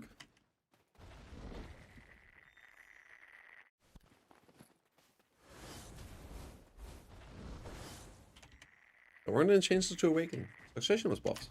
That's definitely not good in PvE. But don't tell Laka. Don't tell Laka. Well, if you type !Mark Glabs Divine, like always, there's gonna be a link right there.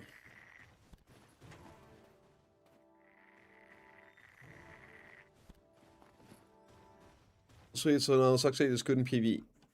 In Node War and PvE?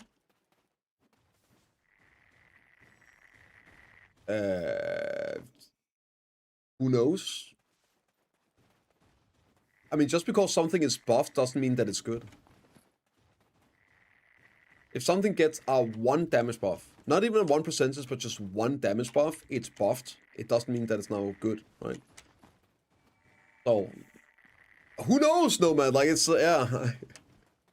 You know, you can't read absolute statements into singular words. Like, a class is buffed, that doesn't mean that it's now meta or anything like that. A class is nerfed, it doesn't mean that it's now shit. You could nerf damage of the most OP class in the game by 1%. It's still nerfed. It would change nothing, right? Still be OP. So, it got a 10% damage buff in PvE, more or less. I think it's like 8-10 on average. How much is that going to be in terms of play? Who knows? Hopefully it will be good in PvE. Like, that would be awesome. Definitely surface support. Might make it to being mid. Yeah. Again, if you see on the buffs on the other classes last week, that I think were all better than Sock Sage. Yeah, you would know this better, but I'm pretty sure every single class that was buffed last week, Megu, Wusa, Surger, Archer, Dosa, they were all better than Sock Sage. And they got like at least double the buff Sock Sage did.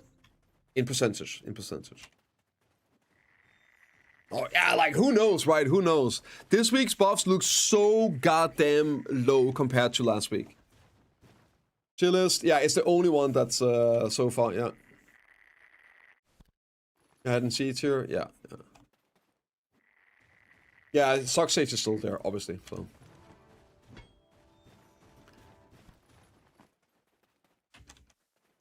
Well, Sock Sage, it does amazing PvE damage, it's terrible at getting back attacks. Yeah, but that's just the truth of PvE, right? You can't look only at the damage. You have to look at how the damage is applied as well, because it determines the kill speed. Here's a great example, actually, of this. This here is the DPS sheet, right?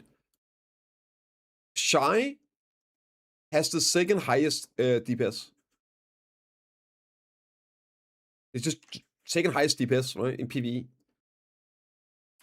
But it has so many other issues, so it just affects the performance. So these things, of course, matters, right? Yeah, it just matters a lot. Getting your back attacks, repositioning, doing damage while you're repositioning, versus just standing still and blasting. AoE sizes, of course, matter as well, right? Big AoEs, that's a bonus. And it's in game because DPS needs to compensate for being forced to retrieve constantly. Yeah. Yep.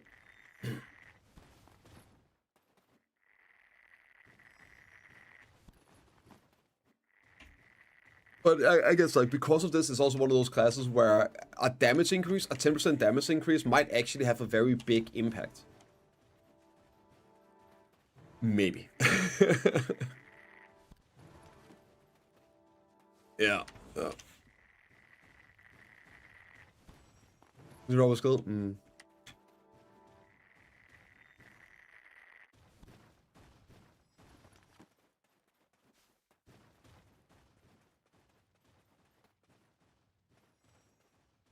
Full list. I mean, yeah, it's Nethrex's list. On his Discord. I mean, I can link it. There you go. It doesn't hesitate.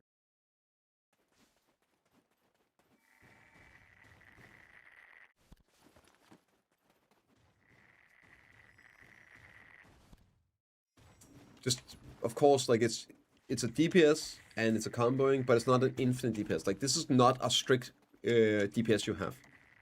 Some of the classes, they fall off hard after their burst combo. So if you can't kill in the initial max DPS combo part, your on the second rotation, your DPS might be significantly lower, right? Again, a great example here. We talked a little bit with the chicken on this as well. Awakening Witch DPS is all the way down here. Now, obviously, this is only 32, right, or whatever. It's not every single spec and class in the game. But Awakening Witch is all the way down here at 71k DPS, right? And then you have Sock Corsair having higher DPS. You would think, oh, that means Sock Corsair is better in PvE? Bruh, we all know that ain't true, right? So a big difference is, this is like a burst combo. And the second rotation, you have to do like, I think it's the vacuum cancel into one of the damage abilities. The cooldown's like 13 seconds and 20 seconds. So the next time you gotta use those, you have to do the full cast, and it's like a 30% DPS loss. Whereas on Awakening Witch, you can smash your face on the keyboard for 3 hours straight, and you're doing the same DPS. It just doesn't fall off. It's just always the same. So it maintains a high DPS constantly. And then also big AoEs and everything. So, the DPS does not equate to performance. Keep that in mind. It's important. It's a very, very important feature. But yeah, you can't just be like, oh, nerf this, buff that, right? Getting at it's terrible bag size, just a flat damage buff aren't going to do anything else to give it an absolute bonkers damage increase, in which case it will be the most brain PvP class. Yeah. So standing there and using doing the same damage as people doing with the bag attacks as you do just face tanking it.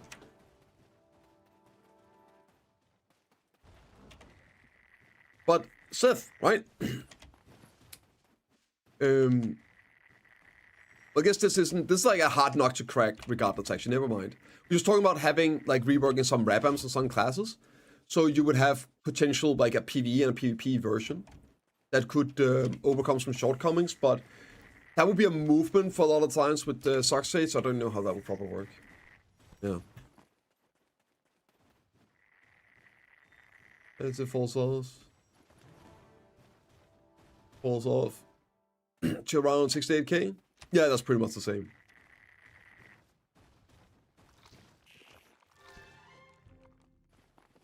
But it's pretty much the same. As I said, you literally just face plant and do the same DPS. The 3k draw was the lowest variance. Yeah. Fucking hell, Resto. Coming in here running defense. Hey, listen, I'm right there with you, brother. Buff Awakening Witch. I'm not saying that Awakening Witch doesn't deserve some PvE buffs nowadays. I'm just saying that you can't read into the numbers one-to-one, right? There are more to it than just the numbers. I'm not saying don't give Awakening Witch a 50% damage buff. Yeah. I mean, I just disagree with that categorically, Tape. I don't think a class being bad for X amount of time deserves it being OP. And I don't think a class being OP deserves it being bad in the future. I don't like that mentality. I think it's toxic. I think it's counterproductive. And yeah, it's silly. You shouldn't want classes to be unplayable, even if they're like crazy OP. You should want them to then be fixed to a position where they're playable, good, whatever. And same, if my class has been shit for many years, which it had, I wouldn't want to be suddenly the most OP class in the game. Just make me good and playable, right?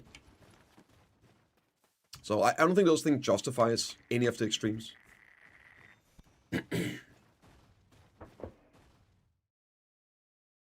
I never said Wusa was OP right now.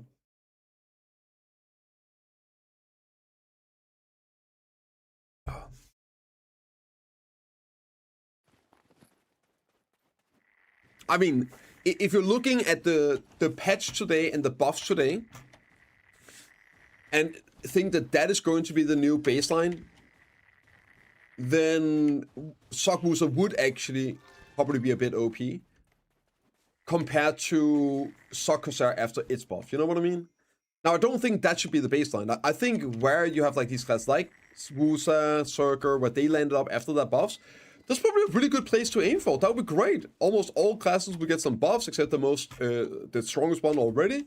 We wouldn't need any nerfs or anything. Like, if that was the baseline they were aiming for, hell yeah, dude. But a 5% buff to Sockcorsair, I don't see how that gets anywhere close.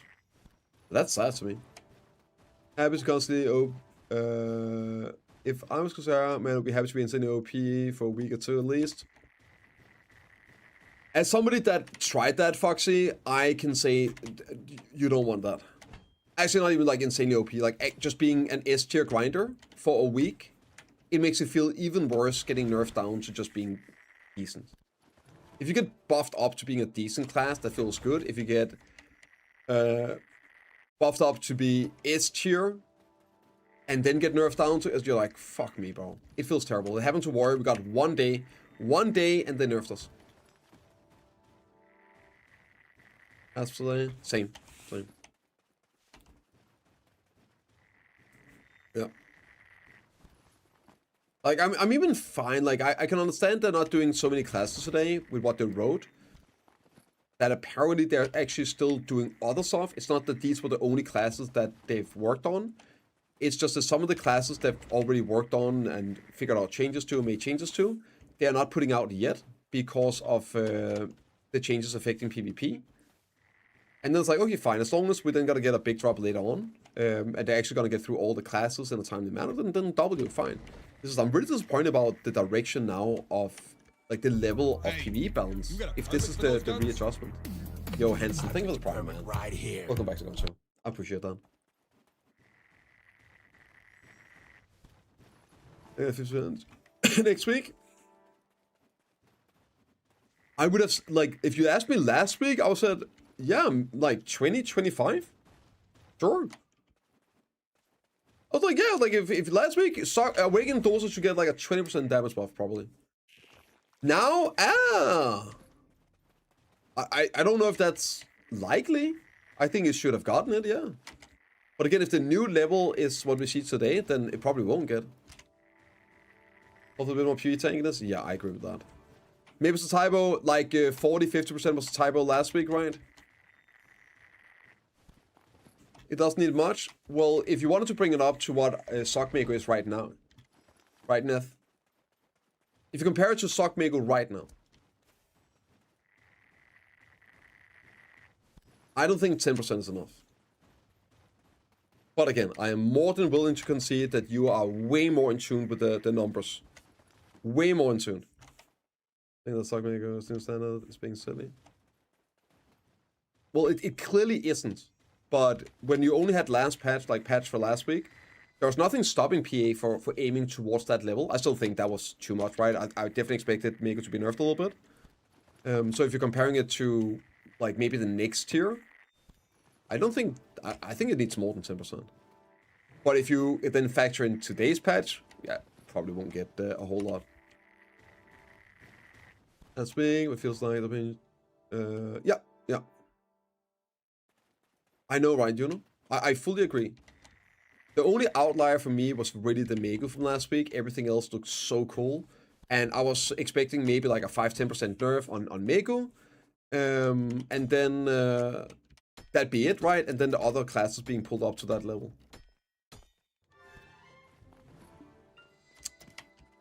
But yeah, now I have no idea. No clue. We're just gonna take 1 week at a time now.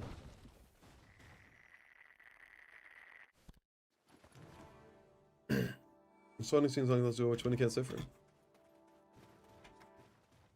Only if it's not all classes, right? If all classes started pulling those numbers, it's kind of dope, right? Yeah, Socksucker is crazy. I've got some guildies as well. That's been like, yo, this is unethical.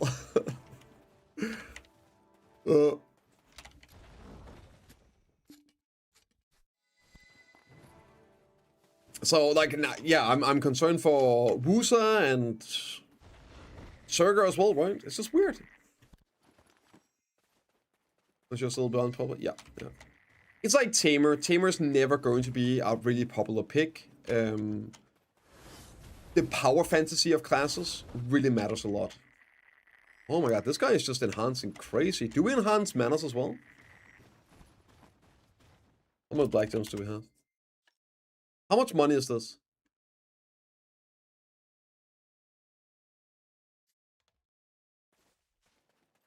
If all classes pull that kind of numbers, we need inflation adjustment for everything else again. What do you mean?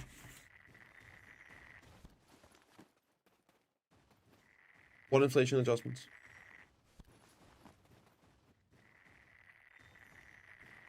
Like crunch stones and stuff like that?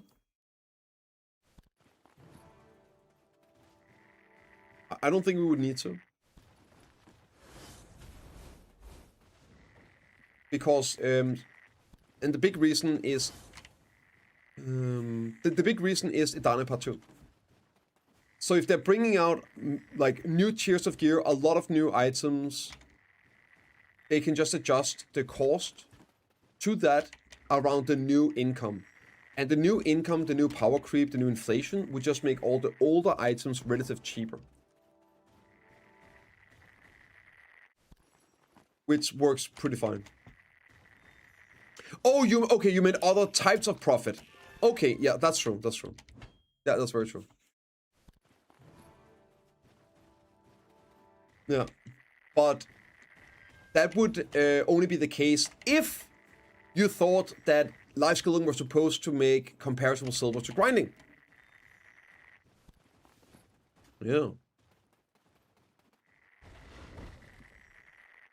So, maybe the issue is that life skilling is too good right now, So we need to buff grinding value to be further away and that much better than life skilling, so people don't life skill. Well, have you thought about that?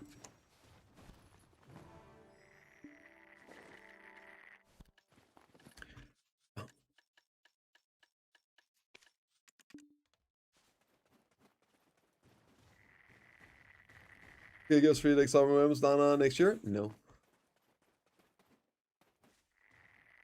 Silly question. As a new boss, I think it's time to play Megabusa as a new player, because we don't like classes, and true class will never be bad. Ah! I mean, Channel, that's only true if you don't know the game's history, which I know you don't because you're a new player, I remember you from earlier. That's not how this game worked, my man. Like, Suck Corsair and Suck Wusa have been down bad to mid in PvE for the last couple of years, like 2 years or so, right? I think it's around 2 years. When they came out, they're completely busted, super crazy, but then they got nuked.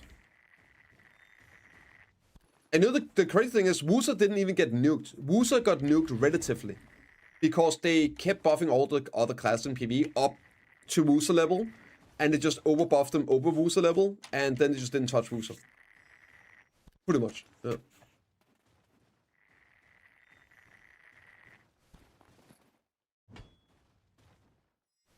No, I think it's just a new player, right? You see a patch like, okay, these classes are clearly, and you just make an incorrect assumption or reading of the numbers, right? Nerf just left behind? Yeah. I think that's probably true too. Many such cases. Wasn't the DS thread the issue? No. That one ended up basically not doing a whole lot of things, Cruise Strike.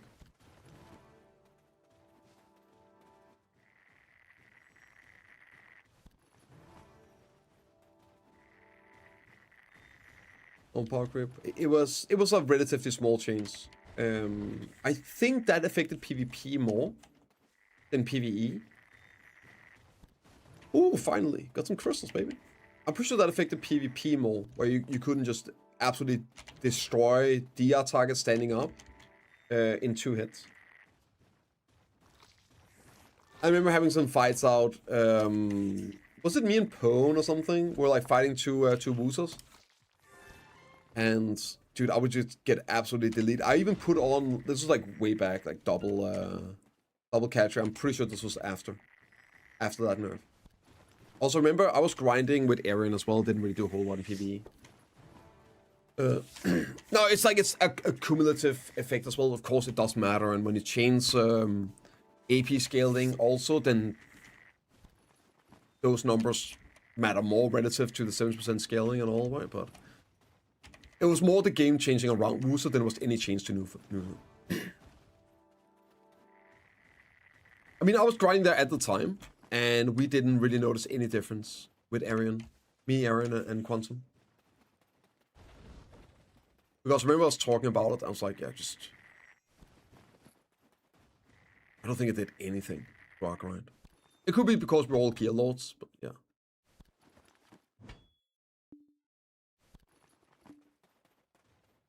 It was a big nerf on paper, I do remember that, right? But I for PvE, I don't remember it actually having any real noticeable impact.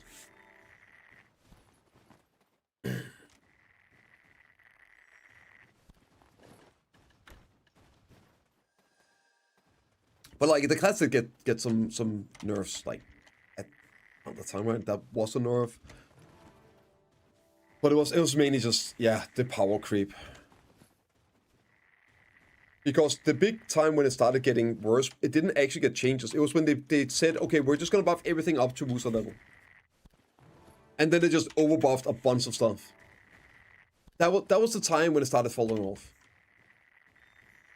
opinion you can have, and people have different views on it, but it remains true that inflation, how finance consumer grind, makes a lot of extra work for balance the whole. You are complete. Oh my god, this guy is just actually printing. You are 100% correct, Hukari. It does, but that's also why I think that's literally the point, or like the main just of jocks of why I think now's the right time to do it.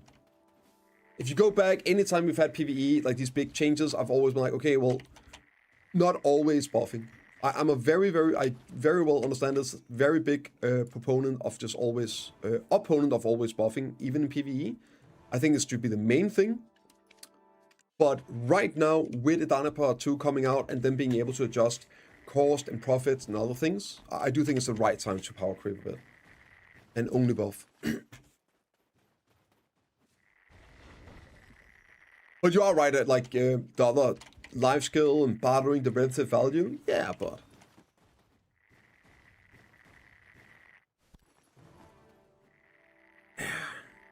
from game, thank you. Yeah, I might have to talk to Sasha.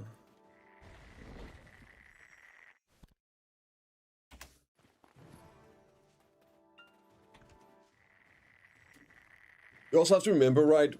They did talk about changes as well to income and life skills, which I don't think they have rolled out. I mean, some of it, increasing base income, they have rolled out, right? The value changes on materials, the treasure item from gathering. But like this big word, you're gonna make more silver, gonna be less reliant on the market for income and life skill. I don't really think we've seen that. So I guess part of it is I have no expectation for life skill changes on the ball, and that's fair, right? That's fair. I have hopes, but I don't have too much expectations either. I think they'll probably talk about life skills. They'll probably talk about some of the stuff they're going to make, and we won't see it for another, I don't know, 6 to 9 months at best.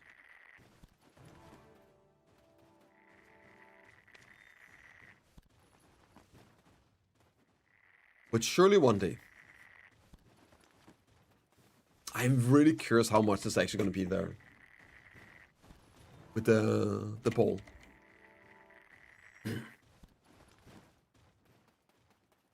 But for now, we just make silver. As soon as you get like a trill and a half. Trill and a half? So much work already. Yeah.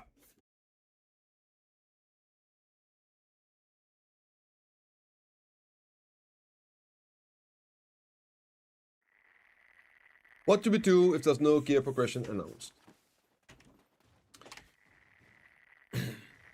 Well, the same as always, Hibbe.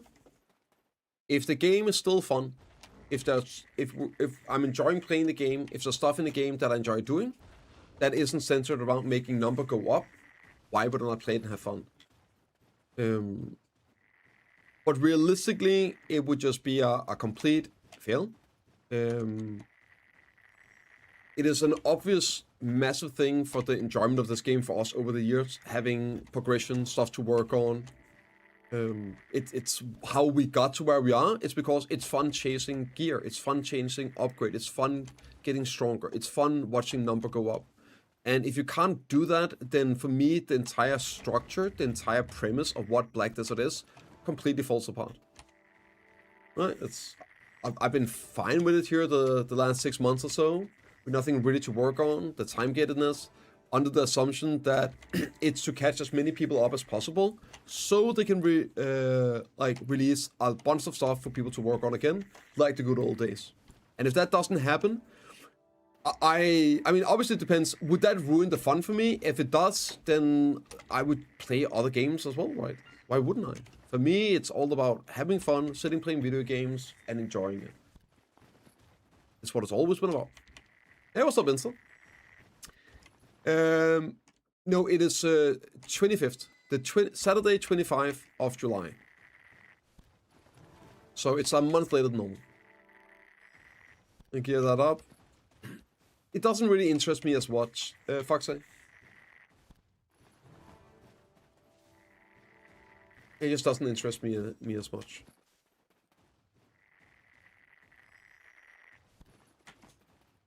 Like, I've already seen that number before, you know what I mean? Getting new stuff is fun.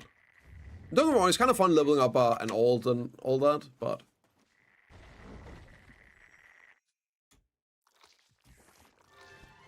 It's not what gets me excited, right? It's not what gets me to log in for 50 hours, all that. Warring, again, we'll see. I think it's gonna be fine, man. I think it's gonna be totally fine. I'm not really stressing over this. I don't really have any crazy expectations. Oh yeah, totally fine. Like as long as I just want to play the game, right, Hibba? I just want PA to allow me to play the game, put in absurd amount of hours into the game, have fun doing it, and like have something to do in the game. That's all I want. Give me an excuse. I'm not even a reason. Give me an excuse to play the game. Because I like playing the game. Oh yeah, for sure, Cruikshank. 100%. Yeah, like I know, Insta, right? That's all we want.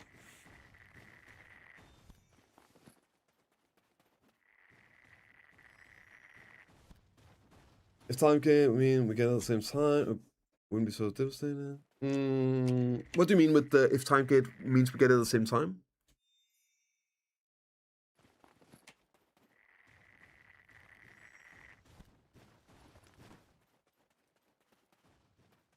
Damn, and credit card collection agencies. Yeah.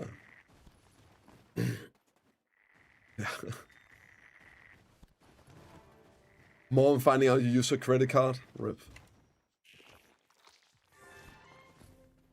Go player and streamer to cows, you can milk them with the mini game. You have the most fun ever, amazing for small things, but not so rewarding. And nope. I fully agree, Blood. But someone like me, right? I've done all those things. The game has so much for new players and newer players. So many new things that is fun. But the game always had new things, even for the veterans as well. There was always something I could like go and do and push for and work on and experience. But like, yeah, it's like, yeah, okay. It doesn't have the same feel to going milking a cow for the 50th time, right?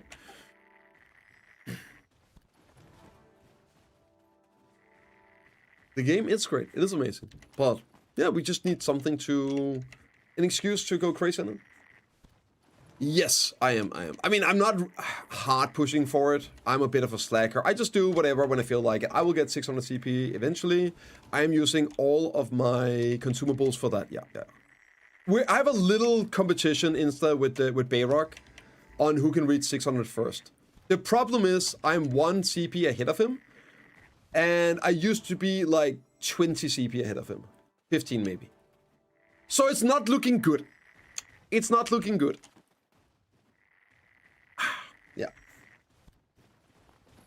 The EU servers. Ooh, I haven't milked the server, the EU servers, the EU accounts. 30k quest? Hell no. Hell to the no. So buy things now in prep for upcoming inflation.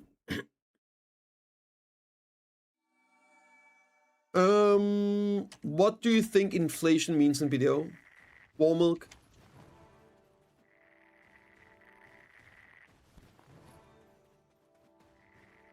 Yeah, so inflation is a wrong word to use, right? Because oftentimes inflation means increased prices. Normally when we talk about inflation, it's more inflation of income. And oftentimes that income is associated with items, which then lower the price of those items. So realistically, like Dibos, if you make more silver, some of that silver might be associated with increased drop rate of Dibos, which would then lower the price in Dibos. Does that make sense? Like a new try PvS part, like normal used to be, just camera search quiet. Yeah. I had a lot of fun going back to Star's End instead of just like face rolling at Sakurai. Surprisingly so. Like old Sakurai used to be crazy cool too. Like old Hisria, like perfect pulling and everything. That shit was fire.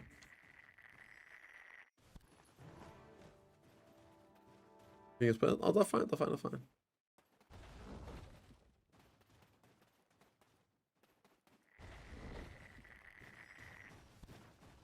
Oh yeah, the treasure. Yeah, the third one that is just a glow.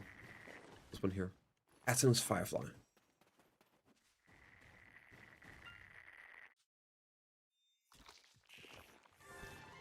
Reckon there's gonna be an assault on the ball? Yeah, I think so. If you're here, Keso. I think there's a good chance they'll do a sort of silver dump before the ball. Like either a night vendor event or like what the gambit boxes in the pearl shop. I don't think you're gonna be able to blow those 500 billion trillions or whatever how much you got though. But yeah, no, they do like to throw out some silver drains leading up to new stuff. Get loot speed buff win? Yes, man. Make it AoE buffs. AoE looting. That was a short name. No question. What level to sell the red horses? I think just 15. They get like giga so EXP. I'm pretty sure as long as they're over 15, you're good. First time. Ooh. Let me know how it works out. Also, well connected. Also, would be a more stable economy. Not necessarily.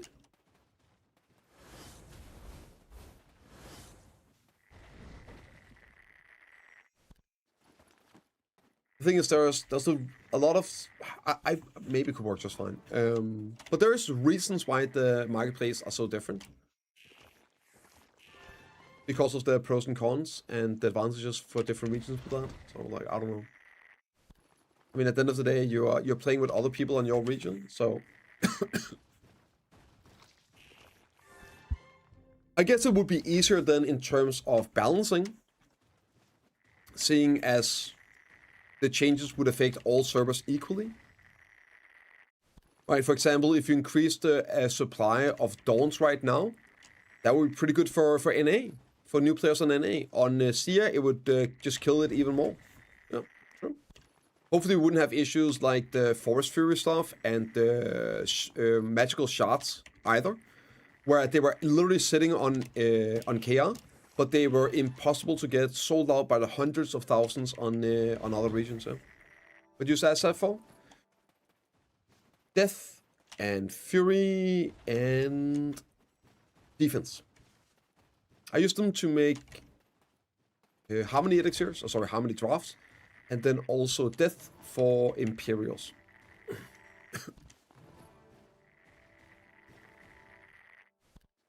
Goes too slow? Yeah.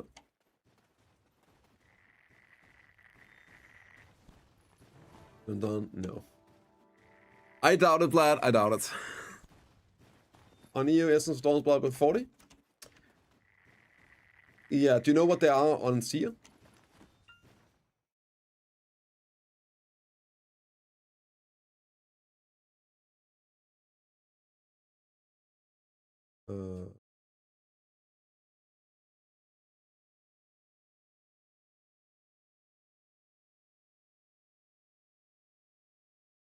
Was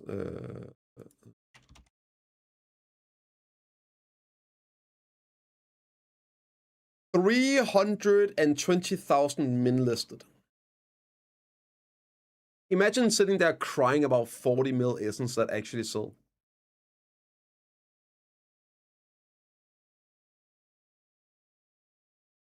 Crazy work, man.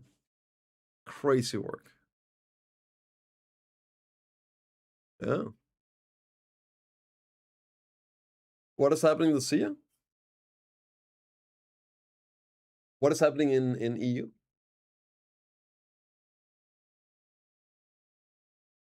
Sia just plays the game. Unlike EU, they just swipes on AFK in town, man.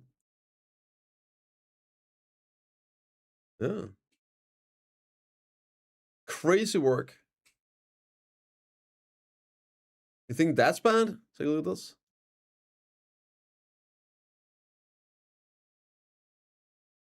EU, right?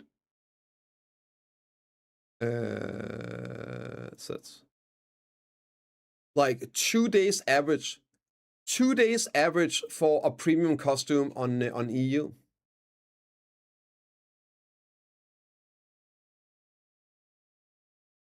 Okay, this one doesn't count.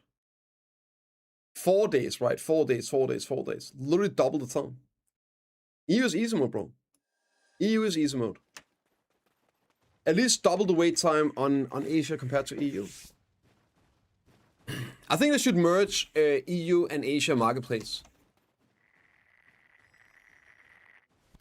So finally Asia can get some costumes and maybe sell some of the Essence of Dawns.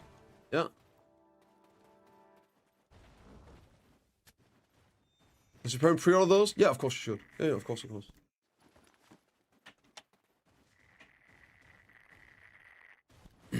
It's because on Asia, you guys have to actually play the game. You can't just swipe Chronstones easy mode like they can on EU.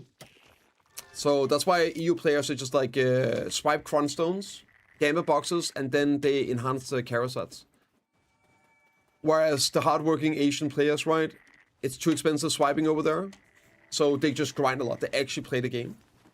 And then they save up and they buy devils, yeah. Yeah.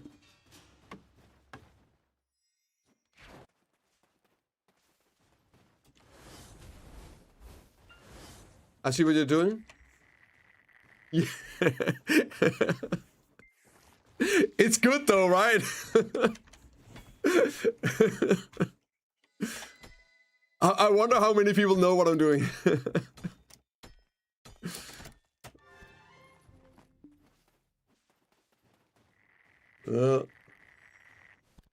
Unicrons, yeah, it's fine, man. I spent $1 trillion last year. Something racist? No, you're an idiot. Shut up. Fucking retard. A lot of eggs with a cafe tree sap, and I'm thinking of making Dana initiatives for goo alchemy boxes for turn-ins. Also easier to make than some meals or cook. So 1, that's stupid. 2, you don't need to make one or the other. Like you can make both cooking and alchemy and cooking. They don't share anymore. So like making cooking or whatever, it doesn't stop you from the other one. 2, all alchemy stuff is pretty much negative value. Oh, that's the wrong one. Here. 3,000 mastery. Self-made boxes, right? I just go goo boxes here. Goo boxes. Negative, negative, negative, nick, negative, negative, nick, nick, nick, nick, nick, nick, nick, nick. All of them are nick. All of them are negative, bro. And you were gonna make Idana ones? I think these are the Idana ones. One of the worst ones, yeah. Like, alchemy is cooked, brother. If you make one, you lose money. All of the goo boxes, literally negative silver. If you make them, even worse if you buy them. There's no profit at 3k mastery. 0 profit. But, like there is here, you should just do... let's see. Demi-human is a great one. It's super low profit. Low prof, but at least it is something, so you get the seals. You make a little bit of money, but you get the seals, which are nice. And then you can still do cooking. They don't, also just for context, right? Let me show you the cooking ones. You can do both. It's not one or, you can do both. Here, so this is the cooking. Look at the difference. The profit here is 1 million. Like you have 6 different boxes, that's 1 million profit per box.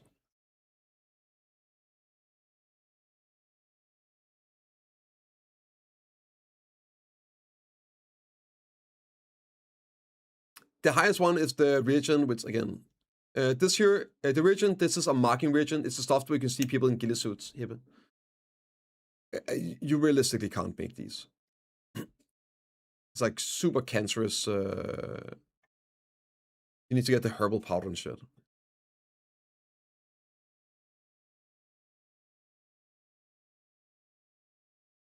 These are unreliable, right?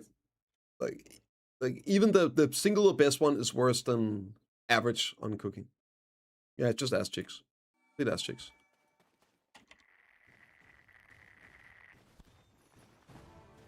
You want more Awakened Warrior buffs? After today's patch, I don't think we'll get any. I'm just gonna be real. If Sock Corsair only got 5% PvE damage buff, then Awakening Warrior probably doesn't deserve any.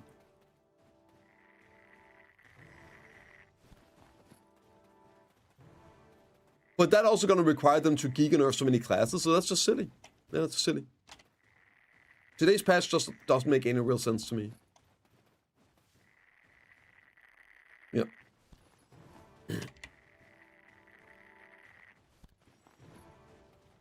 That's not to level 5 with positive network. Yeah, I know. Somebody asked if that was NA only. Let me see. It should be a little bit better on EU, seeing as your materials are cheaper. Yeah, that's a bit better here on EU, but not a whole lot. I don't think you have any guru boxes that's worth it though. Yeah, all guru boxes are also negative value on EU. But slightly less so, right? Slightly less so. But they all are. Yeah.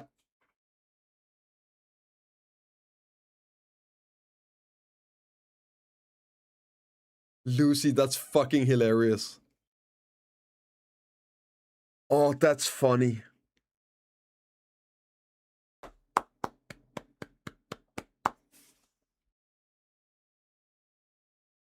That is funny. Let me show you guys. Okay, so Lucy just posted this and wrote nice Corsair buffs.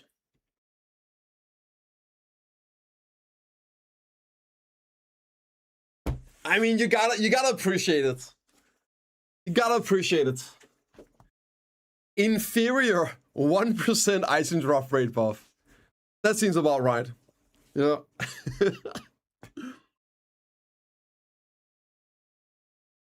At least it's a buff, right?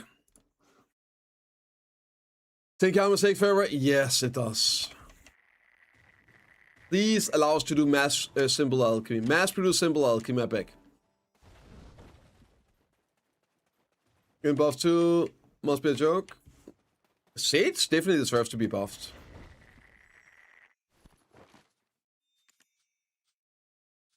I'm not sure those buffs are going to be anywhere near enough, right?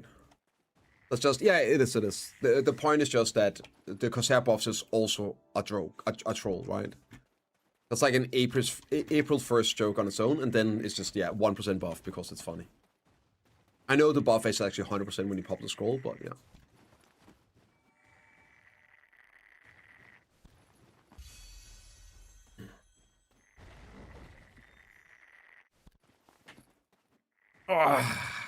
What else we got here? Oh, only for the... What the hell am I doing? I need 400k ass up. Yikes, I only got 40. Not good. I need to suck more ass, man. Maybe the translate feature ain't working. About Sage buffs?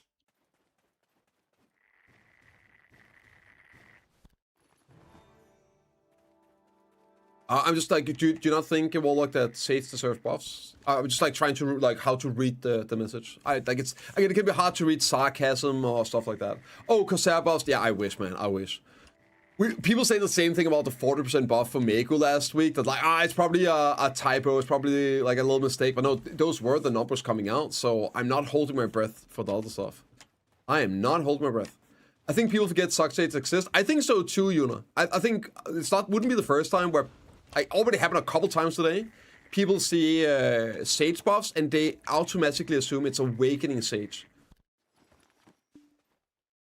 Sage is nowhere near as bad as Corsair.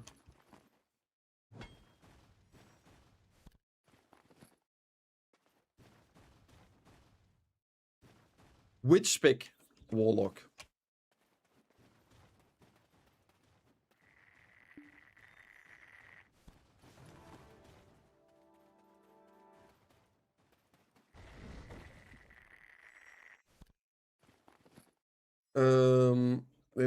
So then you... Which one's here? Well, unfortunately, they did write that they were going to look into the classes Joker.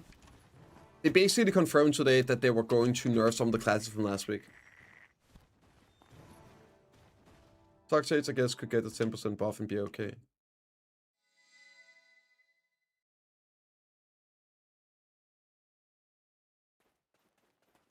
Well, then it's lucky that it was Sock Shades that got buffed. Because that needs like 30% at the very least. Oh yeah, yeah.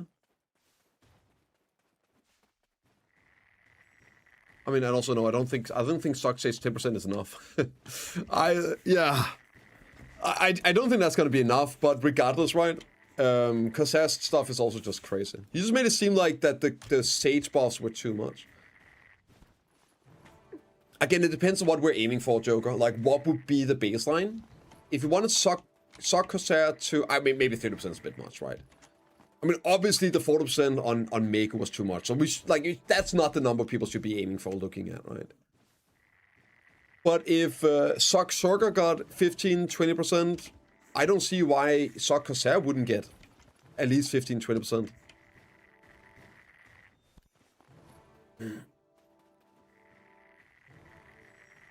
It's the thing, in life skills is more chill, grinding except hunting, so easy to sonar. I know, Quint, I love it, man. Oh, sorry, that was a response. Grinding like 5 hours yesterday, it's already giga strats, but I really can't comprehend with that time, but life skill, you get superpowers. What? That's so nice, man. It's just no energy, dude. It's so chill. I put on some music, I sit here, I read chat, right? Basically now, for me, this is like a just chatting stream. I just forgot to put on the swimsuit and jump in the hot tub, right? And I just get to sit and play video games and gather while doing just chatting. It's pretty great, man. Hell yeah, dude. Like, I don't want to sit here, like, I don't do gathering when I want to log in. I do gathering when I'm tired, when I don't have the energy to grind. That's understandable stuff. Put a bikini on now? What makes you think I don't have one on already? That's a bold assumption.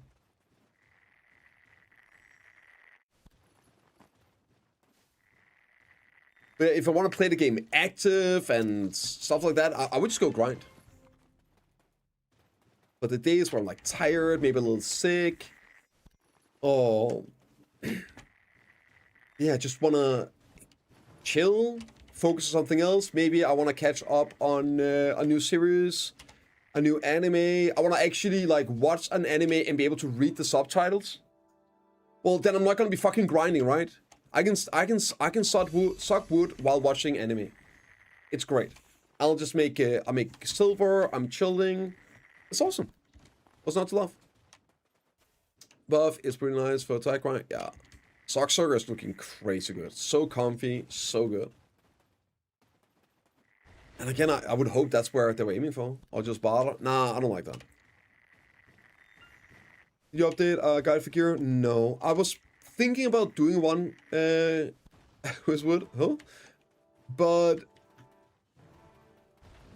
I think I should probably just wait, Cockin, for the ball in case they add new catch-up stuff, right?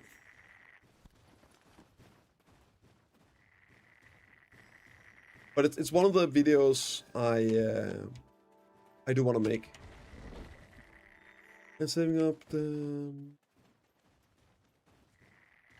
I got 4 pieces of it. I'm just missing herbing and stone. I've got your permit right here. And I'm not really gonna try hard for it. But right now I'm trying to make silver. So I am doing a bunch of gathering here. A bunch of gathering for harmonies. I am behind on ASAP. I need like 200k more. I think 200, 300k more. So I gotta do that a bit. And then once that's done, I'm just gonna do my morning gathering, go and do herbs and stone. And then eventually I'll get the treasure item done. I'm not in a rush to finish it. I know I will finish it. I love gathering. So it's just about doing it whenever it fits into what I want to do. It's not like it has any value, right?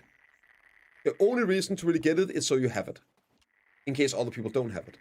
It doesn't change anything in how I play. I'll probably never use it. Billy Geared, thank you for the Prime, dude. Welcome to the Gun Show, man. I really appreciate it. Thank you, thank you, thank you. One thing of those nerfs, the buffs came out 3 days ago. Regardless of them being too much. That is a wildly fast aside something they put in time. Went that wrong?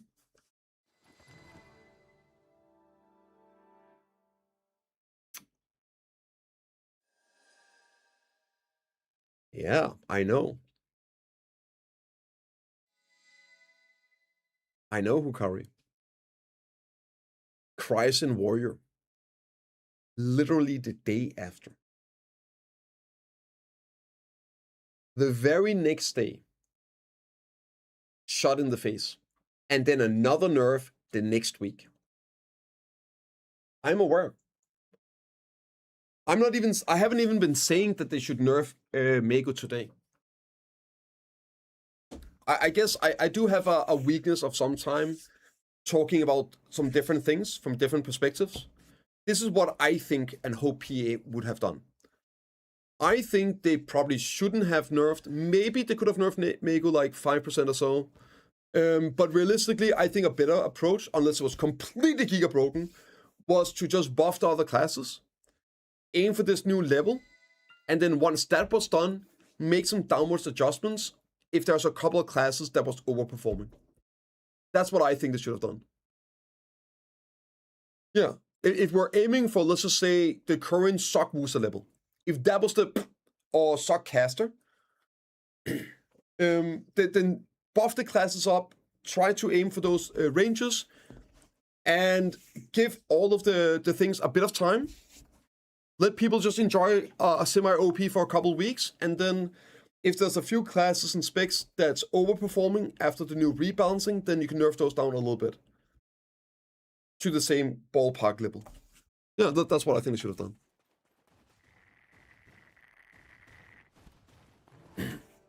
Is if you also gather cook, change skill, resilience craft, and get energy back. That's true, but I just never do that. But yeah, when you're doing those, like if you're hardcore life skilling and you go do something else while you wait for energy, yeah. That goes pretty hard. It's Beva Hukari. Oh, sorry, yeah, Hukari. It's Beva. You know this. You have earned the title. You can just say, give the real name. For someone that's been playing that class for that long, you definitely earned the right to call it Beva.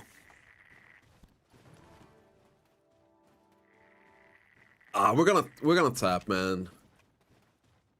Kesu been baiting me with that. Oh shit, what is this here?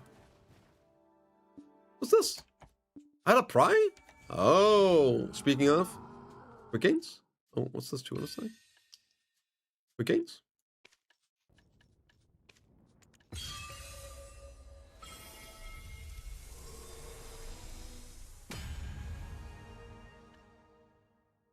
Easy money.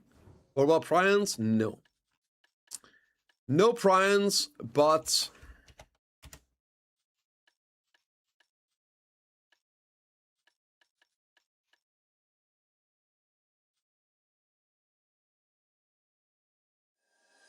who knows what else? Who knows what else we like? You never know what's gonna happen, right? Typing clicking less than 1 minute. I had it right there, right? It's just a little quickie for the boys. I might tap the manas when I'm done gathering. When we're done gathering.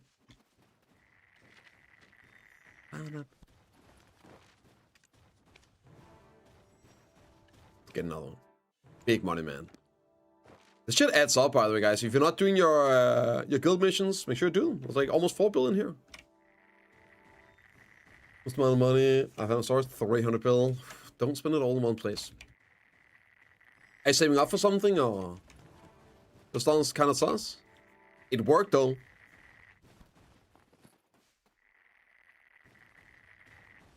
Click. Hey, it was just a quickie. It was just a quickie. It was like one little tap. Don't worry, there's gonna be plenty of stalling and yapping with the manas. How is that more expensive than human harmony is? Nope. It could just be a simple case of people not actually looking at the marketplace before they start selling here. Yeah.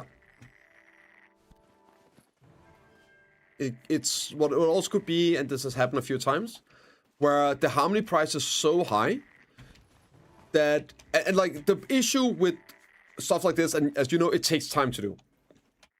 So you probably have somebody like, oh, I partially did this myself. Oh crap, dude, they're like 28 mil a pop. Let me make a bunch and sell them, and then everybody else is having the same thought, so they liquidate all their storages. You just have some stuff laying around from time to time. Maybe somebody had a bunch of traces. Oh, well, I guess I should make something now, and everybody does the same, have the same thought. And you look at the market, and you all see, oh, humans is the best value right now. Let me just make 3,000 human harmonies out of the 3,000 I made. And then you all list them, and... Pfft. So I think it's a case of the price has been really, really high. Gets people to then make some. Everybody lists them at the same time, different types. And it crashes the special ones. And then, like, the regular ones is not adjusted for it yet. That would be my guess. Because that's happened a couple times at least. 385 and 450, so just taking silver. That makes sense, yeah. That makes sense. Yeah, you need 5 AP for caution. I think you can safely maybe go for like Oct weapon, at least on your primary, and then offhand. I think that's okay, but I also think it's totally fine. You just chill, right? Get some crazy silver. If they make AP cheaper or easier or whatnot, you're gonna be up big. And if nothing else, hey, who cares? You're just gonna use the silver to crunch tap anyway on your stuff.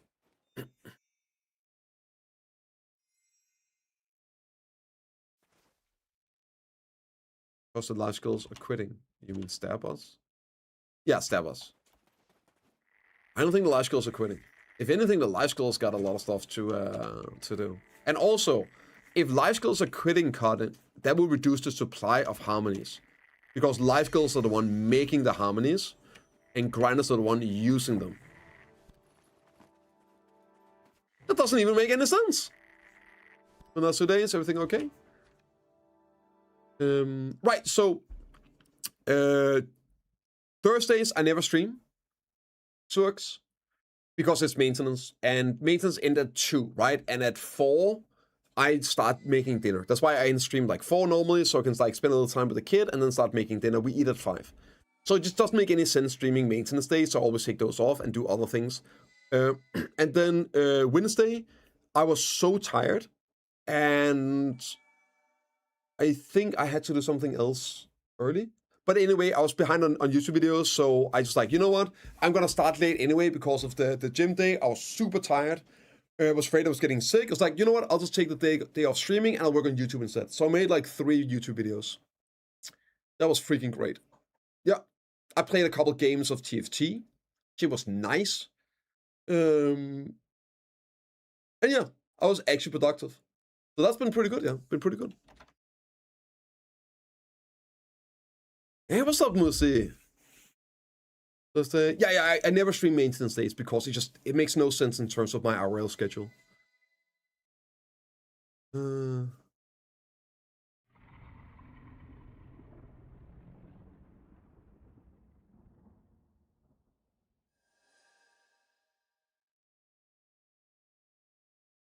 Yeah. So no, I'm good. Also, if you're ever worried, I do post on Discord. I have a Discord channel, and I have a schedules one, and I do update. There's gonna be a lot of time, like this month. So many things. On Tuesday, I'm gonna help my brother dig a hole. Yeah, just like and like some other stuff coming up as well. Always June is kind of scattered. So there will be some extra days I have to take off because of our real stuff. I have some questions, can I? You can ask anything you want, technical. I'm good. Thank you and welcome, man. Yeah, like always. Ask any questions, bro. Digging a hole? Yeah. Would it be kill? No, we're digging a hole for his kid. Yeah, we're digging a big hole in the backyard for his kid. That's fucked up. Why?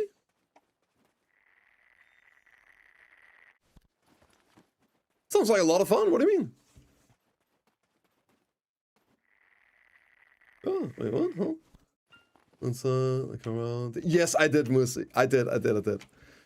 We finished it the day before Crimson Desert came out, and it was amazing. And literally like an hour later, I started a new campaign.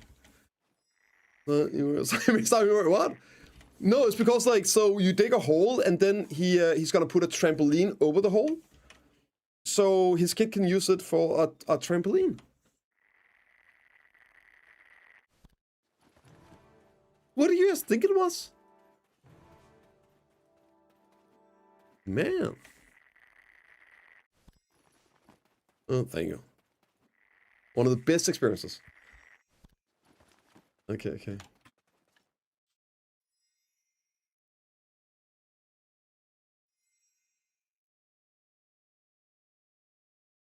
Please buff Wing Wizard and Acre's Recovery. They shouldn't buff Acre's Recovery. I disagree with that. But yeah, they probably should buff Awakened Witch Wizard. But then I saw today's patch that probably won't happen, yeah. You can still get those 500 crowns, Twitch drops, tomorrow watching PDO, official chat, and I don't even know what that is, John. Do we have a link for that? I do not know what that is.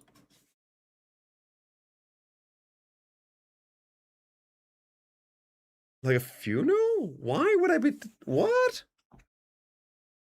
You guys are something else. Is it event?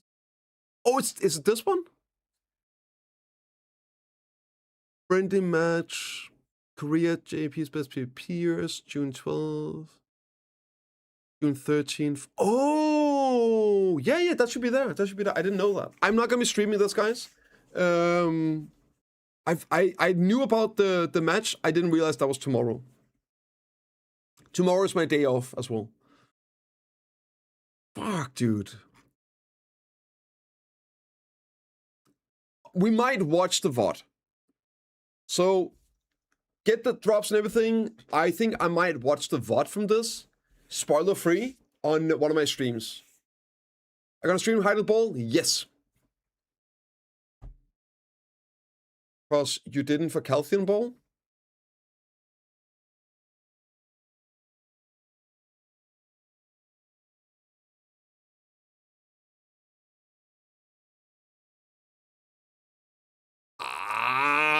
I'm fairly sure that was my biggest stream of all time.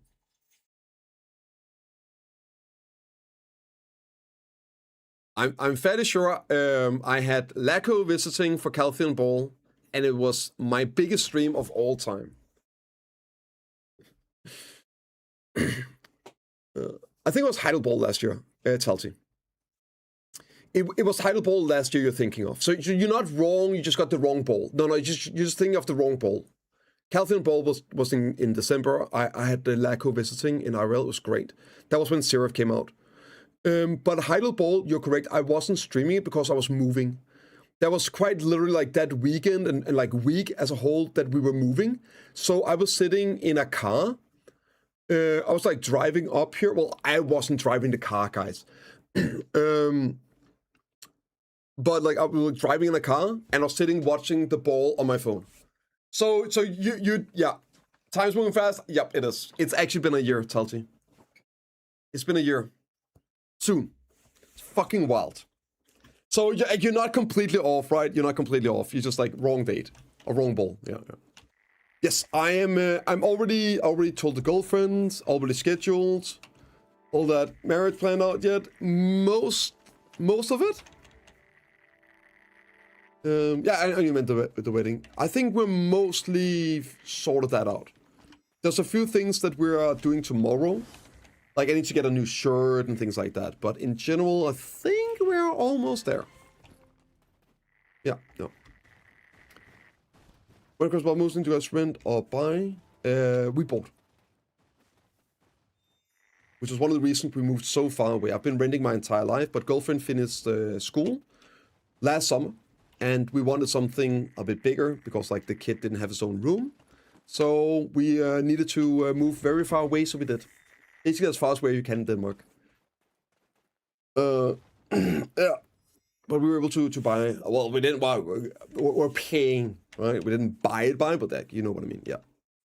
Very happy about that. Okay, let me see, you had a question over on YouTube. Okay, I started a season character and I'm getting to Valor right away. After enhancing 15, it's asking concentrated, not time filled Blackstone. Is it?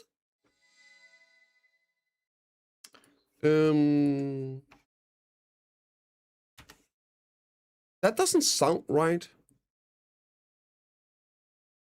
Let me take a quick look here.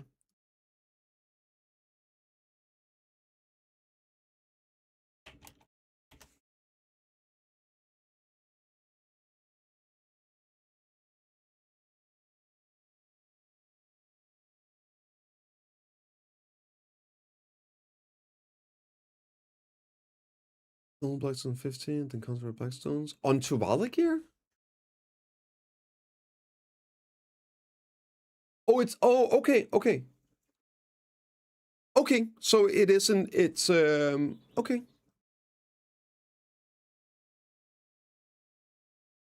It got changed. That explains it. So yeah. Didn't you move in together with your brother? No, I didn't move in with my brother.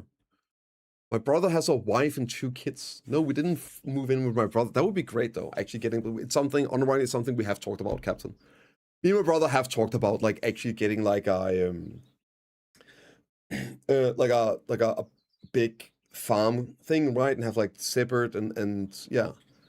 But no. We just moved up to my brother. We didn't move into my brother. We just moved to the same part of the country. So we live 5 minutes away from my brother now, which is great. So yeah, like hopefully that, yeah, you need concentrated, technical. You need concentrated. The way you make concentrated is you need sharps and it's like 2, right? Like heat, that, and that. I think this makes it like 1 sharp and 2 blackstones. Very cool. House, exactly, I was like, right? Yeah. Kids and the women in one end, the boys having LAN parties in the other. Down than 350. Ooh, let's fucking go. How's the DP? Yeah, you should get them from a quest, yeah. Change the system? Yes. They did change the system a bit ago. But also changed the enhancing of it technical, so I don't believe you can downgrade past try anymore. Is this correct? Yeah, I'm fairly sure it cannot go below try anymore. So it's very, very easy, cheap, and good. Correct, okay. I did learn something starting over. Business, well, okay, so watching stream, it's great fun, excellent information for new players. Since no longer have a girlfriend, she left after 5 years. Fucking rip, dude. One of time, gaming, and the gym. And that's what it's about, channel. Yep.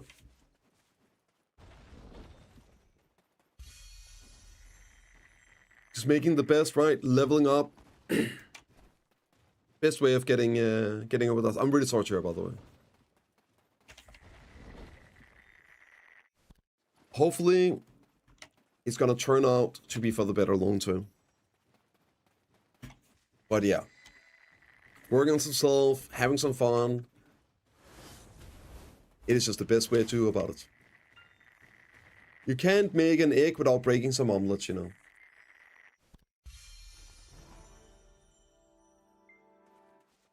Try boots, do rest damage for DP. No, 350 first. 350 first. You just need the 427, which is basically full try, and 350 AP to go for Jardine. So just get 350 first, you're good. 3 is right? Yeah, good.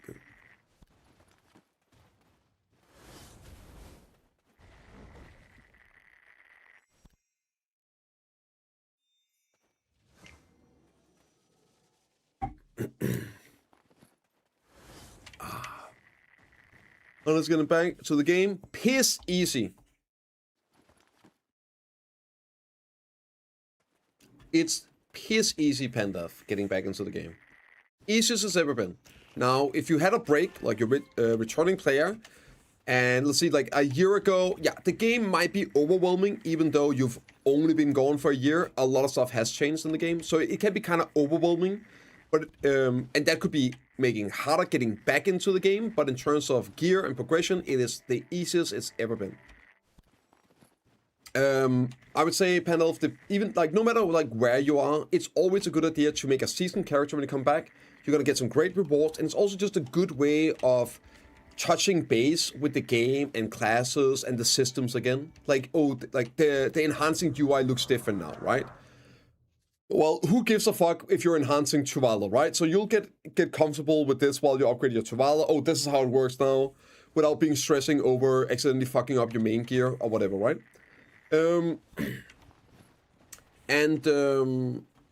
Great rewards too, and then do all the Academy afterwards. All the Academy is just great, yeah. Some people struggle a little with Magnus, right? Only if they try to do the entire thing, and wait, are you making fun of me right now?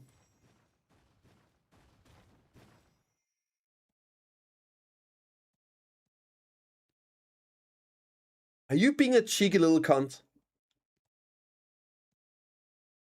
If so, well played. Well played. The Magnus is way easier. He right though. That was a bad. I called. Sure. That was a rough day. Ay ay ay. Hey, at least I showed what not to do, right? It was a learning experience. I learned and you experienced it, right? You know what I mean? Or rather, I experienced it and you learned. The Magnus is very easy. You only have to do the first quest now, and then when you eventually need to go to Land of the Warm Light, you have to do a few more quests. But it's very easy to do as long as you don't do what I did. Yeah. Was the sex days? Yeah, exactly right, Panda. That's why it's great just touching base with these systems again by doing season. And again, the rewards in season are great. They are really good. They are buffed up and everything. Highly recommend just doing that. And also keep, like, a lot of times people come back. I don't know if this applies to you, Pandalf, but I see it all the time. Somebody has been off of the game for 1-2 years or whatever, and they come back to the game and feel like they need to speedrun even harder to make up for the lost time. But you're already a year behind. Like, what is a week going to do? What is a week of just taking nice and chill going to do? You don't need to come back running, you know what I mean? Take that week, mess around, do the season, all that, man. Oh, no, you don't. They made it so much easier, Pandal, for new players. But you're returning, you won't have to do it again. No.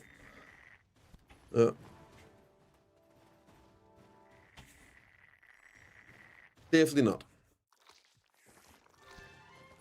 Thank God for that. Actually, I have a list, and maybe you can use some of it. This is for a new player list. It's not for returning players, but this is the stuff that I have experienced starting over. I did a new account on EU. My YouTube series is up. It's like 13 episodes. Pretty great. Some people say it's the best. It's huge. It's massive. Get a lot. It's great. But anyway, I made like a list of things that I learned and also like thought about with the changes of what a new player should do. So if any of these apply to you as a returning, I would do those. First is use all the codes on Garmith.com. It's like 30,000 Cronstones, a 400 stack, 350 stack. I think it's like a couple 100 billion silver worth of stuff. Use the codes on Garmith.com. Next up is complete season. And then the Magnus stuff, you already got that done. And then all the Academy, if you haven't done that, do all the Academy. Bro, it's amazing. Insane value, and it's actually great for learning the game. For the first time ever in video history, PA made sort of it's not really a quest line, but it is, that actually teaches you how to play the fucking game. It's really well done. It's actually really well done. It teaches you all the different life skills, gets you to do them, tells you what to do and how to do it. And you don't necessarily even have to read too much. It's great. So because a thing from the mail now, like an organization? Yes. The Old Academy, it's up here. You go here, you talk to Emma Batali, and it's like opens up all these quests. And you just make sure you do all the combat stuff and all the life skilling stuff. There's also the pass over here. You can get some stuff. It's amazing, dude. Crazy rewards. And what else we got? You probably got your infinite potions already. Some cups, sort those out. Make sure you catch up on your logs and the quest. So now, and I know you missed some of those because we got some in the last year. If you click here, Pandalf, you should have 10, 10, 1000. Can you tell me what these numbers are for you at the moment?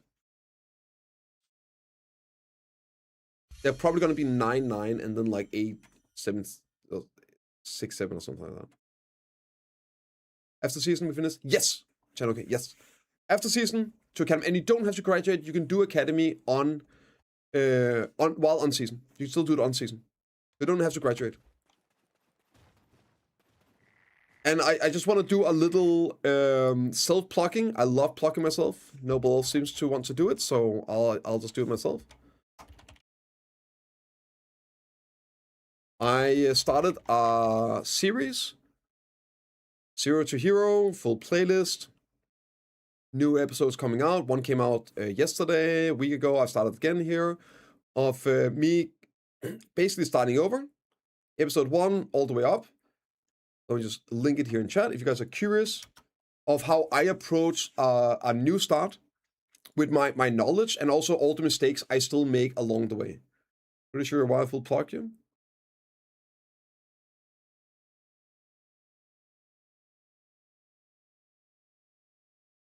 No, Dokkaebi chests do not give 1 AP DP anymore.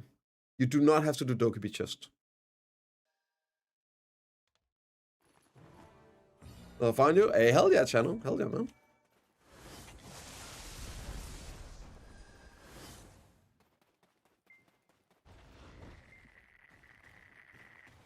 But it's just like, it's how I do it, the things, and I explain what I'm doing and why I'm doing it, and the stuff to keep aware of, and I do the enhancing, everything, right? So the idea was sort of to have like, oh, it's an actual one-to-one. You can see everything I'm doing, then you can pause it, you can watch it as a VOD while playing yourself, or have it run in the background, get some inspiration.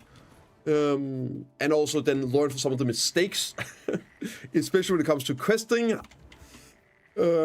Yeah. That's all the idea. But they don't have the gear requirements to kill the pirates. We're a little early, but a full pins violence, 3 black stars. That's... You can 100% kill them with that. Thorin. If they're full in Chuvala and pin black stars, I did it with Chuvala gear on EU. So something is wrong. I would say use a cron meal. I don't think they need any crystals for that. That doesn't sound right. I've done those. You'll get there, technical. Don't worry. Don't worry. It's no rush. You'll get it.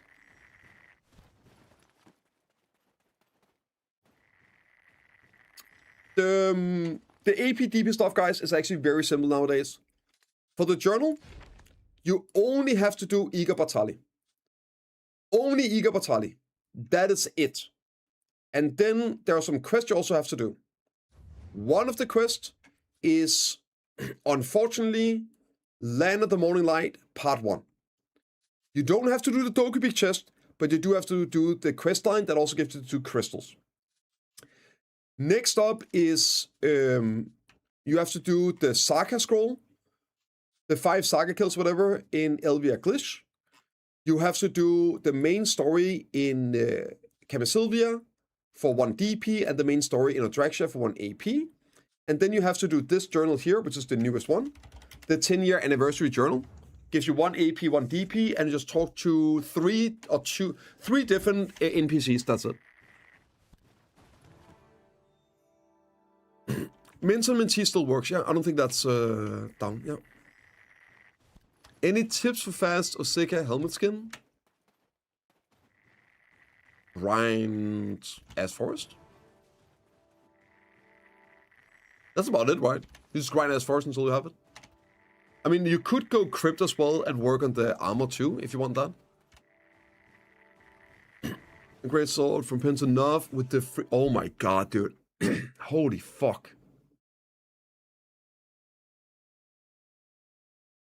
Okay, you need to fix something, Pandal. Something is wrong with those stats. Unfortunately, I played this game so long that I know almost every single stat point you can have in this game. And I know you have something wrong. You are missing either an Alchemy Stone upgrade or you're missing 2 journals. Can you post me your Garmoth link, Handle? No, it's not your gear. You are missing something to give you more stats. Let me guess, you have full tri armors, right? Handle.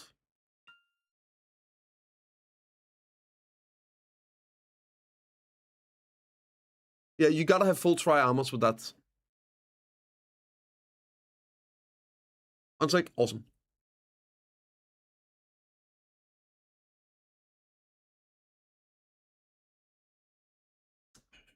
Retry, introduce. Are you using Nox or something then? Okay, you're using Nox then, never mind. So no, that doesn't add up either. Wait, 3 tries and 2 do's? That doesn't exist. You mean 3 tries and 1 do? If so, that would be 424, yeah, and then you're good.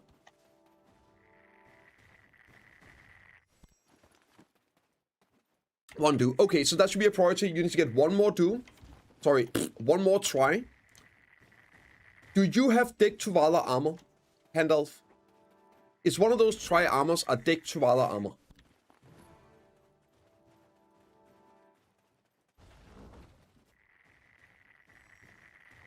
Basically, sorry, yes, you can grind in Edarnea. You should probably grind Osika with that gear, Osika, Tongue-Red Ruins.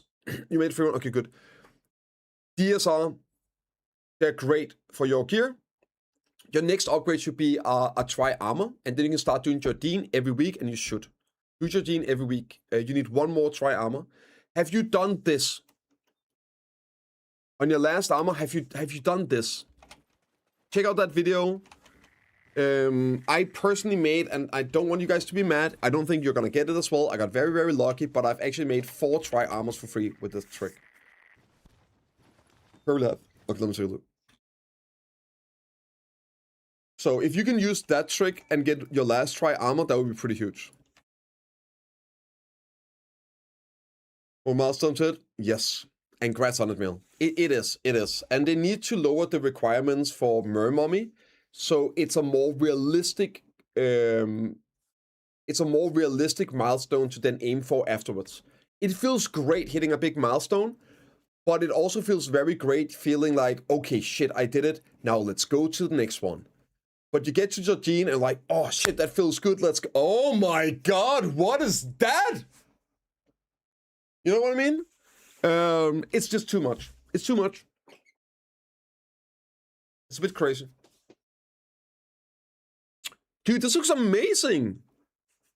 Right, so first things, see if you can get this to try. I actually just do it. I would legitimately prioritize getting this one to try, and after that, get a Sovereign main hand, a Fury Sovereign main hand, and just get it to try as well, and put Reforce Stones in. But yeah, like, you can already now, you can grind like Osika and things like that, make crazy good money. Crazy good money. That's what I would do, yeah. Is the 5 Adana piece over? Yeah, it is. It is. It is done so. Fuck me to try him to do that. Do what?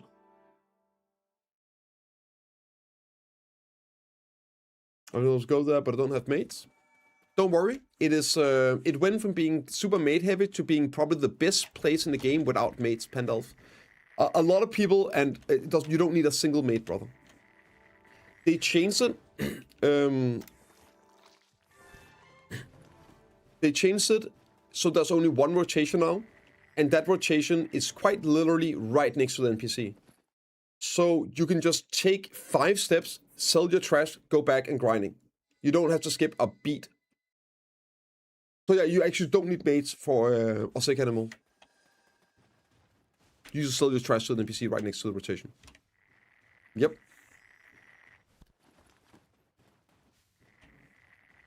It's permanent quest now? No?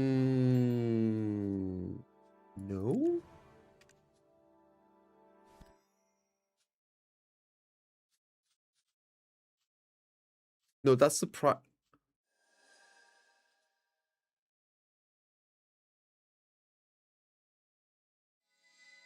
For real? WPA. Fucking W. Oh my god, that's so good. It's perma now. So freaking good.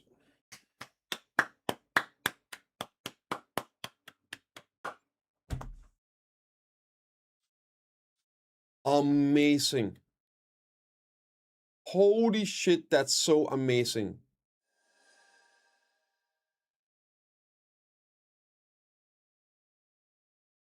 I mean, you got the same major. What do you mean? Yeah, you got 10 as well. You still have this one up here. Yeah. Been for a long time? No. What do you mean it's been for the event ended last maintenance? Berserk. It literally ended yesterday. How could it have been for a long time when it was yesterday? I mean, do you mean the Debo one? Yeah, I knew about that one, but like this one, the one event that just ended is now also permanent, it looks like. That's only since yesterday.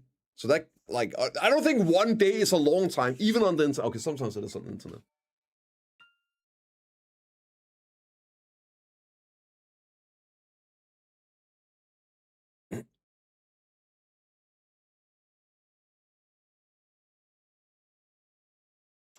Debo was, but all 5. Yep, exactly. I think of Debo. Yeah, no, like that's what I thought as well, Berserk, that you were talking about. So I wanted to show you that no, that's a Debo one, that's not. But then it turns out you were actually somehow right. Despite you talking about the wrong quest, the Debo one, the event quest seems to be permanent now as well. Fucking amazing. The excuses you knew since last Friday? No. It probably was on Global Lab, but I don't fucking read, man. Make a short out of it. Do I need to? Okay, you know what? Let's do that. Can somebody clip this for me then? Yeah, that's a good idea.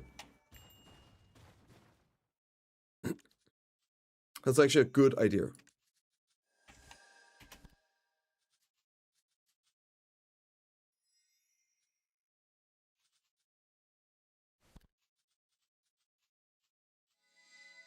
Good idea.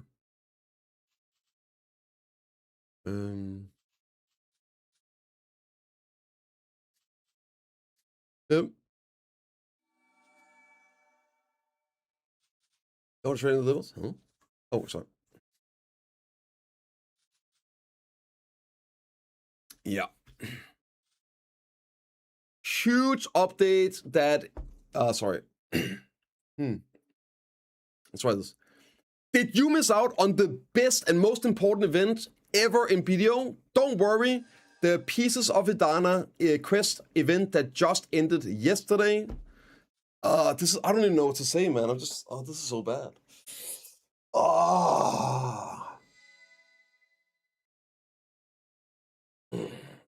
I fucking hate shorts, man. I feel like I'm some, like, salesperson. Like those, old, what are they called? Infomercials. Is your butthole leaking too? Well, don't worry, the doctor got the remedy. Just call 666 and... yeah, okay. Well, yeah, I guess. He's trying to sell the video? True. Listen, it just better? Yeah, it was a bit much.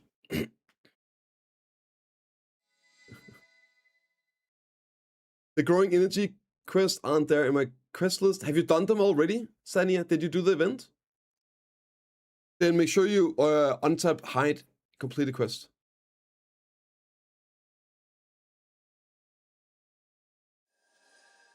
Oh, that's a great idea. That's a great idea, Alex.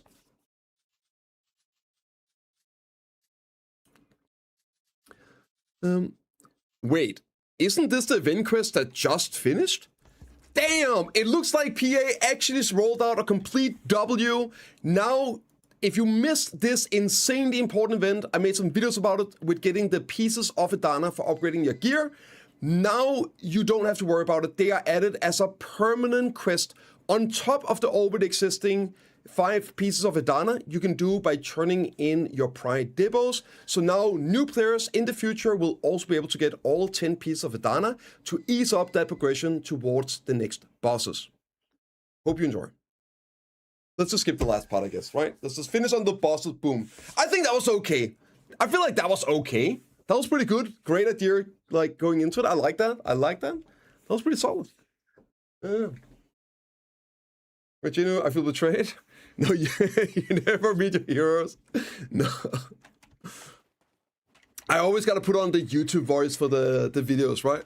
Do I need to? As it is job, yeah. Can somebody clip that? I just like playing video games, man. Is it acceptable? Good.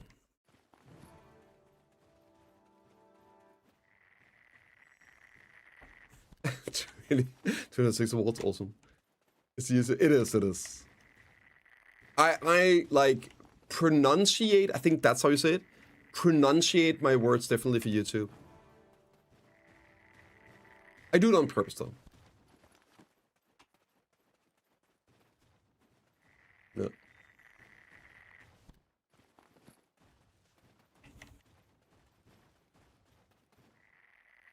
Enunciate. Oh, that's what it is. Yes. Yes. Enunciate. Yes, I word say differently with my mouth, so people hear clear better. So is Sockbar back at top since the recent changes? Sockbar is very, very good since the last time we got buffed. Yeah, double. Yep. Any gear to the soul bosses? The mount bosses? Yes. Except the new ones like, oh sorry, let me try that again. Calamity 1 to 7, Evil, you do not need gear. You really need no gear. The only thing you need is getting the light stones. Calamity 8 plus, yes, they have gear requirements. And use full normal gear.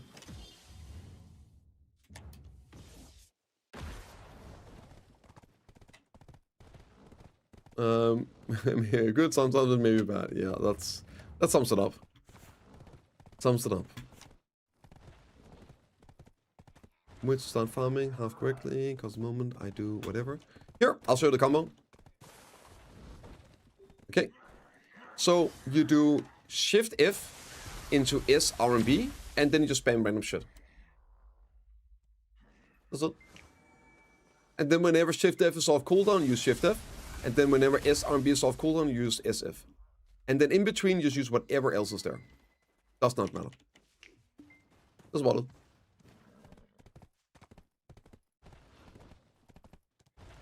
Just prioritize Shift F and S, R, and B.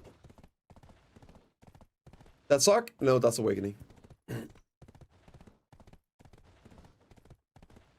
Suck, you need like 11 different flowcharts. The issue with the Shift F into Shift Q is the animation difference is so minor. It's very, very, very little. I personally don't bother with it unless it just happens to line up. And most importantly, the cooldowns are different on them. Right, so it's like, sure, you go Shift F into Shift Q. Okay, now what? Okay, now my Shift F is ready. Shift Q is not ready. Do I not do that? Do I wait? So, okay, sure, you can do it one time. Who cares? Whatever. Don't worry about that. Such a minor. Whenever they do happen to line up, sure, might as well Shift F into Shift Q, but don't worry about it.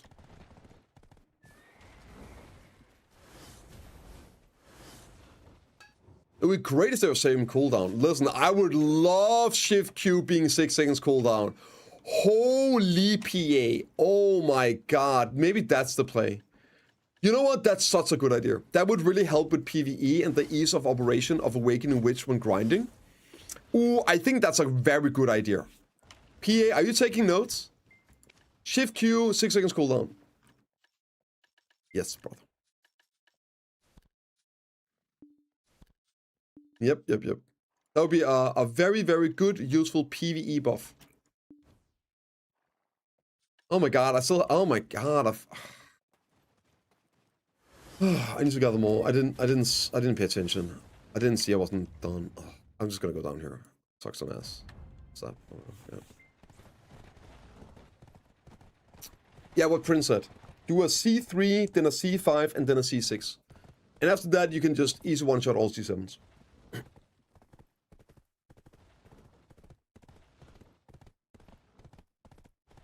And 9% damage buff? Yeah, but it should just be raw damage buff, not PvE only, just raw damage buff. That would be great. Yeah. That would be very nice, yeah.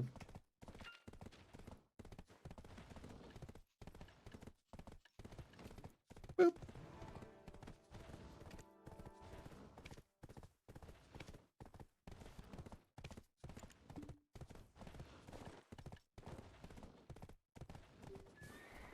Okay. Big sorry. Just need to do my guild quest, so guildies don't get mad at me.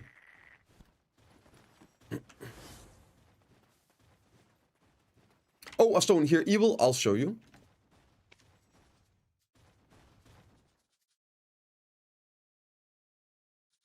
Yeah. Manage aura. It's an aura stone. So I'm missing one. But yeah, it's these one here. You can see what they are here. If you go under the quest. Here. It's these. They're called light orb. So if you go and you search under suggested, search light orb, it should show you where you get all the orbs here. And those are the ones where you get them. And then also one for C69. All good, man. All good. After this, we're gonna go enhance. We're gonna do some Gamba. I'm feeling some type of way today. I'm not sure it's good, but it's something. I might have to see a doctor.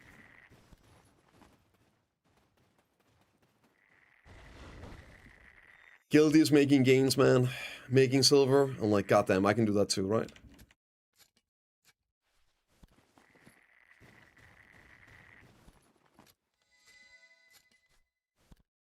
Ooh, there we go. Great.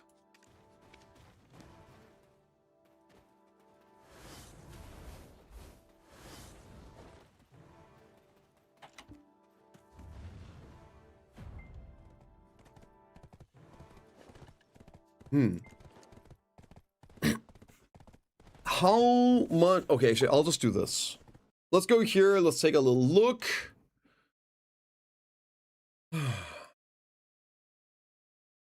Hannibal predictions. Pain and suffering. Do you want my predictions or my cope? Like what I want to see or what I think we'll see? Libby.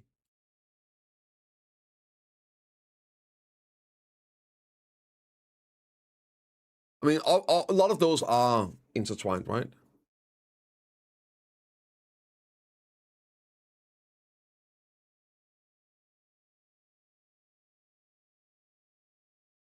What?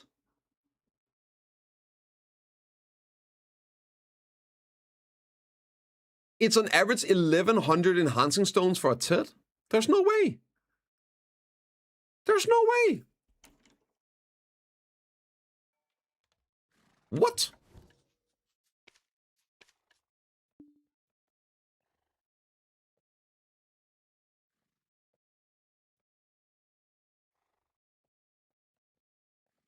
Insane, man. That's absolutely crazy. Like inside, yeah, I pitted mine. It just kills you from the inside.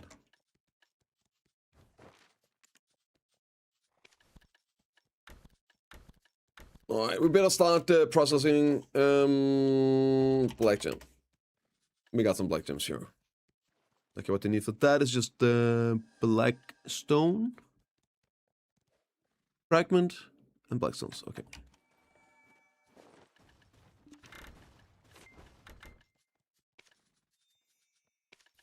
Surely they'll allow us to do 100x at one point.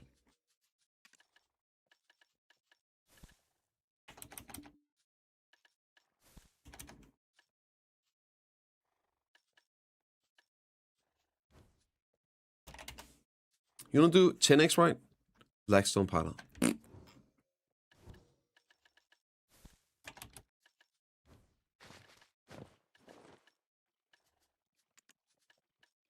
How much was it? It was 2 to 1.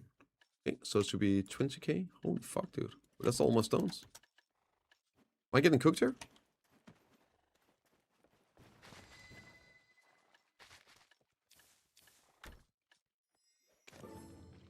I mean, there's nothing else I can do, right? This is just the recipe. This is just what we gotta do, right? Giga co-predictions. I'm gonna go into my peanuts and get something to drink, and then we can talk a little bit while we're doing this for the next 11 hours anyway, right? With alchemy region, I didn't say so. I don't think you can. There's like a recipe where you can. I don't think this is it though.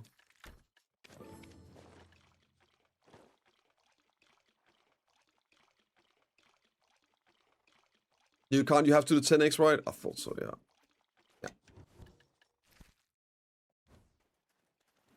Yeah. I think it is Caphras. Cubic. I think it's Caphras stones. You can definitely do 100 at Caphras. Can do Calamity 8 with the same class and 5 different characters and get rewarded? No, it has to be 5 different characters. Sorry, classes. Yeah. So even if you're Sark on Awakening, it doesn't matter. If you've killed one boss on a difficulty on Warrior, you can't do it again on Warrior. You have to use another class. Yeah. Anyway, let me go real quick. You're back. Full stream.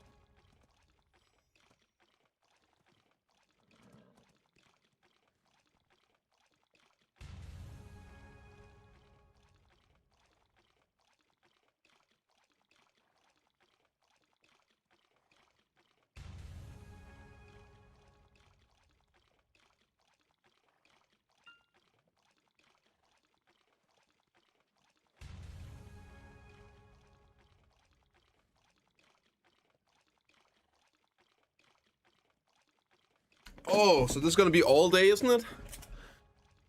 Maybe I should have done this overnight or something. Shit, I don't even know what to do now. How can I gamble when I don't have the stones for it? Unlucky.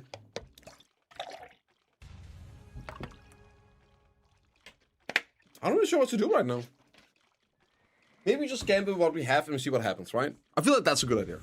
Maybe that's a good idea. Hey, Yo, Callan, thank you for the prime. got a I permit appreciate for that. those guns? Welcome to the gun show, guys. A lot of coke? Yeah, I know. EU Circa specialty. Maybe do this. You. And some prions? Yeah, but I don't have the stones to gamble with, right? Destiny. Also, no. Hell no.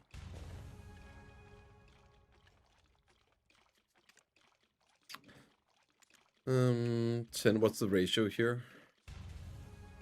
Okay, so it's 10, 50. So it's 5 to 1. Okay, so that should be like 100 and something. Okay, we'll do it. Last stone. I mean, I'm already 36 taps in, I guess. I don't have that much more of these. I only got 700, it's whatever.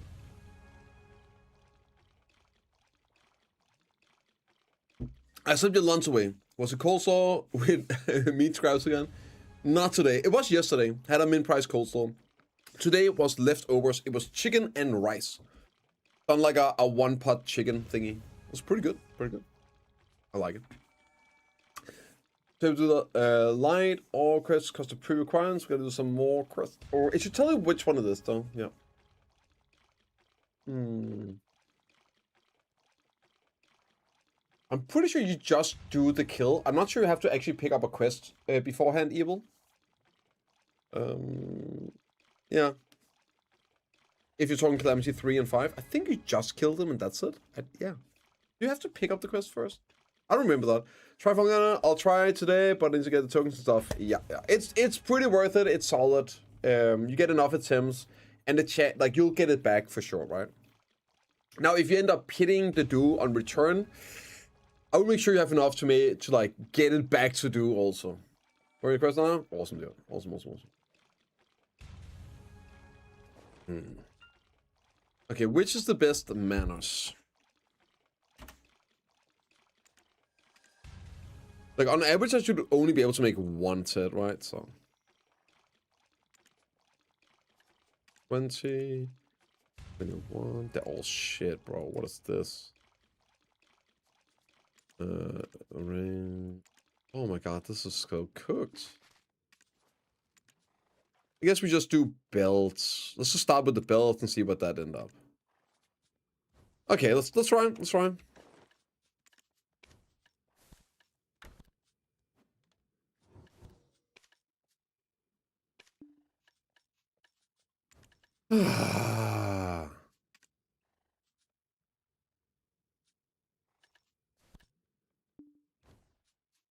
Okay. How many do we need on average? Piece, item cost, amount. No, that's pin. Okay, 33 is average. For a tit. I got 19 at the moment, right? Okay, let's see. So you guys know the average now. It's 33 bases. 33 bases, right?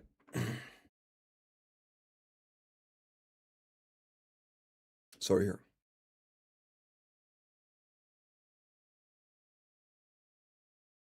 Right? Oh, I'm blind. It's 40. I was looking at the wrong one. Okay, so 40 bases on average, and I got 19. Let's see. We'll do a prediction. Start prediction. Chet belt. Nah, bro. Yes, dude. Money back. Nah, bro.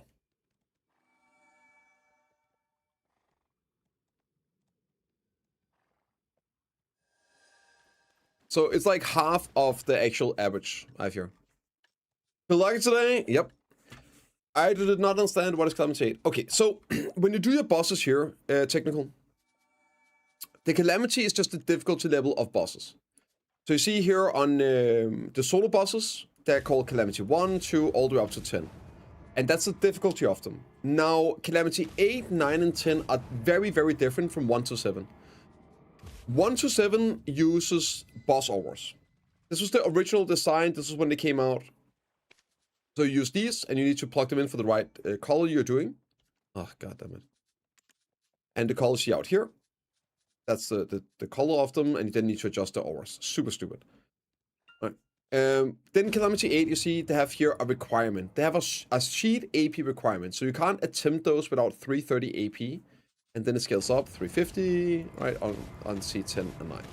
But 330 is the lowest AP requirement to do the easiest Calamity 8 boss. And as soon as you can do those, you want to do those. Pictures up, guys! I got full deck Karasats in 45 attempts. Must be nice. Must be nice. Cannot relate.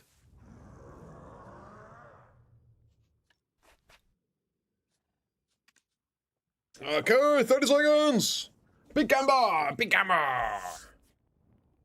Okay, how many zones are we starting with? We're starting with 1,300, I guess. I'll guess I'll just move these out so they are not. This will be over the number, right? 83. 1,300 stones. Cool. Can I do 2 season characters? As long as you have a season ticket, you can do a season character. But you can only have 1 season character at any time. So if you have another, and you can see that on your loading screen, where you have all the characters, create new character and all, in the bottom right corner, there's be some circles, which are your season tickets. As long as you have one of those, once you graduate your current season character, you can make a new one. But you cannot have 2 season characters at once.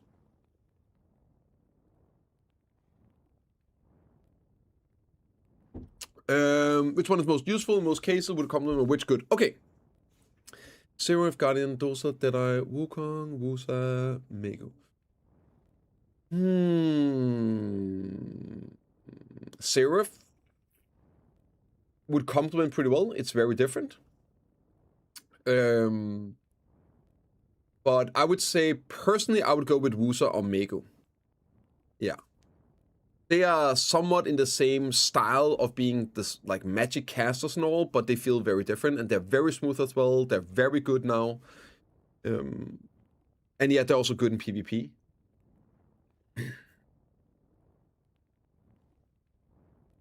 Yeah.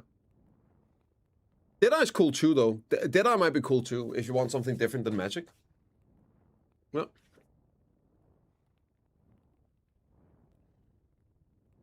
Doesn't matter with some puzzles you do in terms of rewards, I just do them in order. It matters once you get 370 AP or so. It only matters once you go up and you can do the Calamity 8 plus of Bamboo, Apex, Uruxini, and Duxini. Other than that, no, it doesn't matter. Okay, let's do it, guys. Let's see. Let's see if we get a 10. Okay. Let's do the price. Ah, yes. Nothing like succeeding all the price so you can fail all the do's and tries, right? The more you succeed in the beginning, the more expensive it costs because the more you fail.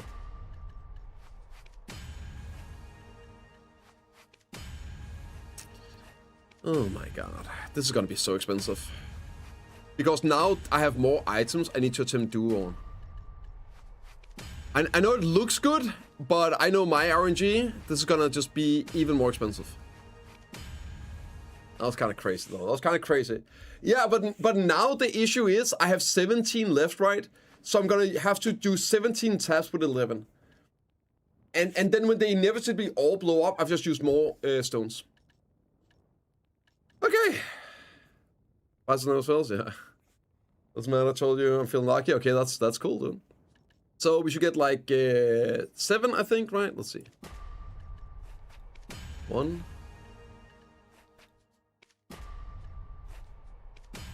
2. Oh my god, okay, I'm already on the pity counter here. I forgot that. 3. It's not looking good. 4, okay. 5, never mind. 6, I spoke too soon. 7, oh my. I don't know, man. Listen, I'm not making the rules. Guys, listen, it's not my fault. Joker said he was feeling it. Hey, it just means we're just gonna lose that much more when we fail them all, right? Listen, I don't know. Maybe we just cash out. Maybe, is this it? Do we just stop here? I don't know. Again, guys, you have to remember, when we just fail everything, I don't know what that was. I don't know what that was. But, like, now I just have so much more that we're just gonna fail that much higher. You know what I mean? I mean, we have to go for at least a try, right? We have to pity the try if nothing else. Okay, it's like what, 1/3. How much do I have right now?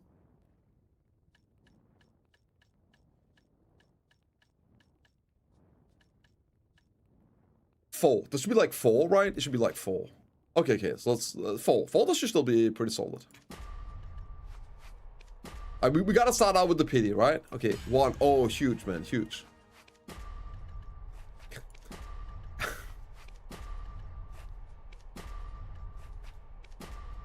Big day, guys. Big day. Oh, would you look at that? Huge. Do you guys remember what I said earlier? Do you guys remember what I said earlier? The more we succeed at the beginning, the worse it is. Yeah, because now I had to do all those extra taps.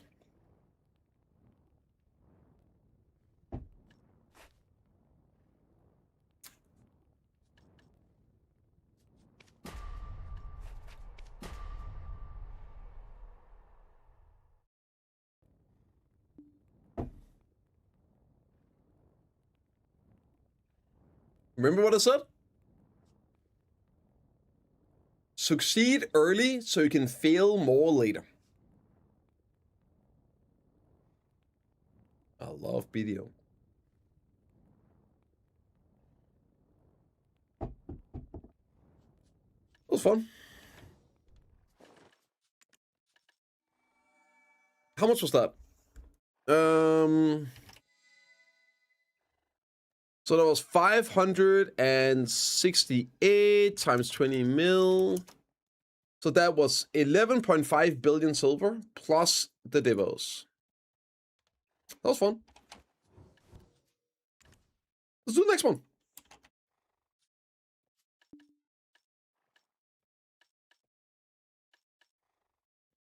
Which one do we next? Earring? Yeah, let's do earring.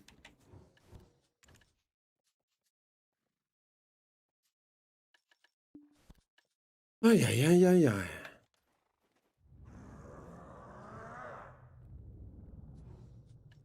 Okay, let's do another one. Nah, bro, we'll do another one. Okay, start prediction. Chet earring.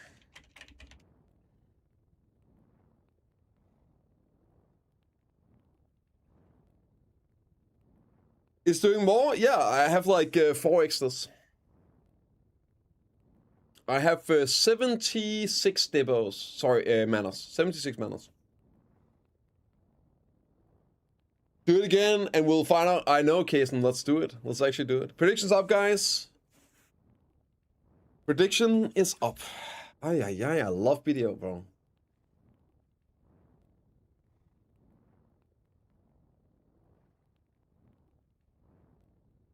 Don't you guys just feel good about your origin? Also, enhancing video coming out tomorrow. Dropping a big enhancing video tomorrow. I figured you guys are gonna love that shit. So here, coming out tomorrow, 120 pieces of Adana. No spoilers about how it goes. I do want to say that. The video is coming out tomorrow, regular stream. I think it's like 8 a.m. in the morning. It's like an hour before I normally go live. I'm not streaming tomorrow, so I would drop you guys a banger. This is one of those videos I made yesterday. I made 3 videos yesterday. And this one here is coming out tomorrow. I hope you guys enjoy it. This here is just a little warm-up of what to expect. Yep, yeah. Yeah, you like something today? I feel like playing videos today. Yeah, so pretty much. Yeah. I crafted all of them, Prim. I made all of them. I had a bunch of those fragments from... We got them like some RNG boxes.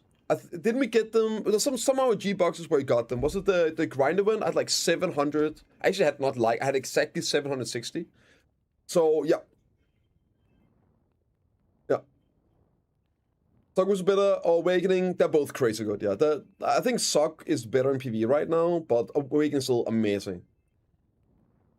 Can you explain the history behind 2 girls, 1 buff? Well, it's because they're like sisters, so like it's like in the lore, they're sisters. And they came out at the same time, almost, right? So it's they're finally, like the 2 girls are getting like one big PvE buff patch. Like, what do you mean? This should be pretty self-explanatory. Anyway, let's go. Oh, God. Okay.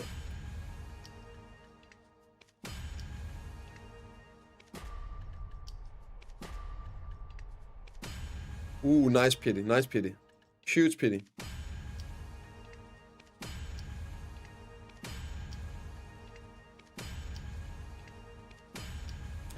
Oh my god, guys, I'm smelling a repeat. Can we fill a few more, please? We're succeeding too much early. This is not good. This is not good.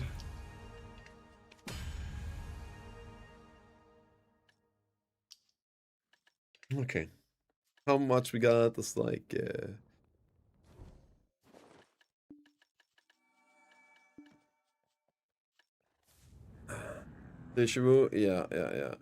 So that's 8. That's 15, right? 15. Okay, so 2 less still. 15 divided by 2, that's like 14. What? 7. Roughly 7. Okay, let's see. 1, 2, 3,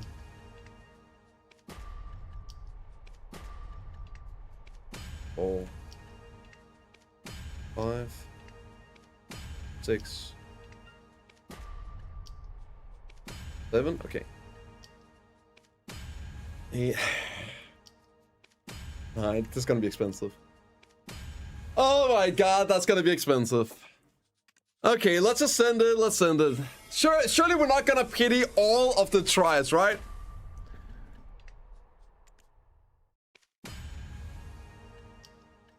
Three try pity back to back. So that's 15 fails in a row at 30%. 15 fails in a row at 30%.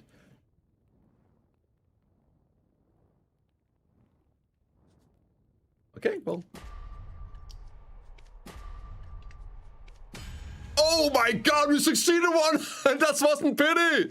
Huge! The window is open, guys! Shit, the window is open! Oh my lord, the window is open! One more! Oh! Okay, we just sent it. The window's open. The window's open. We ship it. We ship it. Come on. Just a ted. Just give us a ted. Big teddies. Come on. Big teddies, boys. Just one. We're gonna be idiot. Come on. I can hit a 15%, alright?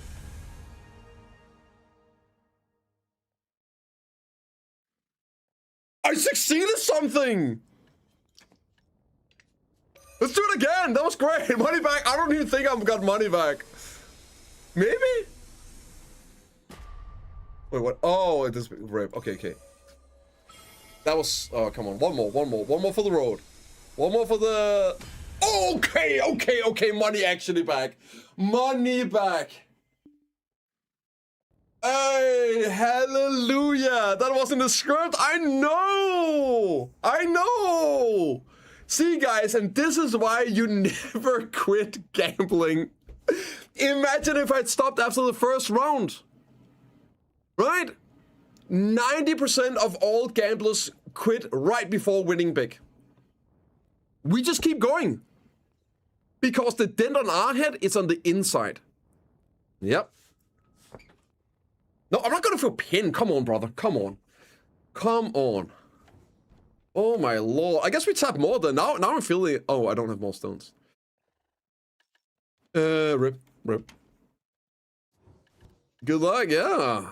I don't know. This has never happened before. I don't know what to do. I mean, I'm gonna sell them. No, I'm not going to. Are you crazy? Are you crazy? Hell no, I'm not going pin. Wait, what? Wait, what? Can I... What? Why did it say that? Can only place an order for one... Oh, one listing at a time. Okay. Cool. Listen, if I were going... I'm already working on my pity over here, man. I'm already working on my pity here. I'm not gonna be working on a pity for that. There's a reason I bought every single one except this one. I bought this, I bought that, I bought this, I bought that, I bought this at Oct and I enhanced it to Nav, right? This here is the only item I made myself. This is the only item I made myself.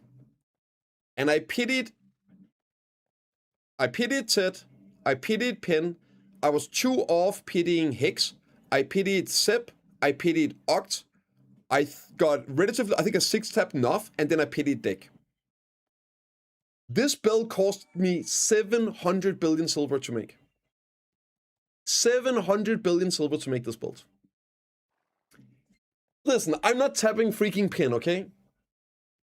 This here was unheard of. Payout prediction? Yes, dude. Yes, dude. Wait, 83% on yes? You guys are crazy. That's wild. I know Chronic, and I did it all on stream. Yes. And it's the only piece I enhanced. And that is also why I bought all the other ones. Tap the neck? Nah, bro. Nah. Okay, one tap. We do one tap. One tap only. One tap only. One tap only. One tap only. One tap only. One tap only. Easy one tap. Easy one tap. Unlucky. No, I'm not doing more. Shut up. Shut up. I'm not doing it. I know you guys already. Nope. Not doing more. Sorry. No, not doing more. Not doing more. Well, I guess to just make more stones? I think it's just make more stones. No, yes, I know I want to too. How many dibbles do we have? Oh, dibbles. No, stop it. We're doing only one dumb thing at a time. We gotta chill here. We gotta chill.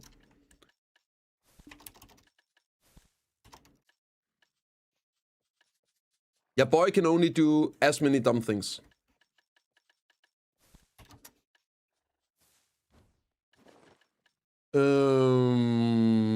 Let's see. Move. Damn, I need to get more blackstones.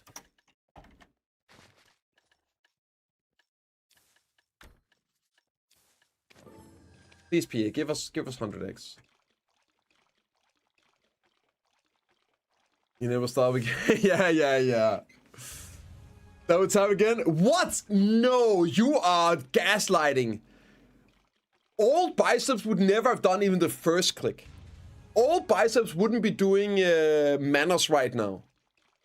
This is new crackhead biceps that doesn't have any gear progression to work on, but I need my dopamine hit, so what do? I guess just gamble random shit, right? So I can get... No, like, all biceps would be locking in for like 90 months straight in a freaking horrible grind zone, committed, locked in, not touching anything, selling all the bases, no gamba, no RNG, until we go for upgrades, and then I would just lose everything anyway. Yeah. Getting off them tabs. I know, bro. Like, straight up, it's all this time gating. Like, oh my lord. How many essence is it to tap your alchemy stone? Isn't it? Is it 40 per tap? I think it's 40, right? Let me check.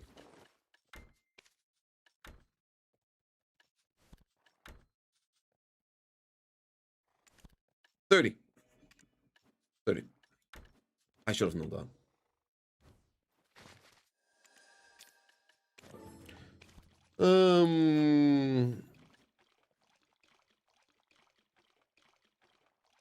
So that's like 18 attempts. Yeah.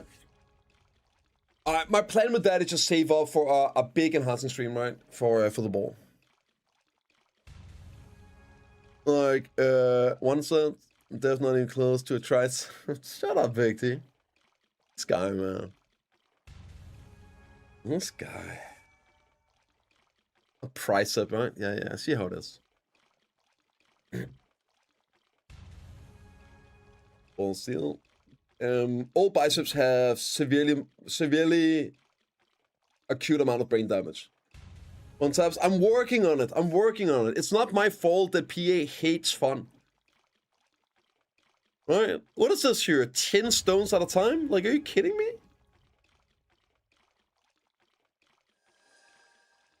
How long would this take me? Okay, let's see. How long is it per craft? Isn't it like 9 seconds, I think it is. I think it's 9 seconds per... I'm just gonna time it here.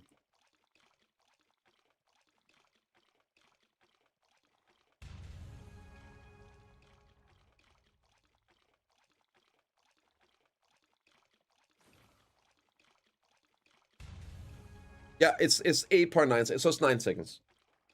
Roughly. Or let's go 9 seconds, right? So that would mean if I have and that's 10 a pop, so that would be 1,000 times 9 seconds. That's 9,000 seconds, so that's 150 minutes. So that's 2.5 hours, right? Is that correct?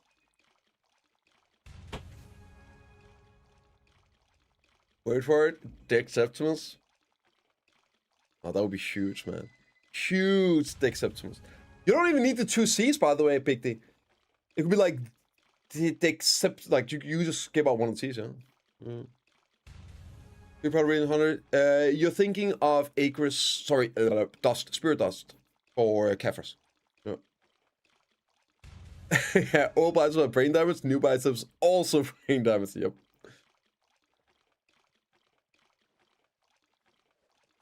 I don't know, like, I want to gamble, but, like, what is this? What is this?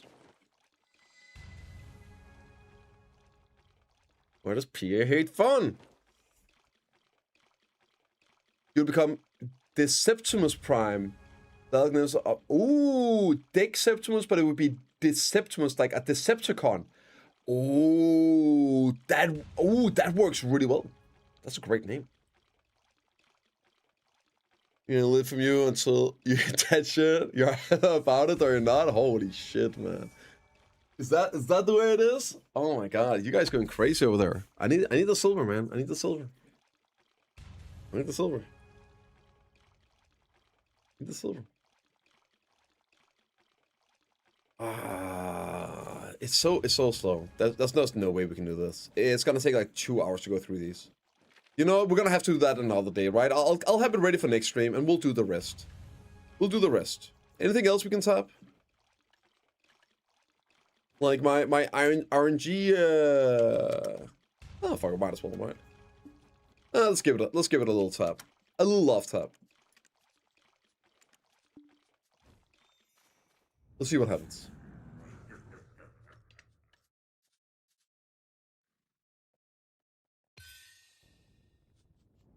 I don't know what this deck has been used for. Did I forget to pick up a dibble? Oh! You make a Dragon Slayer, Wing Weapon, Handsome Base Pin? Hell no. Hell to the no. Okay, let's ship it. Let's ship it. Easy try. Easy try. Locked in, baby. Locked in. Oh, that linger was crazy. Okay. We can do a bit more. Okay. I have this thing here.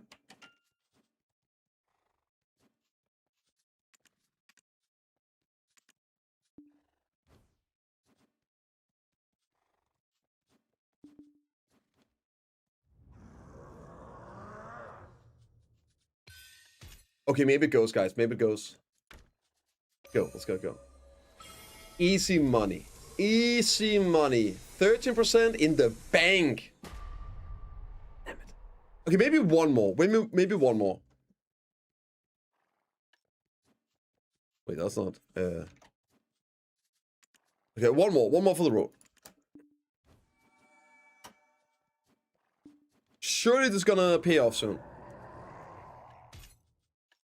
Okay, last one. Come on. One more. Money back. I hate this game. Any tips on how you can get sharp black crystal shards efficiently gathering or buying them on the marketplace? That is it. There's not really a whole lot else to do. Yeah.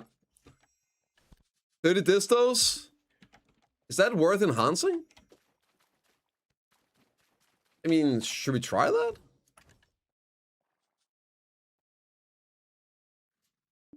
You got like a pry here and everything. Sure, why not? Yeah. Buy marketplace or gathering.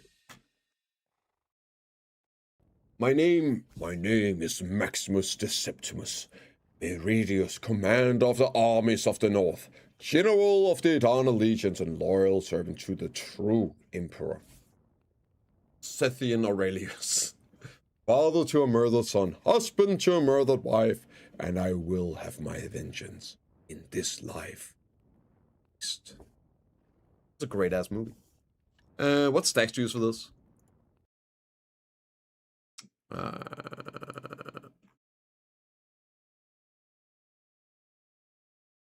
Yellow accessories? This stuff? Yeah.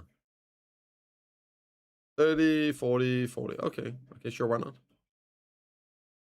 30, 40, 40. Okay, what's this here? 40. I got plenty of those. Oh. Was it 30 then? Yeah, 30. Okay.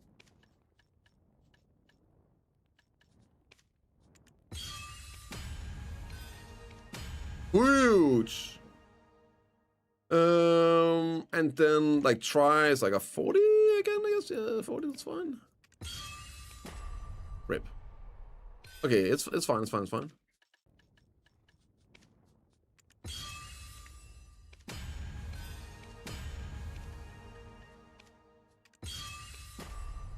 Guys, it's not fine. Yes, and this one goes, right? This one is the one that goes.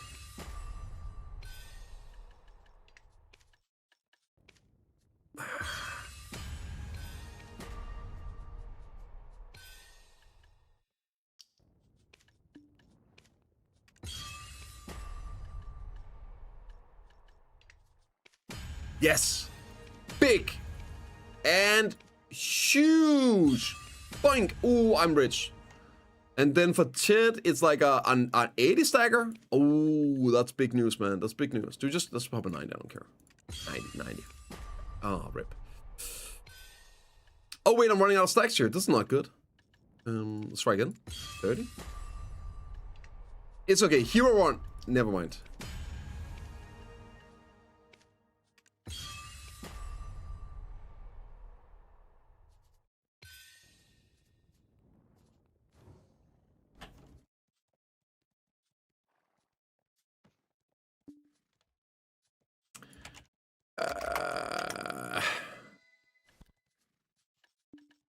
Is this good?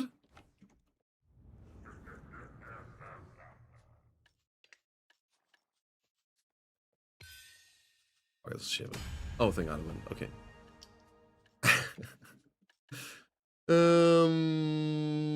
Like that. What about this one here? Is that worth enhancing? Oh, that's like a lot, dude. Let's go for try. Screw it, bro. Let's ship a try. Let's go. Rip. Rip Bozo.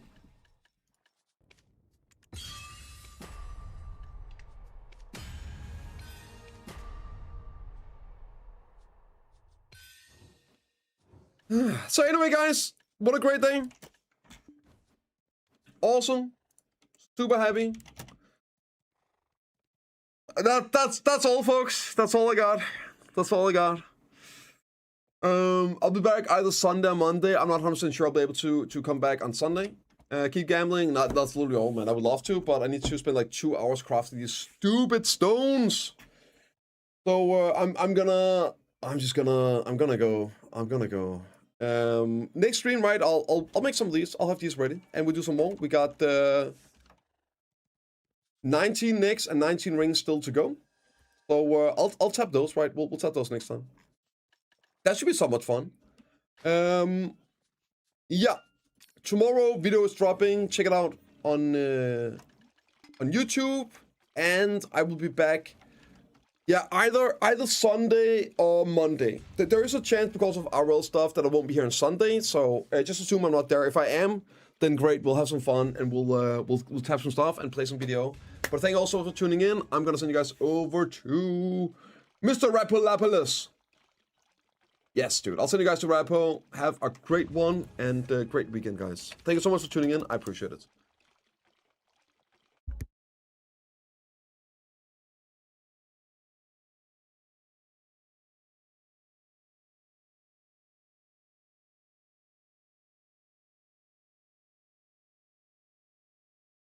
Fortune for the stream.